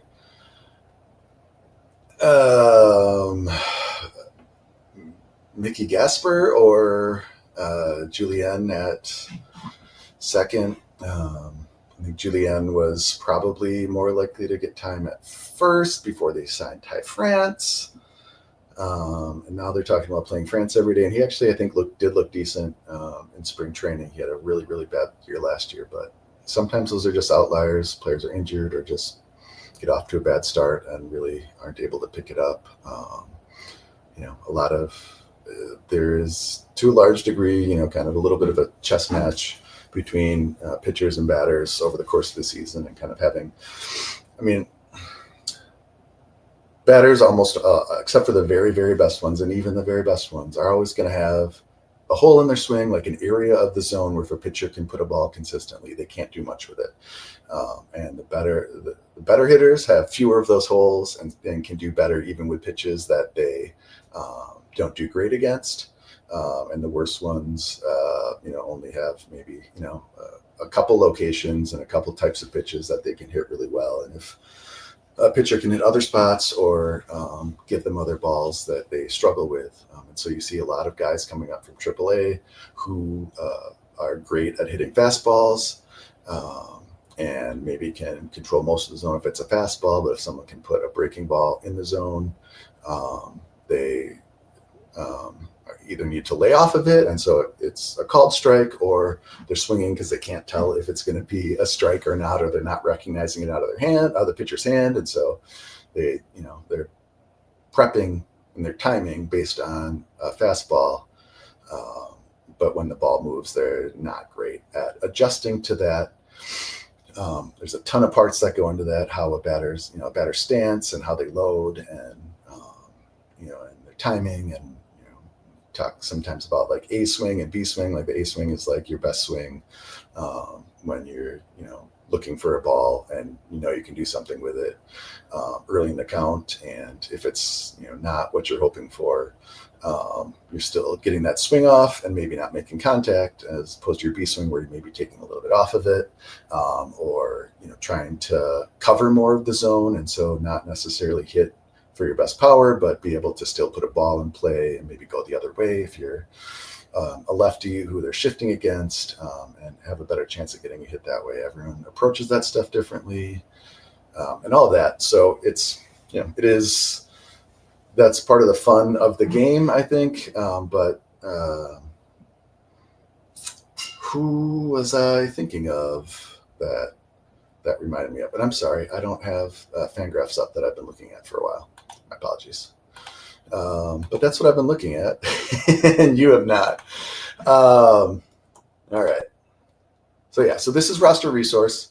And so this is projected lineup versus righties. And so they're going to be basing this off of kind of going into the season, what's projected. They typically do a really good job with this as this. And so they're going to be looking at spring training lineups and, for days where it wasn't a split squad game where everyone was there. And it looks like, as spring training goes on, as we get closer to the season, looks like the expected starting lineup, they're going to be basing it off of that. As we get a few weeks into the season, we'll have a better idea of what, for here, the Rays are doing when they face a lefty versus a righty, if they're consistently doing the same thing or if they're changing it up. And so a team like the Rays is going to have Jose Caballero. A team like the Twins is going to have Willie Castro, guys that can play a ton of positions. The Dodgers with Edmund, probably the Cardinals with Brendan Donovan. If you've got a super utility player like that, you can kind of play around, give different guys days off from being in the field if you still want them to get in the lineup as the DH. So with a team like that, it's probably going to be different kind of as they start working in rest for guys and all of that. But Caballero is going to be able to play, I think, everything from center to I think he could probably play every position, but he'll play third, short, second, I would imagine, as well as I think the priority would be for center if he's doing well out there. I know they were getting him reps there to get him in the game. He's someone that, isn't a great contact hitter, but when he does get a hold of a ball, he can hit for power, ton of speed. He's probably going to steal, even without an everyday role, he's probably going to steal 50 bases. So we are looking at about a half hour until a lineups lock. All right, I need to check and see so this is what I look at to get an idea. Right now, we don't know much. We don't have, from Underdog, the confirmed lineup for today to see if this is actually how it plays out or not. But I think Aranda is probably a decent play most game weeks against righties. Is there something else I was looking at? I think that was all. All right, I need to check and see if Heimer sent me an updated. Okay, here we go. Yep. All right. So he's giving me the list. So for those of you that were following, Heimer has been around, I think, probably the whole time with Sorare MLB when the changes for this year were announced. Who had a very nice classic gallery, decided to get out. He has generously offered to come on and kind of talk about why he made that decision, which I think is a good thing to talk about. So we'll likely have him on in the coming weeks. But so he sold. He went to sell his entire gallery. So he was kind of running sales and dropping prices. And so he offered to do a card giveaway with an entry for every dollar spent on the classic cards he was selling. And so we are hopefully going to do that giveaway today. But the spreadsheet that he had was it would have been like Klamp. And if I bought $40 worth of cards for him, the column said 40.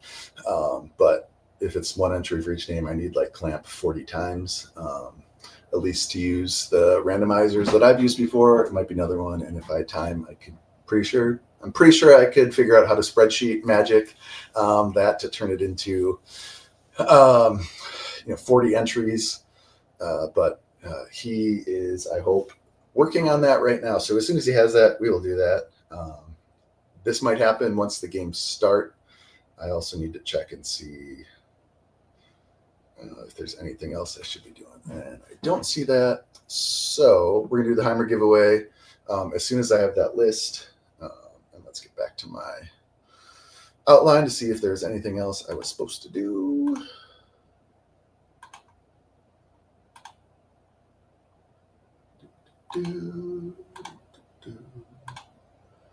All right. And why is that? Okay. So yeah, all right. I might All right, I'm checking that. I don't see anything in the comments right now. So there's about 80 people watching right now. I don't know if that is just YouTube or YouTube and Twitter, but thank you everyone for watching this. Again, Patreon info is here on the screen. Sign up for that if you want to get entered in the drawing. Free limited lineup I'm going to send out of classic cards.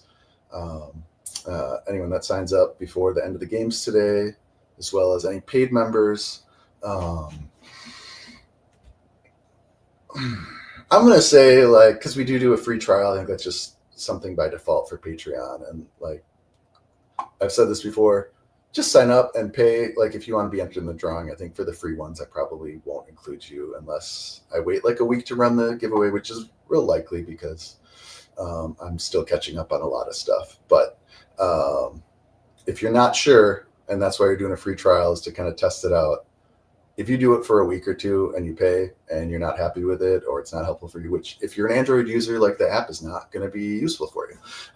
If you already subscribe to the Paddacks because you play DFS or whatever, like, you don't, like, our projections aren't going to be that helpful for you. Or if you're a member at Sorare Edge or one of the other projection sites that focus on Sorare MLB, like, I think our projections are great. I think what Alex has done with that is phenomenal, and it's very useful, and it's great. Like, I use them. I used them before, like, when I was just a member of Sorare FP. So they're great, but, like, I don't think they're so much better than anyone else's necessarily. It's putting a lot of time into it. They're a suggestion. And so that's how you use projections, is to get an idea of players you want to focus on, to decide between a few players, and to ask the questions like, well, why is Garrett Crochet not projecting as well as other pitchers when he's also one of those clear. All right, so I probably shouldn't say top three. I'd say he, Zach Wheeler, Paul Skeens, and Tarek Skubal are, I think, head and shoulders above the rest. I'm not sure who you would put at 5 exactly. I'm probably forgetting someone, but those guys, you can probably start them every week, but he's not projecting as highly as, say, Logan Gilbert, but that's because of the park factor stuff, especially. I'm certain that is playing a big part into it. With Crochet specifically, and I know I kind of got into this a while ago, but this is 4.5 hours now, so you probably haven't been here the whole time. But for Crochet, he was only going 3 or 4 innings in a lot of his starts in the second half of the season last year, and that was to save his arm because the White Sox were in contention, and it was clear he was going to be traded, whether it was at the trade deadline or in the offseason. And it was clear that when he got an extension, whenever it was going to be for hundreds of millions of dollars. And so, there was no reason for him to push himself to pitch 7 innings like he might be under normal circumstances when he's a converted reliever. He's, not pitched 200 innings probably ever, and certainly the year before probably didn't go over 100 if he was pitching at all because he'd had injury issues. But for Crochet, if the projections are just kind of looking at, him mostly going 3 or 4 innings most of his starts, they're probably projecting that. And so that's something that we can look at on the projection sheets. And so I think that's probably what we need to do next. All right, so I'm going to check Sorare and see what I need to do and can do before lock. So I might save the kind of here's how we look at projection sheets thing for the end so that I can get the rest of my lineups in. But all right, I don't know if it's going to keep it that way. We'll try that, and let's do this. I'm going to own my game. Let's see, that's the Clay Holmes that I sold. All right, so I am going to look first at the Insta Buy market to see if I can buy some pitchers that I like to replace Robbie Ray, because there's a chance he's going to be rained out. And so I've got my favorites. This is hopefully going to be sorted by lowest to highest. I'm going to filter by. I'm going to try to. There's the filters. Starting pitcher. See the ones that I like. I'm going to also bring up Oh, you know what? I bet I can share my desktop too. I'm gonna move this a little bit so that we can do all of these things together. I don't know that I have that open.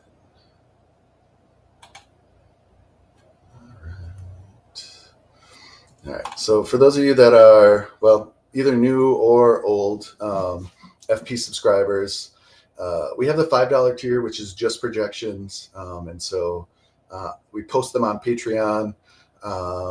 There's also a link to the copy that we keep in Google Drive, which whenever it gets updated, that link will just give you the updated one because we just put the same named file in there. And so we have veteran and all-star sheets. Right now, I'm just setting the veteran sheet out. Actually, it's technically I think, all-star sheet with these hidden columns having the data that is not updated right now with recent sales data. And so you can use that to check, like, who the best values are, or who, for, the top, all of the pitchers who are projecting over, 20, which ones are the cheapest, to get an idea of who you should focus on buying if you're looking to get someone like today, like I am, for to replace someone. So let's see if we can bring that up.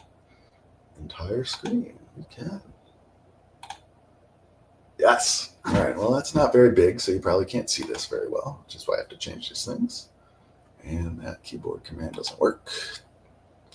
So let's zoom you in. All right. Again, for the people that are new to this and have been getting these projection sheets, these ones that I've been putting out, I just copied over the tabs. For all of you that asked, it's a Thursday through Sunday game week. Typically, it's Friday through Sunday, Monday through Thursday. Friday through Sunday is 3 days. Monday through Thursday is 4. So instead of making a new sheet or having to change things, I use the Monday through Thursday sheet because it's a 4-day sheet and we have 4 days. And so if I'm copying in daily projections for those 4 days, I need 4 separate tabs where we bring in the projections from the other systems that we use before we start applying Alex's magic to it. So that's why it says that this is for Thursday through Sunday. I'm sorry for the confusion, but also I believe the veteran sheet typically just has the 2 tabs.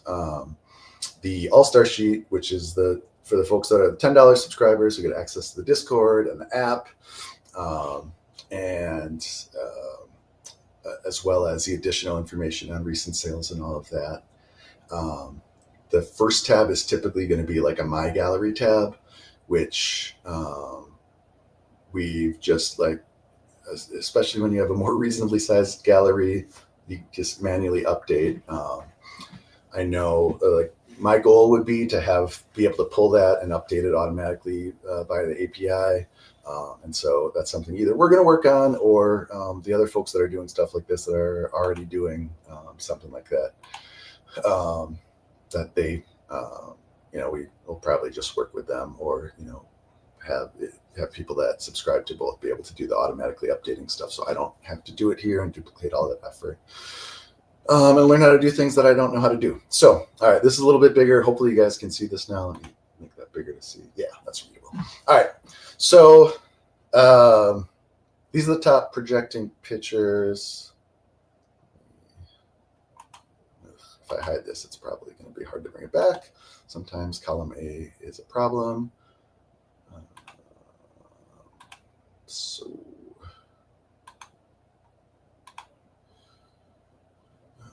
let's go. Just put that here.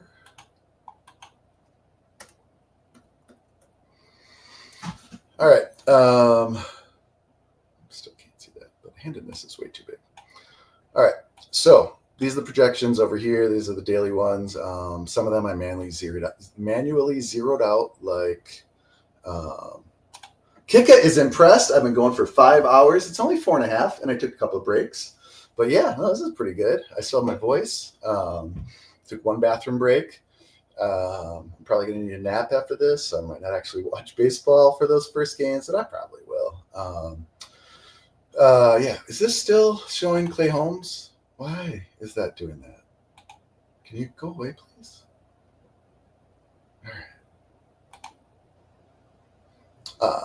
All right. So like McClanahan and Rasmussen, it sounds like got moved to Monday, and Littell's starting instead of him. So those are zeroed out, especially because of all the probable pitcher stuff. There's probably going to be some guys that are projecting in one system versus not in another because one's right and one's wrong, or one's guessing one and one's guessing the other. But in a perfect world, these are the things that we'd be talking about. If you want to watch a live before lock that Alex Hooper did when he was still doing this, that's the more traditional live before lock, and it's going to be a more streamlined, for Alex, an hour. For me, it'll probably be longer. Once I'm able to do this, once I'm done working in mid-May, when the school year ends. So for early locks, I'm either going to do something quick on my lunch break or just record something the night before or early in the morning for me in Mountain Time. I know it kind of depends on where you are, and either stream that or just record it and put it up. And so it won't be as current in terms of, if there's changes in the 12 hours before a game starts, I might not have that, but again, the people that are in the Discord are the people that care the most about this stuff, I think, and are kind and willing to share this stuff and talk about it. I think we all kind of want to have the best information possible. And so when a pitcher gets scratched or whatever, or when it looks like a game's going to be rained out, I think for the most part, people have been really willing to share their lineups and what they're thinking. And we have a lineup check channel where, usually I'll post my first drafts for, either with the early projections or before projections come out. If I do something later today for game week 2, so just looking at the matchups that we know are going to happen, and so looking at the 4-game slates and starting pitching matchups, both for like Chris Paddack, who's going to be going against the White Sox, as well as I don't know who's a bad pitcher, maybe Aaron Savale if he was going next week, Griffin Canning. Is Randy Vasquez really starting? Miles Nicholas, someone like that, I don't particularly think is a great pitcher. For them, pitchers that I want to target, and again, the last one that we do, and the one that we were just talking about this, the one that I used before, the FP projections were consistently out. This is where I would typically look to see starting pitchers, and this is just like a general fantasy score, but it's kind of use them comparatively. If someone's projecting above 12, above 10, really, I would say it's a good start. These are looking solely at a player's against, I think, kind of the broad strokes of a matchup. And I think this came up more in the context of the hitter ones. And so Arizona's righties have a 1 is the worst possible matchup against the Cubs. In part, that's going to be affected by park factor, as always. In part, it's going to be telling you how a right-handed batter on average is going to be expected to do kind of compared to their baseline. I think is the best way to look at this. But if they're getting this because it's right-handed starters and they don't hit well against, and I think it's easier to talk about this in terms of lefties. Lefties typically hit righties better. If that's why they platoons. Oftentimes they're much worse against left-handed starting pitchers than a right-handed batter would be against a right-handed pitcher. But some people have reverse splits. So some lefties aren't affected at all by the typical platoon. And so this number might not necessarily mean like a right-handed batter who, if this is solo because they're facing a very good right-handed pitcher, if they still mash righties just as well as they do lefties, I wouldn't take this to mean you shouldn't play that right-handed batter. This is just an average. One of the most helpful things is the stolen base ratings. That's something that I really like to focus on when I am setting lineups, because those are bonus points essentially, right? I think for points-based scoring, Sorare, I think, gives you more points, relatively speaking, for a stolen base than you would in most traditional fantasy points-based scoring leagues. So it's a little bit of an edge there, and it's something where if someone hits both for power and for speed, they can not hit a home run in a game week, but still put up respectable numbers because they hit a couple doubles and stole a couple bases, and that's getting them most of the way there. And that is keeping keeping you in contention. Where if you've got another guy that puts up a huge week, you're going to be right up there with someone who played another batter that you didn't play, who did hit a home run or two. You're going to be a lot closer to them than if you played someone who doesn't get a lot of steals or isn't in a matchup where they're projected to get a lot of steals. And so this is going to go into what goes into this is how well a catcher is able to hold runners, how well a team, how well certain pitchers are able to hold runners. Some do a better job and some do worse. Some, if they have to focus on holding the runner, it messes them up. And so they just don't, if they're kind of slow between the time when they start the pitching motion to actually getting the ball out of their hand and getting it to the catcher, the longer that takes, the harder it is for that catcher to throw someone out that's stealing, because the runner's getting more time to get a lead and to go before the catcher is able to, even if they are good at quickly. It's usually called the pop time, I think, how quickly they can get the ball, from the glove and out and thrown. So that's a big thing to look at. I feel like Arizona is typically bad at holding runners, and that would be the Cubs. This isn't bad. I think Moreno has a good arm and a great pop time, but I feel like they have a couple pitchers that aren't great at holding runners. Anyway, that's neither here nor there. All right, how are we doing on time? Yeah, like 10 minutes. All right. Let's check this and see. All right, 13 minutes. Ooh, that's trouble. All right. I'm going to start doing this. I'm probably going to keep talking to you guys while I do it. But let's see what I can do. All right, I've got like $70 in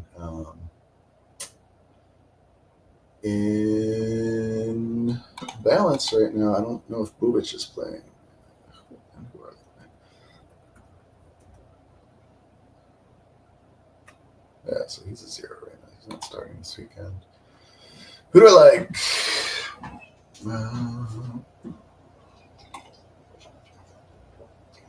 I'm not sure if Boyd is starting. Mother. All right. If you heard the pouring sound before, I was pouring from a big water bottle into a cup that I've been drinking out of. That was my coffee mug, which had a little bit of coffee left in it, and that's why that tasted so bad. This is the one that had, I don't know, it's essentially Gatorade. And so I thought it was empty, and so I filled it, but the other one was empty because I wasn't drinking it anymore, and that tasted gross. We're doing great. So yeah, 5 hours, and I'm now mixing my coffee with my, I don't know, creatine drink.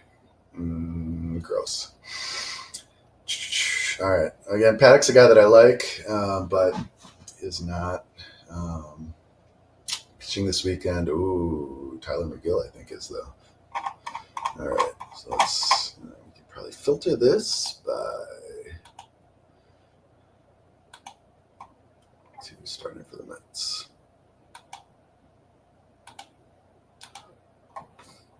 Yeah. Miguel not projecting well. The Mets are playing. Yeah, I don't remember. That also looks like they don't have another starter. For those of you guys that are new to this, for relievers, Alex worked out a system to kind of help figure it out, relatively speaking. And so that's why you'll sometimes see like a projection like this where he's projected for, this is the same, but they're not necessarily always the same. Like, is he starting? Maybe they're going to piggyback him or something. I don't know. Is Robbie, are you here? You need to help me with the Mets. But I might go with Tyler McGill. I guess we can check and see who he is projected to play. Oh, Houston. Yeah, so that's not a great matchup, but is it going to be better than Robbie Ray, who may not be pitching on Sunday? I'm working on it, Kika. Honestly, if I don't get him in, I don't get him in. I'm here for you guys, right? All right, let's see what we can do, though.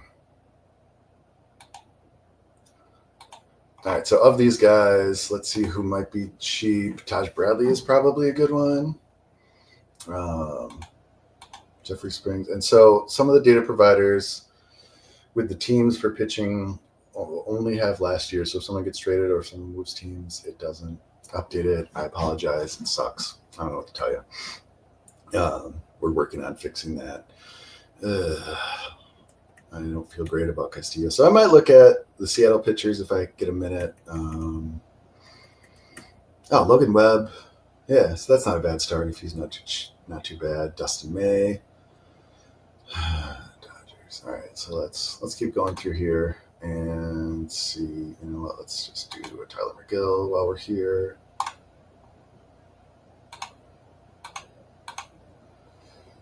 All right, let's move this so you guys aren't watching that.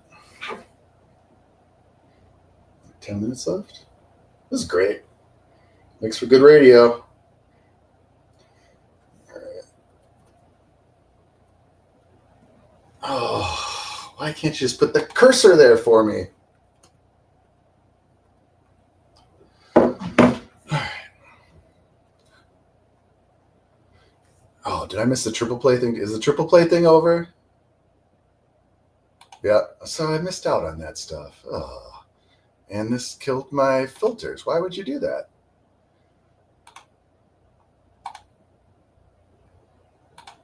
It's fine. It doesn't matter at all.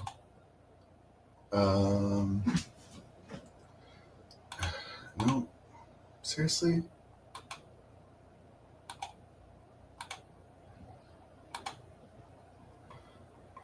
All right. Fitz, I don't necessarily. Well, actually, against Texas isn't bad. All right, so let's do Dustin. Oh, is Max Meyer going to pitch this weekend?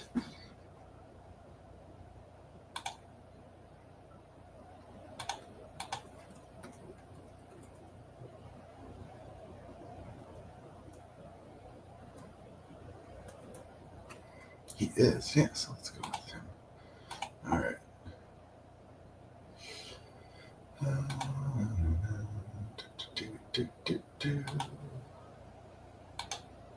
Why? Is it just me or like do the buttons sometimes not work unless you scroll?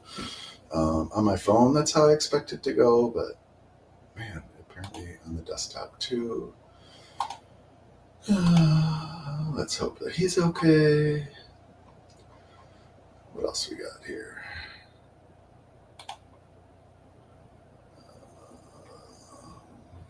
I did like Schwellenbach, who again, it's like $20. And that's what I would pay for a good starting pitcher for in season. I think that's great. Bivey's not pitching, so we should not do him. Pepio is. All right, and we're going to see some, hopefully, quick roster building right here. Schwallenbach here. Twins, St. Louis.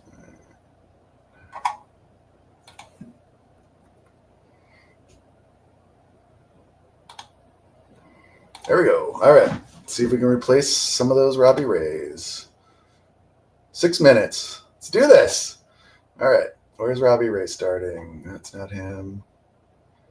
All right. Dun, dun, dun. So rare challenger 2.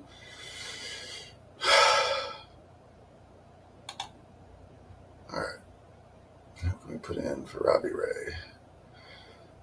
Mother goose. I've already got Wheeler in there.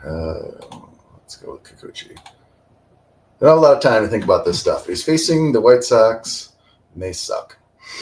All right. So we're going to want champion and my rare lineups. Who did we have in there? Woo. And Ray. Oh, good. I can't filter by picture. Yeah, why would I want to do that? Let's go with Wheeler. I'm going to use some energy there because we are running out of time. And then I want champion limited. I think that's where a lot of my Robbie Rays were.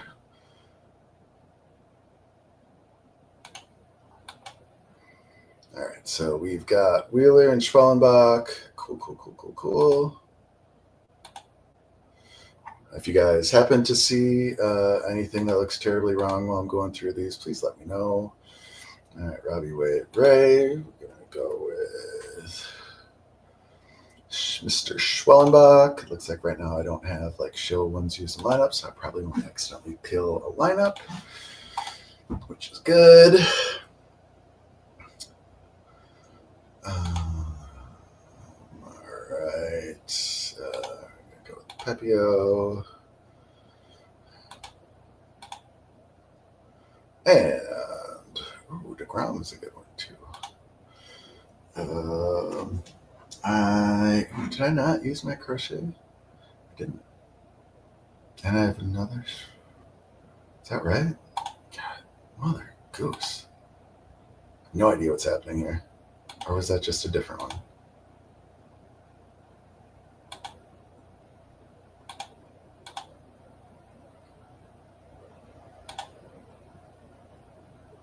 How many Schwallenbachs? Did I have an extra one?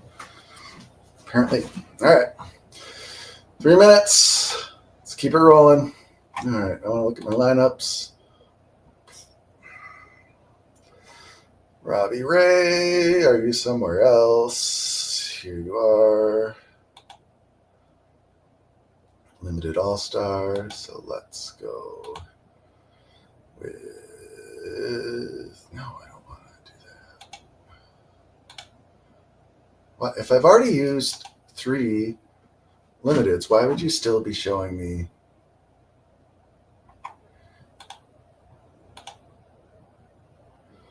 Why would you still be showing me limiteds? I clearly can't use those.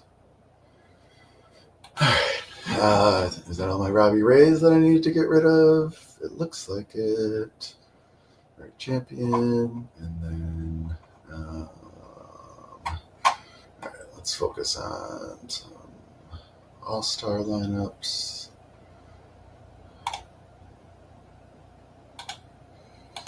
So yeah. Any unexpected lineup emissions other than Bivey? I'm taking Ray out because it looks like it's going to rain in Cincinnati. Looked like rain, I think, in St. Louis on Sunday as well. I'm not sure who the starters were for that. I'm guessing it's Pablo, Ober. It might be either Ryan or Ober, I would guess. And Angels at White Sox.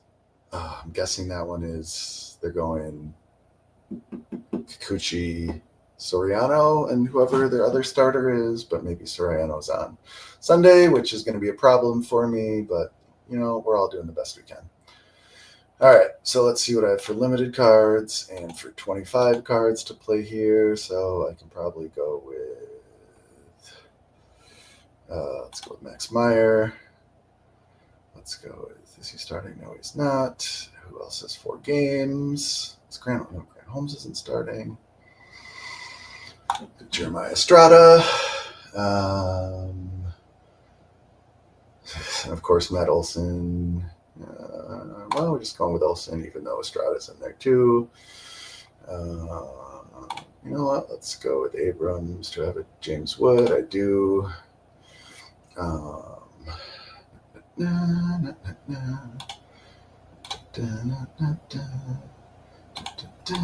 I still have some Jazzes? Probably. Oh, I got 1 minute. Woohoo! We're going to make it. And I can go with Blake Snell there. Keep it rolling. Let's add another team. Let's look at 25s. All right. Shota Imenaga. Let's go with Crochet. Let's go with Woo.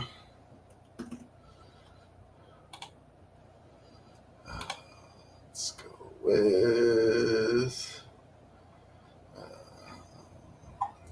the other 4 game guys. Oh, Anthony Benner's not bad. You know what? Chad Green. I choose you. Let's go with.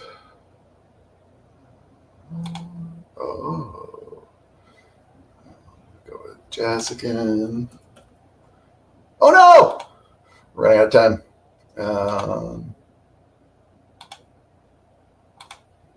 Missed it.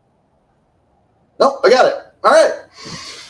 Oh, there we go. I got many lineups in. Thank you guys for hanging out with me. Yeah, I'm going to take a quick break. If that was luck, there must be baseball starting soon. I need to figure out if I need to renew my MLB TV subscription. I feel like I had a code that I didn't use, but I would need to find that. Yeah. Thanks for joining me for this. There's still 80 people watching this. And yeah, I made it 5 hours. Rock on. I didn't get to Heimer's thing. I apologize. We're going to do that. I might just do like a short video and post it. Column D has the names listed. Got it. All right. So he did get it to me. You know what? We can do this now, I think. So don't go. If you were about to go, we're going to do the giveaway right now. I would really like John to be here so we can blame him if I do something wrong. But, we're all doing the best we can. So Heimer made the spreadsheet for me. So if it is not right, it's going to be his fault. Well, thank you, Aaron Dean. Cheers to a great season to all of you. Thank you again all for joining. For people that are new to Sorare MLB or just kind of dipped your toes in before, I hope you stick around. I know some folks are coming over, I'm sure, from the soccer side, whether it's because Laird's been talking about this or people from the NBA side, because I saw Zakarian was doing a live before lock as well. I can't imagine like Mike or Hunter or the Nifty Sports guys or Nate at Sorare Edge are watching 5 hours of me talking about this stuff when they've got their own stuff going on. But I do really want to avoid kind of overlap with stuff. And so I'm going to do my best to do that. And on my list of things to do now that we have gotten to game week 1 is making a schedule of when I'm going to plan to be streaming so that I can figure out for guests when they can come on and also kind of work around times where other folks are going to be doing stuff. So you guys don't have to choose between watching me or someone else who probably does a better job of being concise, because that is not a tool in my toolbox. All right. So I emailed that spreadsheet to myself. Let's see if we can do this. All right. Wheel of Names is what we use at school. This is the one that I ran for our last one. So this was all the folks that had signed up for our first limited giveaway for the folks that had signed up, whatever the initial cutoff was for for the free Patreon. So it was Zach Killam who was the winner of that one. Check, I think it was one of the Sorare MLB After Dark, or Sorare FP After Dark,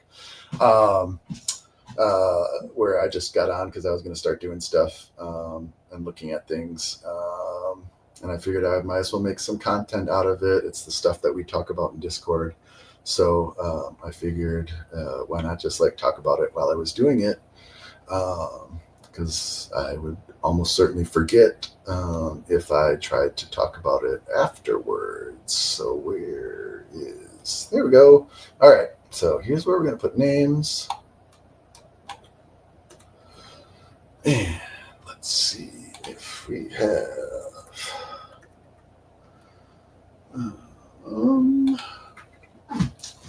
see if I managed to get that spreadsheet to myself. I did, and let's see if it does have the columns I want. What in the gosh heck?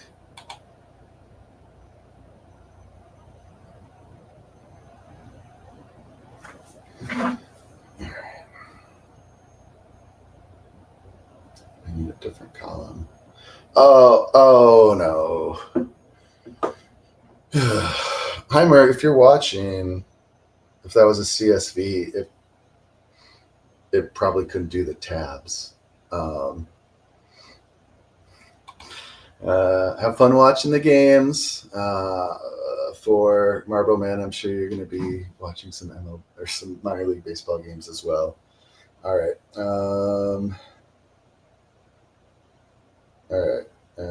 Column D on the spreadsheet.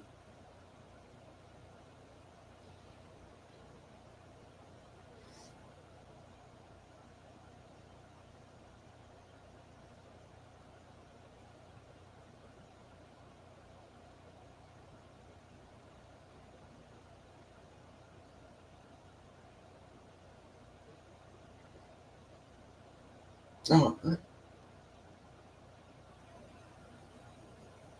that would be if it was a different tab. All right. Let's see. No, that's not what I want.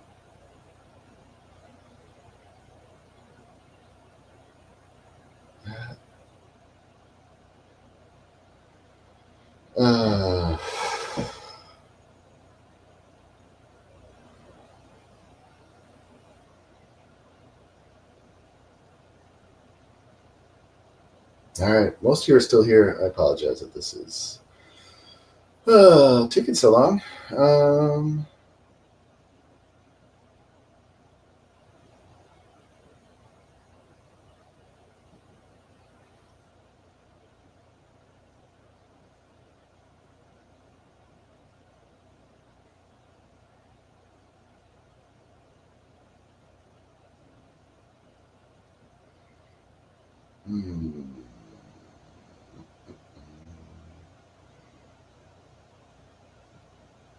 Otherwise, I can copy and paste this stuff, which I might end up doing. There weren't really that many people, but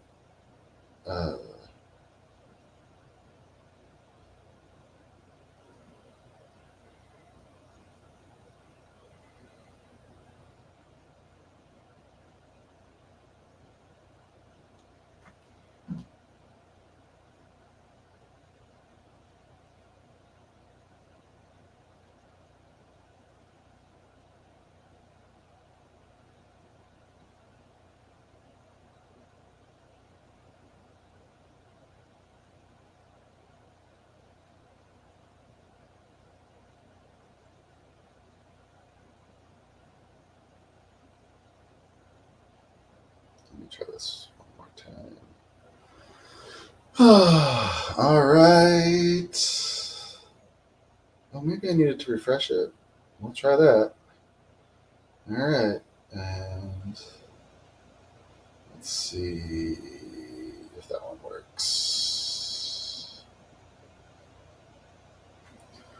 All right, we'll try that one more time.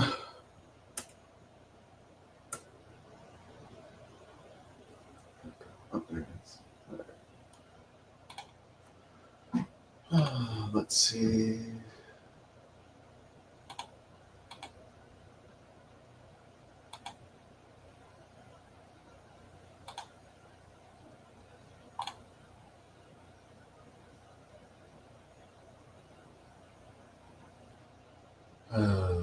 All right. I'm not sure. It looked like Heimer was online.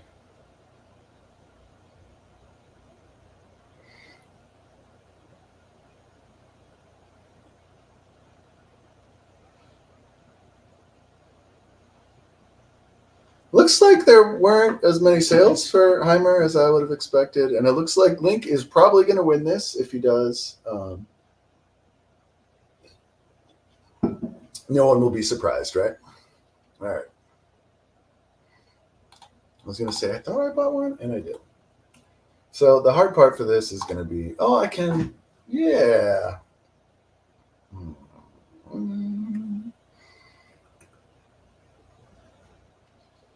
Let's move this a little over there so I can see that. Let's do that. And we need 4 of these. So yes, again, thank you all for bearing with me while we do this. Hopefully someone watching actually wins. So this one we're doing. And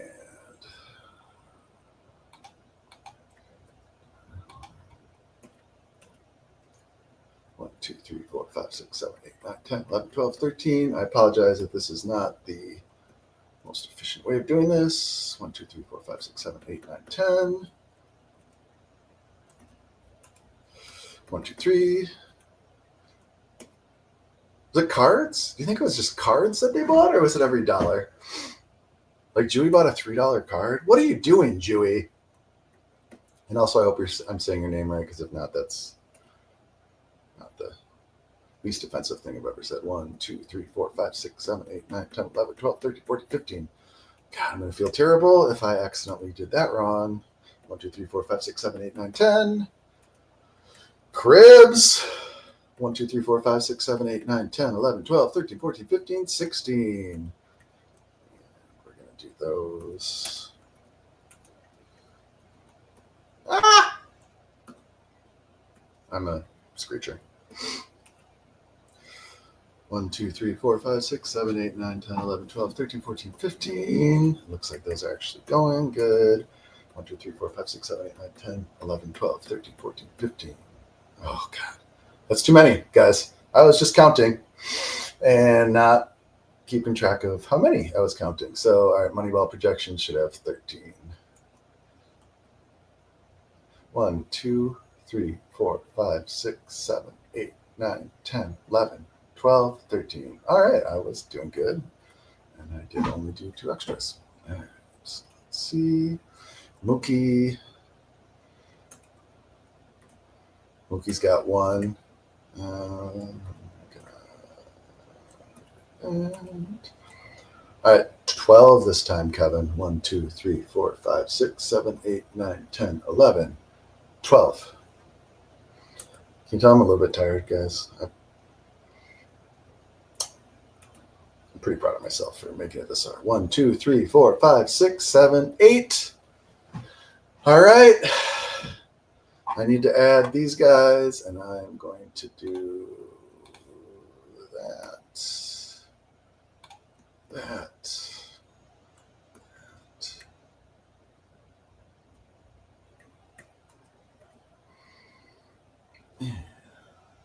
let's do all these over here. No.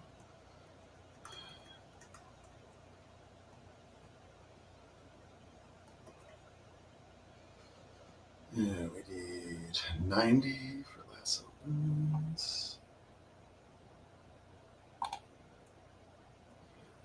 Oh, man. Does this only go to 500? It's going to be trouble. John, why aren't you watching? And I wish you could tell me. What's the max? Does anyone see a max on here? Because we're not going to be able to do all of these, I don't think. 348. Let's call it 3. Oh, maybe we are. Maybe we'll be fine. we'll find out. Link, you might get shorted on a couple if it caps at 500. All right, I did blue T-Bliss. Let's do that one.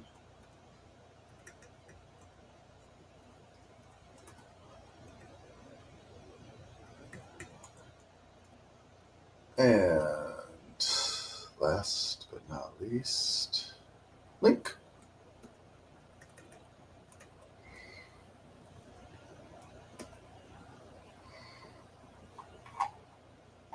$380, $348.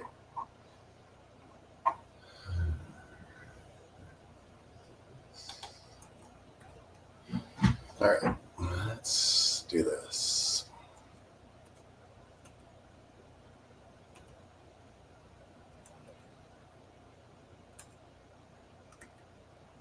Ah, I missed one.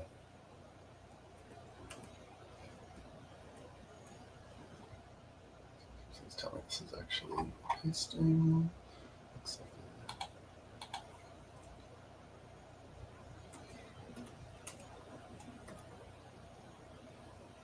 All right.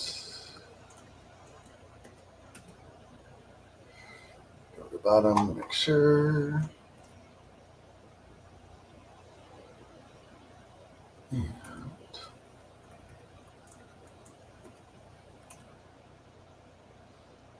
there we go. 305. We're adding 348. Well, is it going to let me paste that? Is it waiting, or is it just not letting me do that? Oh, it's waiting. We got it. All right. Drum roll, please. Oh, I'm nervous. Did I do something wrong? I don't know. Huh.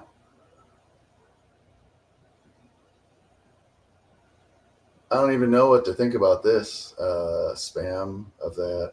I do not support or suggest that. MLB, as someone who has, subscribed to a lot of sports stuff, MLB has by far been the best of all of the like legitimate streaming services. NBA, when I've subscribed to NBA, you're gonna go away. Can I block this person?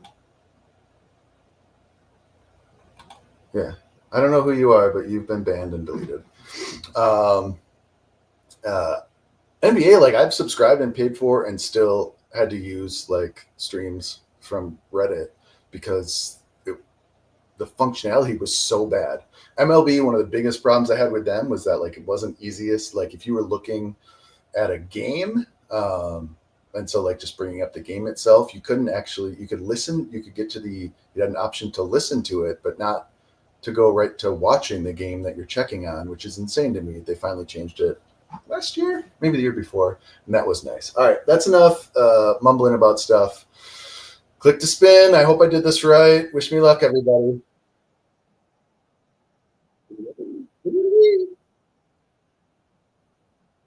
Looks like someone that had a lot. Oh, Blue Oh God 83. Congratulations. You're the big winner of, I think it was a Mason Miller #1 from 2023. So starting pitcher one. I'm pretty sure that's what it was. Congratulations. I'm going to let Heimer know. And before I go, again, if you've made it this far and you're not a subscriber to the Patreon, I don't know what you're doing, but sign up for at least the free one. If you want to sign up for the paid tier, $10 a month, you get the projections, you get the app, which will almost certainly be functional by game week 3, because Captain No Sweat, who is fully responsible for the app and amazing, and has worked through all of the various changes that Sorare has made to keep the app working. This is the first game week, I think, that we haven't been able to submit lineups since the app was issued in it came out in 2023. And that's because we tried to do it the right way, the way that Sorare wants us to do it, which is not as straightforward as it could or should be.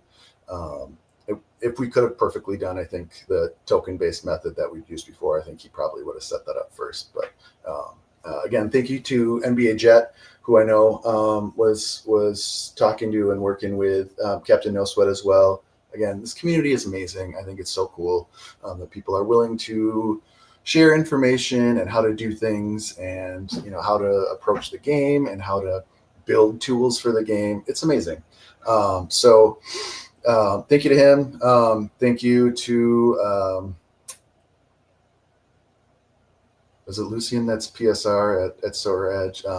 But the I've been calling him the Captain No Sweat of Sorare Edge, who's been doing a lot of the API stuff for Sorare Edge. He's offered to kind of help with that stuff when he has time as well. I know he was working on trying to get their optimizer functional.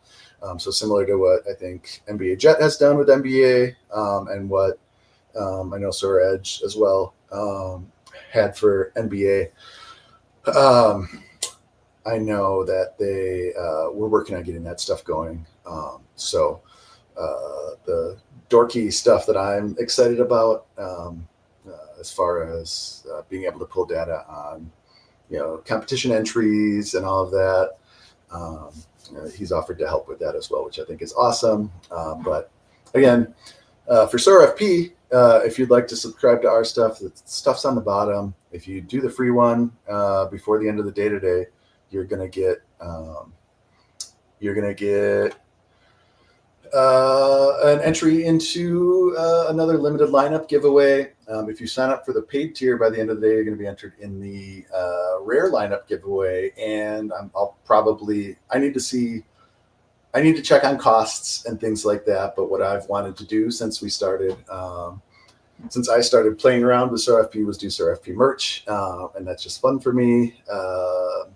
I'm very much looking forward to it. I can't imagine John has been watching this. So my favorite thing about this is that I asked John and Damien for their shirt sizes so I could send them a SorareFP shirt, which John was, because as he is with everything, super excited about. But it's for sure going to be the Please Fix Tears Thanks shirt.